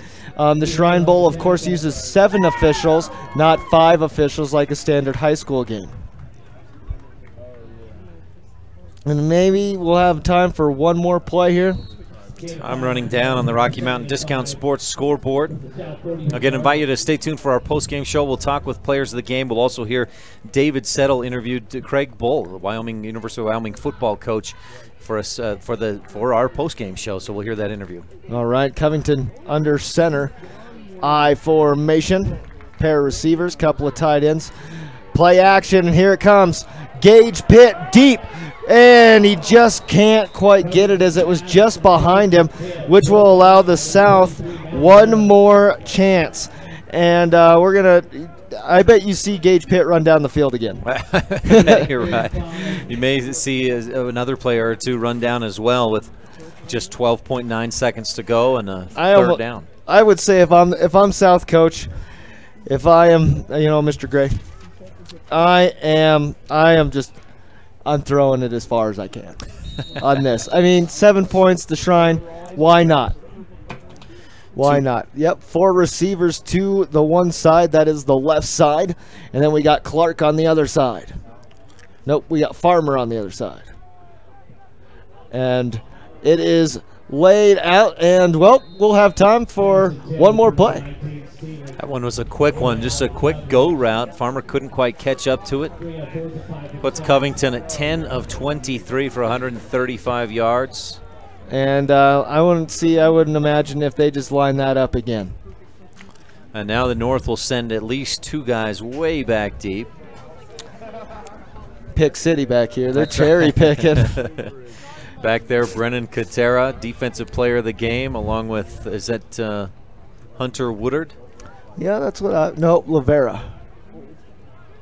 From Cody. 22, yep, Lavera. All right, and here comes, you're going to have to step up, and there is going, we have 2.5 seconds. The North will have to come out and down the ball. Was that Jesse Barker in there? And did the snap? I missed what happened. Well, the North got enough pressure onto the South and just crumbled the line, and it ended up being a pretty much a sack. That's a pretty good illustration of what the day has been like for South quarterbacks. Pressure and more pressure. Yeah, they haven't had much time to breathe in the backfield.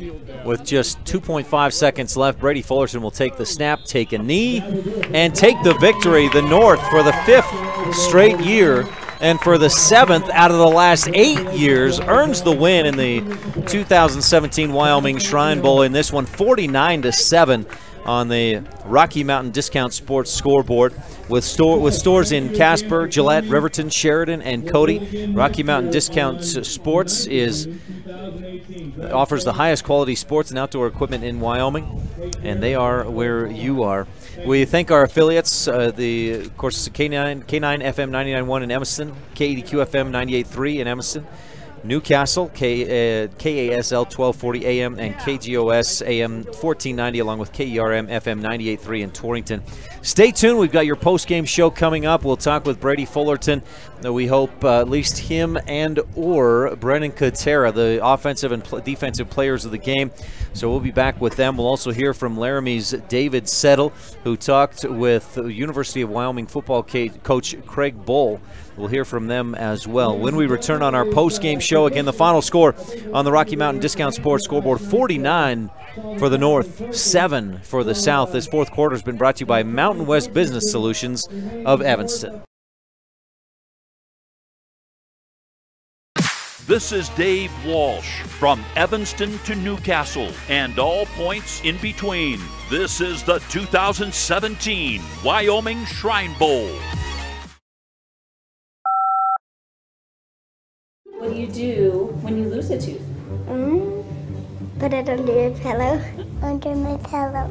Like a treasure chest so you could put it in. Why do you do that? Because then the tooth fairy comes for the tooth fairy. So the tooth fairy can come get them.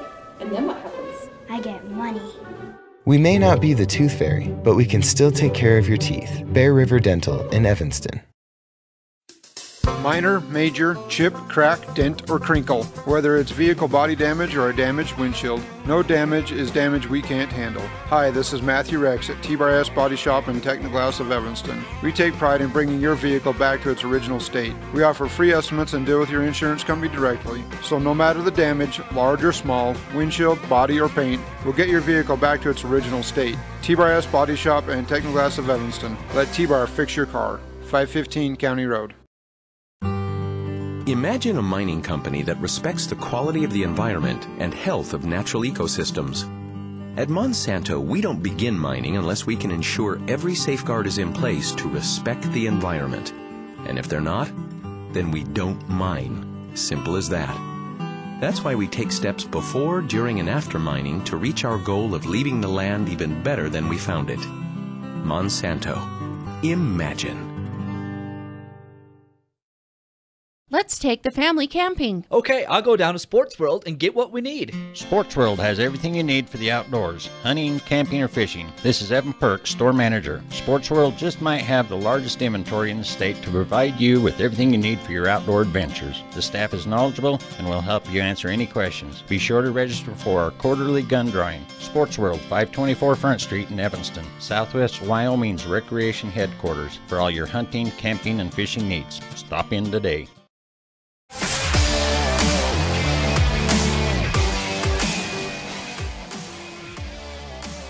Welcome back to the Wyoming Shrine Bowl post-game show. Final score on the Rocky Mountain Discount Sports scoreboard is the North winning 49-7. Joey, had a fun game again, the Wyoming Shrine Bowl. We've got an interview with Coach Craig Bowl coming up in just a bit, but first, let's just talk briefly about that game. I had the North, at the half, the yardage was pretty similar for North and South. Right. But in the second half, and the biggest difference was the rushing yards. The North I had finishing with 163 rushing yards, the South with just 73. Of course, all the pressure that the North defensive line put on the quarterback, and then the quarterback play itself really made a difference for the North. No, and it really did, and the South really just couldn't get going, and the North had it clicking on all cylinders. The North's linebacking core really made it tough for anyone on the South to get through the second level, and or without the offensive line just crushing, as you could blitz straight up the middle. And then the North just had so much working offensively. Taryn Debley, Brady Fullerton earns Offensive Player of the Game. Taryn Debley had 3 receiving touchdowns in the ball game. I mean, even Madden Pakula was throwing touchdown passes for the North. Yeah, and that's just something. But, that is that connection. And we knew heading into this game that the North could throw the football. They could throw the football. I mean, Fullerton, Pat Patterson's on the coaching staff. He's an offensive coach in Riverton, as well as you have the 4A Player of the Year as your other quarterback, or the guy that at least led the 4A in passing. Bo Decker, unanimous 4A Offensive Player of the Year. And so, I mean, those are two, and you have the guy that leads all classifications in yards thrown, and then you got the 4A Player of the Year. Those are your 2 quarterbacks. Like, that's right. I think you're going to be okay. And you have a couple of connections that that Fullerton knew, of course, Dobley, and then a guy that we didn't see a lot of. He was used as the kicker in Jason Thorin from Shoshone. Once upon a time, was a Riverton Wolverine. That's right. So just too much offensive firepower for the North, and then the South just had a hard time offensively. Not enough offensive firepower for the South in a 49-7 win for the North on the Rocky Mountain Discount Sports scoreboard. Right, and in the South, one more thing here. In the South, their average starting position was inside their 30. They didn't really start. Right. And so then I'm gonna go ahead and tell you this, and I hope you believe me when I say it. So in the first half, the North starting field position was the South's 33-yard line. In the second half, it was the South's 49-yard line. The South doing a little bit better. That averages out to be like 41-yard line. Wow. Of the South. The North never had to go. They've only had to stretch the field twice. And Ryan, we are joined by our offensive player of the game, Brady Fullerton, the Riverton Wolverine. Brady, how are you? First of all, congratulations. Thank you. And so tell me a little bit about the mindset that you had out there today before you really got going. Mindset was that it was my very last football game, and I just wanted to put it all out on the field. Brady, I guess your football career comes to an end today, right? You're going to play basketball at Central. What was the decision to play basketball over football? I love them both, but I just love basketball a little bit more. Sorry. Yep. No, you're fine. I was just going to go back to that. Was it in the third quarter you threw that pass to Taryn Debley, and it was like, man, it looked like those two guys have played catch a few times before. Yes, we played catch a few times. Yeah, he was the go-to here and at Riverton, so we had a special bond, and I love him. So, and talk about the timing.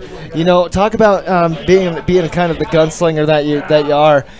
What's it like working with all these different receivers like Bakula and everything, and getting the timing down in just a week? Yeah, it's amazing just to have all that skill out there to throw to, and it actually didn't take long. Like, we got the best of the best out there, so I mean, they're just doing their thing. So, what was your confidence level? The North has won 4 years in a row, now 5 years in a row with this win for you guys. Did you, I mean, obviously both teams, there's a lot of talent. How do you guys come out with a win like that?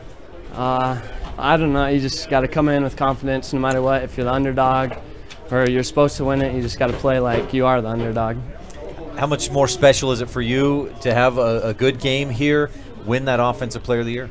It's really special. My brother 2 years ago, he didn't get it or whatever, so he really wanted me to get it for him, so got her done. Got her done. and now that you've, Offensive Player of the Game and Mr. Everything out there on the football field today, are you second guessing basketball? I did a little bit. I was like, maybe I am playing the wrong sport, but I don't regret it. I'm excited for CWC. All right, and are you gonna go up there and play guard?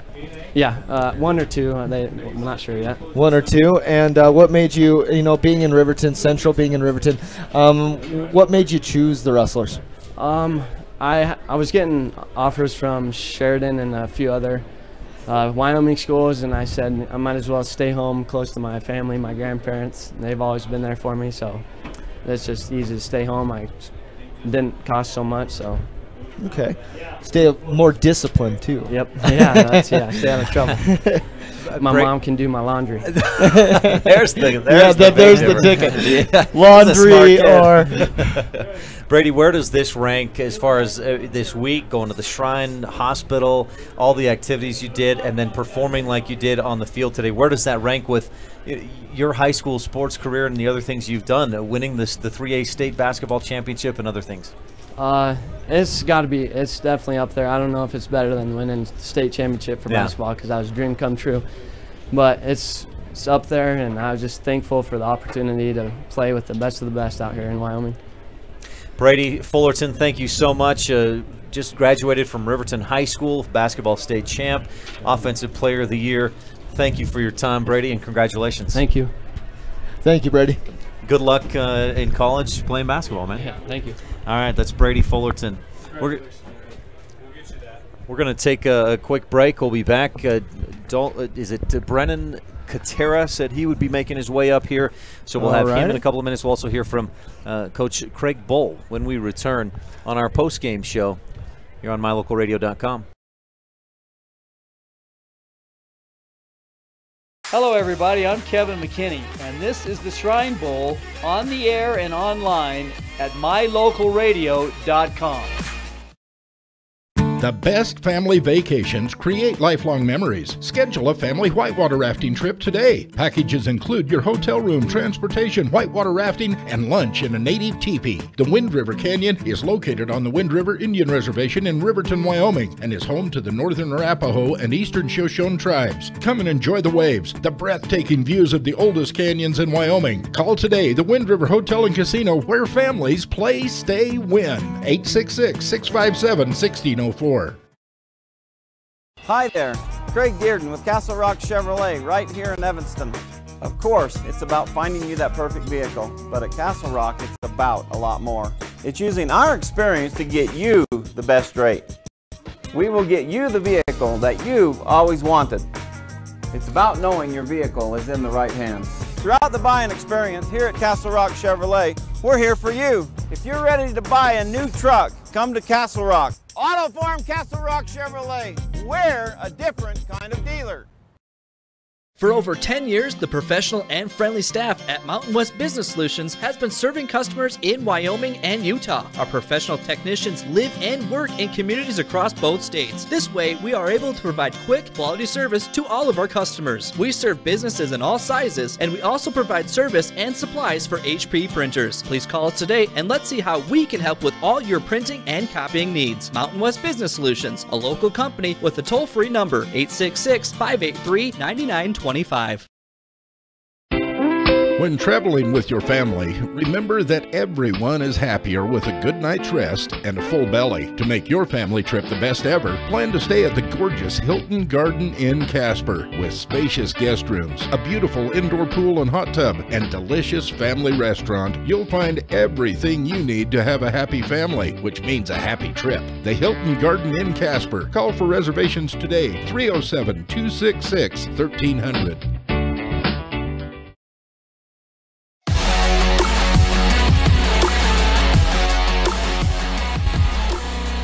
Welcome back to the Wyoming Shrine Bowl post-game show. The final score on the Rocky Mountain Discount Sports scoreboard, the North winning this one for the 5th year in a row, 49-7. So in 3 years at the helm at the University of Wyoming football, Coach Craig Bull has compiled just a 14-24 record.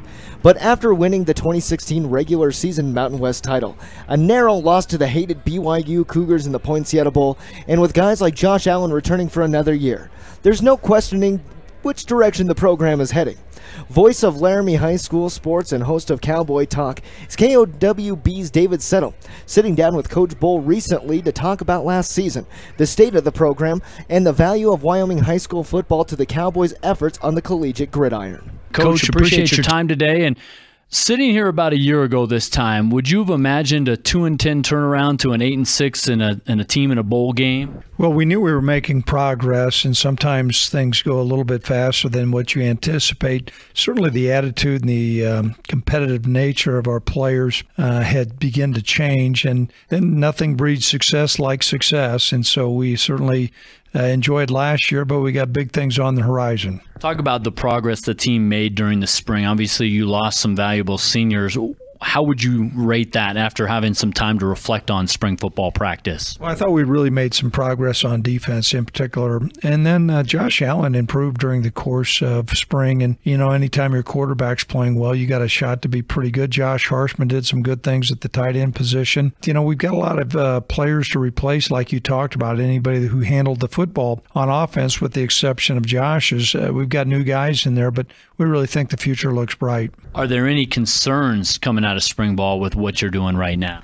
Well, there's always areas where you get a little bit concerned. You know, whenever you have the number of players offensively who've not played a significant portion who are handling the football, that always concerns you a little bit. You know, we need to make sure we stay fortified in the offensive line. Losing a guy like Chase Roulier is certainly, you know, an area where we're a little bit concerned. And then over on the defensive side of the football, you know, we've got some new linebackers who are going to be playing, and so that'll be important for us as well. Turning my attention to kind of some homegrown talent. I know obviously you've talked quite a bit in the past of a Josh Harshman, a Logan Wilson, their impact on the program. I know you've got several preferred walk-ons in the program. How do you kind of view high school football in this state? Well, I think if you just looked at the number of teams that we have and the number of participants, I really applaud our high school coaches and the high school players. You know, football is important in the fabric of our state and the Cowboy state. You know, I think there's a lot of talent that's out there. We do our best to make sure that we are combing through the state and giving opportunities. You know, we will talk a lot about Josh Harshman and Logan Wilson, but there's a lot of these other guys. Paul Schwab has come in now, and he's earned a scholarship. You know, there's just different players that we really appreciate coming and throwing their hat in the ring to play for the Cowboys. Do you like that, for lack of a better word, stick-to-itiveness of some of these preferred walk-ons and rewarding a guy like a Paul Schwab or a Ben Wisdorf or some of these other guys that you've rewarded recently? Well, there's no doubt about that. And, you know, I think for too long, a lot of the players in this state were not recognized and given opportunities. And so, you know, I've always believed that if you're going to build a program, you got to build it with your in-state players first, and that's what we're doing. What do you see when you look at kind of that recruiting profile that you guys have when you're looking at Wyoming players? Well, we set out when we first got here and came out with a Wyoming profile. It's a guy that wants to get a meaningful degree from a great school, and then also have a laser-like focus to win the Mountain West Conference Championship. And nobody's going to be able to, I guess, play in that stead more than a Wyoming player. And so we really appreciate the attitude and the resolve of these players in the state. Turning my attention back to your squad, what are you guys doing now here as you're in the middle of kind of summer off-season workouts? Well, they've spent an extensive amount of time with our strength and conditioning staff. Russell Dennison and that staff has done a great job.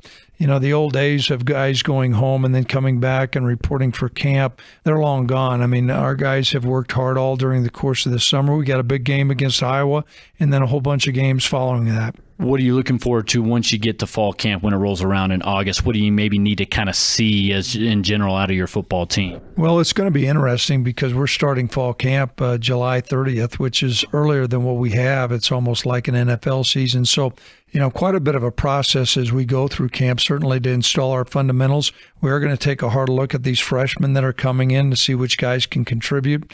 And then further, I guess, install our systems on offense, defense, and in the kicking game. Lastly, if there's a message or something you would send out to Wyoming fans right now who are kind of hungry for the football season to get here, what would it be? Well, stay tuned. You're going to like what you see. Coach, I appreciate the time. Good luck to you this fall. Likewise. Well, thanks so much to David Settle of KOWB and Craig Bull, University of Wyoming football coach. Stay tuned. We're expecting to have Brendan Katera, the defensive player of the game, come up and join us a little bit later on in the post-game show. Right now, before we go to break, let's pause 10 seconds for station identification. This is the 2017 Wyoming Shrine Bowl.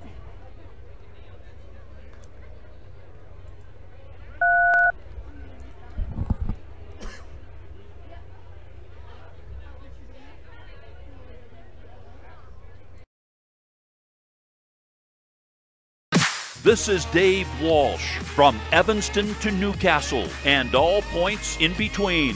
This is the 2017 Wyoming Shrine Bowl. The fickle flame, the troubled waters, the crippling cold. In dark times, one calls for a champion. Fireside, total indoor comfort. Celebrating our 35th year, providing heating, cooling, plumbing, drain cleaning, and electrical services. We have the passion and experience to get you up and running again. Take advantage of no overtime charges, no service call or diagnostic fees, and stellar customer service. Appointments available Monday through Saturday, 8 a.m. to 8 p.m. Give us a call today.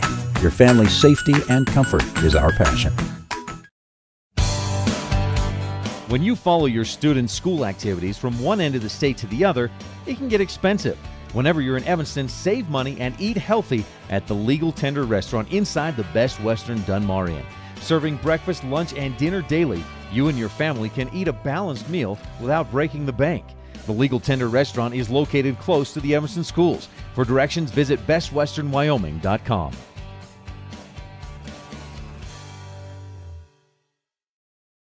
Oh no, the septic tank is backed up again. Don't be concerned about your septic tank if it acts up. Hi, I'm Lane Bowen, owner of Rocket Sanitation. Just call us for all of your septic needs. Did you know your tank should be pumped every 5 years? Have Rocket Sanitation do it. Rocket Sanitation can install manhole-style lids for inspections, repairs, and maintenance. Rocket Sanitation also sells an easy-to-use, specially formulated septic treatment. We also rent portable toilets for all occasions. Rocket Sanitation in Evanston. Not the biggest, just the best.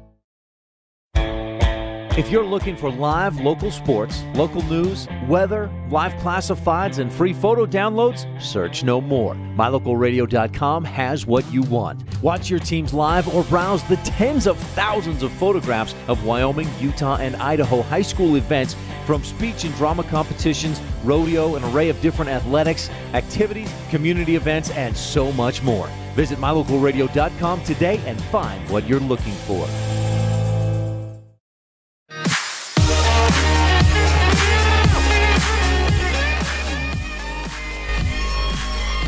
Welcome back to the postgame show, the 44th annual Wyoming Shrine Bowl. Ryan Steinekert here with Joey Savern. We want to thank our sponsors. The pregame show is brought to you by Hilton Garden Inn of Casper. Our halftime by the Wyoming School Boards Association. First downs in the game by Altitude Evanston. And our scoreboard today by Rocky Mountain Discount Sports. On that scoreboard, 49-7. The North earns the win. Brendan Katera told us, he told our one of our teammates of our broadcasting crew that he would come up and join us. He's gotten enveloped by fans, friends, and family, so we'll give him a pass on that. Brendan Katera, the defensive player of the game. Brady Fullerton, the offensive player of the game. Both well-deserved, and you could probably pick from 4 or 5 other guys on both sides of the ball, and it'd be well-deserved as well. Yeah, no, and the North really just put together a complete game. Everyone got involved, even down to the, the players, and I can guarantee you that every single player played in this game. We just may have not have caught it or caught their name or may have it, but it was pretty nice, late in the game to see player, the Bighorn backfield. They had both of the Coltons in the backfield. Colton Bates, number 3, as well as Colton Williams, and Williams then he turned in a pretty nice game. He had a rushing touchdown and a receiving touchdown on the day, all in the fourth quarter. So the South was or the North, let's see here, was 2 TDs and 3 TDs in the first quarter, a pair of them in the second quarter, a pair of them in the third quarter, and just the one in the fourth quarter. The South's defense really they have their best quarter in late in the game in the fourth, and caused multiple 3-and-outs. So really, it just no matter who was on the field, the North players were out to take home the traveling trophy. That's right, and they win for the 5th year in a row. We also want to mention Mike Priest Award. Mike Priest was a Natrona High School graduate, was an all-state defensive end, a standout athlete in track, played a year of college football at Mary College, and then transferred to UW, where on a day of practice he had a blood clot and passed away, died actually a broken blood vessel in his head, died April 20th, 1997. And every year since then, the Shrine Bowl folks, the Shriners, have given an award, the Mike Priest Award, to players. This year, the recipients were the South's Jesse Barker and the North's Lane Tucker. So congratulations to those two guys, and all look, our stalling we talk paid about off. him and he shows up. Brennan Katera, did we say that right? Yeah. Yeah. Right. Hold that mic right up there, and thanks for coming to join us here on the postgame show, Brennan. Sure. Congratulations on Defensive Player of the Game. Thank you. It means a lot.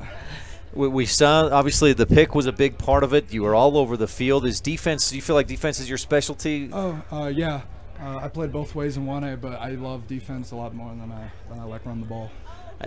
And talk about what was your favorite, minus that pick. Okay, the pick, of course, that's the highlight. But what was maybe what was your favorite hit out there? I love that little seam route that the slot man ran, and I just folded him up. Yeah, the Rollins is Colton Garlington. Is who you lit up. We heard the pop up here. That's what I like to do. Now you are hoping and planning to go to UW and walk on, right? Yes, sir. That's correct. Have you gotten any interest from them as far as any recruiting efforts, or tell me about that process? Yeah, I got a hold of them a little bit late, but that's been a dream of mine to go to Wyoming, and I'm going to do whatever it takes to walk on and work my butt off and get a scholarship. You play whatever position you can make, or what? Yes, sir. Whatever the team needs, I'm going to fill that position. I'm going to work my butt off to be that man. And are you normally a safety, a cover man, or? Well, I usually play a middle linebacker, and on our first team, but here I was needed at safety, so I did what the team needed. And say you walk on a UW, and you go in, and how about learning from guys, an in-state guy like Logan Wilson in the middle there, or even at safety with Marcus Epps, team captain from last year, and Andrew Wingard, who he's got over 200 tackles in 2 years. What would it mean to you to go in and learn from a guy like that? That'd be awesome. I can't really describe it, but that'd be an amazing feeling. Very successful men in the college level. And I would love to, learn from them, take them under, their wing, and someday be great players like they are. You have plans for, obviously playing football. What are you going to study, or? Looking into pre-med, and probably down the physical therapy route. That's neat. I asked Brady Fullerton this, and I'll ask you, where does this game and your performance and the entire week rank on, compared with what you did during high school and high school football, other sports? Nothing compares to it. It is the greatest. This is the greatest game I've ever played. Said it at halftime. Went into the locker room, sat down. This is the greatest game I've ever played in. Wow. I loved all these boys. Really mixed well with them, and I love them to death. They're brothers now. And so you're a captain.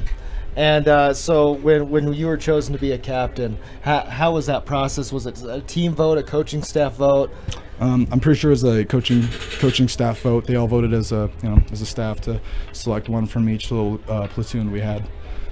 And when you found out it was you, did that put more pressure on you? Were you just more excited?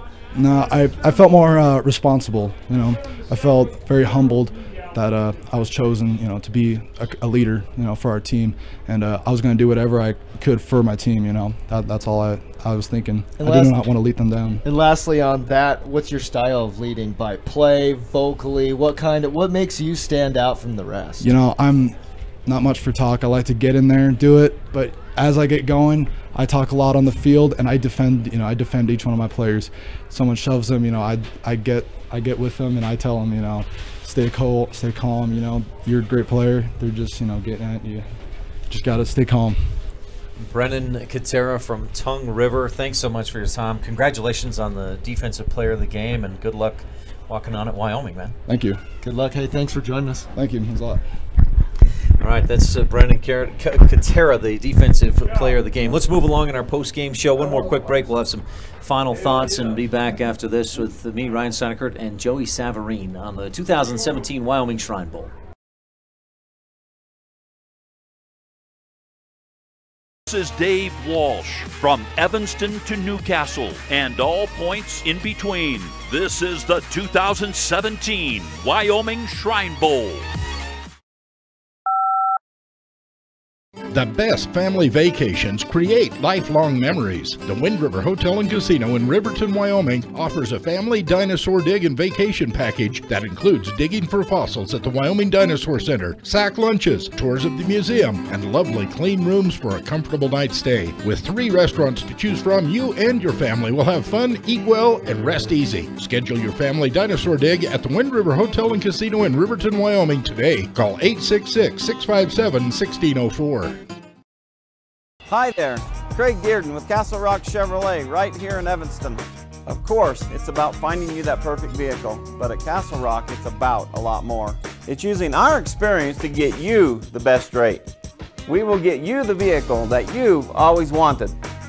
It's about knowing your vehicle is in the right hands. Throughout the buying experience here at Castle Rock Chevrolet, we're here for you. If you're ready to buy a new truck, come to Castle Rock. Auto Farm Castle Rock Chevrolet. We're a different kind of dealer. Great things happen every day in Wyoming Public Schools. This year, Wyoming Public Schools were ranked number 7 in the nation and best in the West. Effective school boards positively impact student achievement. By representing the community's beliefs and values, board members help make sure every child receives a high-quality education. The Wyoming School Boards Association supports and provides professional development to Wyoming school board members. As your local Ricoh, Toshiba, and Sharp dealer, Mountain West Business Solutions represents quality office equipment that lasts. We work with each client to understand your workflow, your goals, and your bottom line. Whether you lease or purchase office equipment, we have many ways to work with you to provide the best products at the best value. We also service and provide supplies for HP printers. Call Mountain West Business Solutions today. Let us help you find the best solutions for you and your business.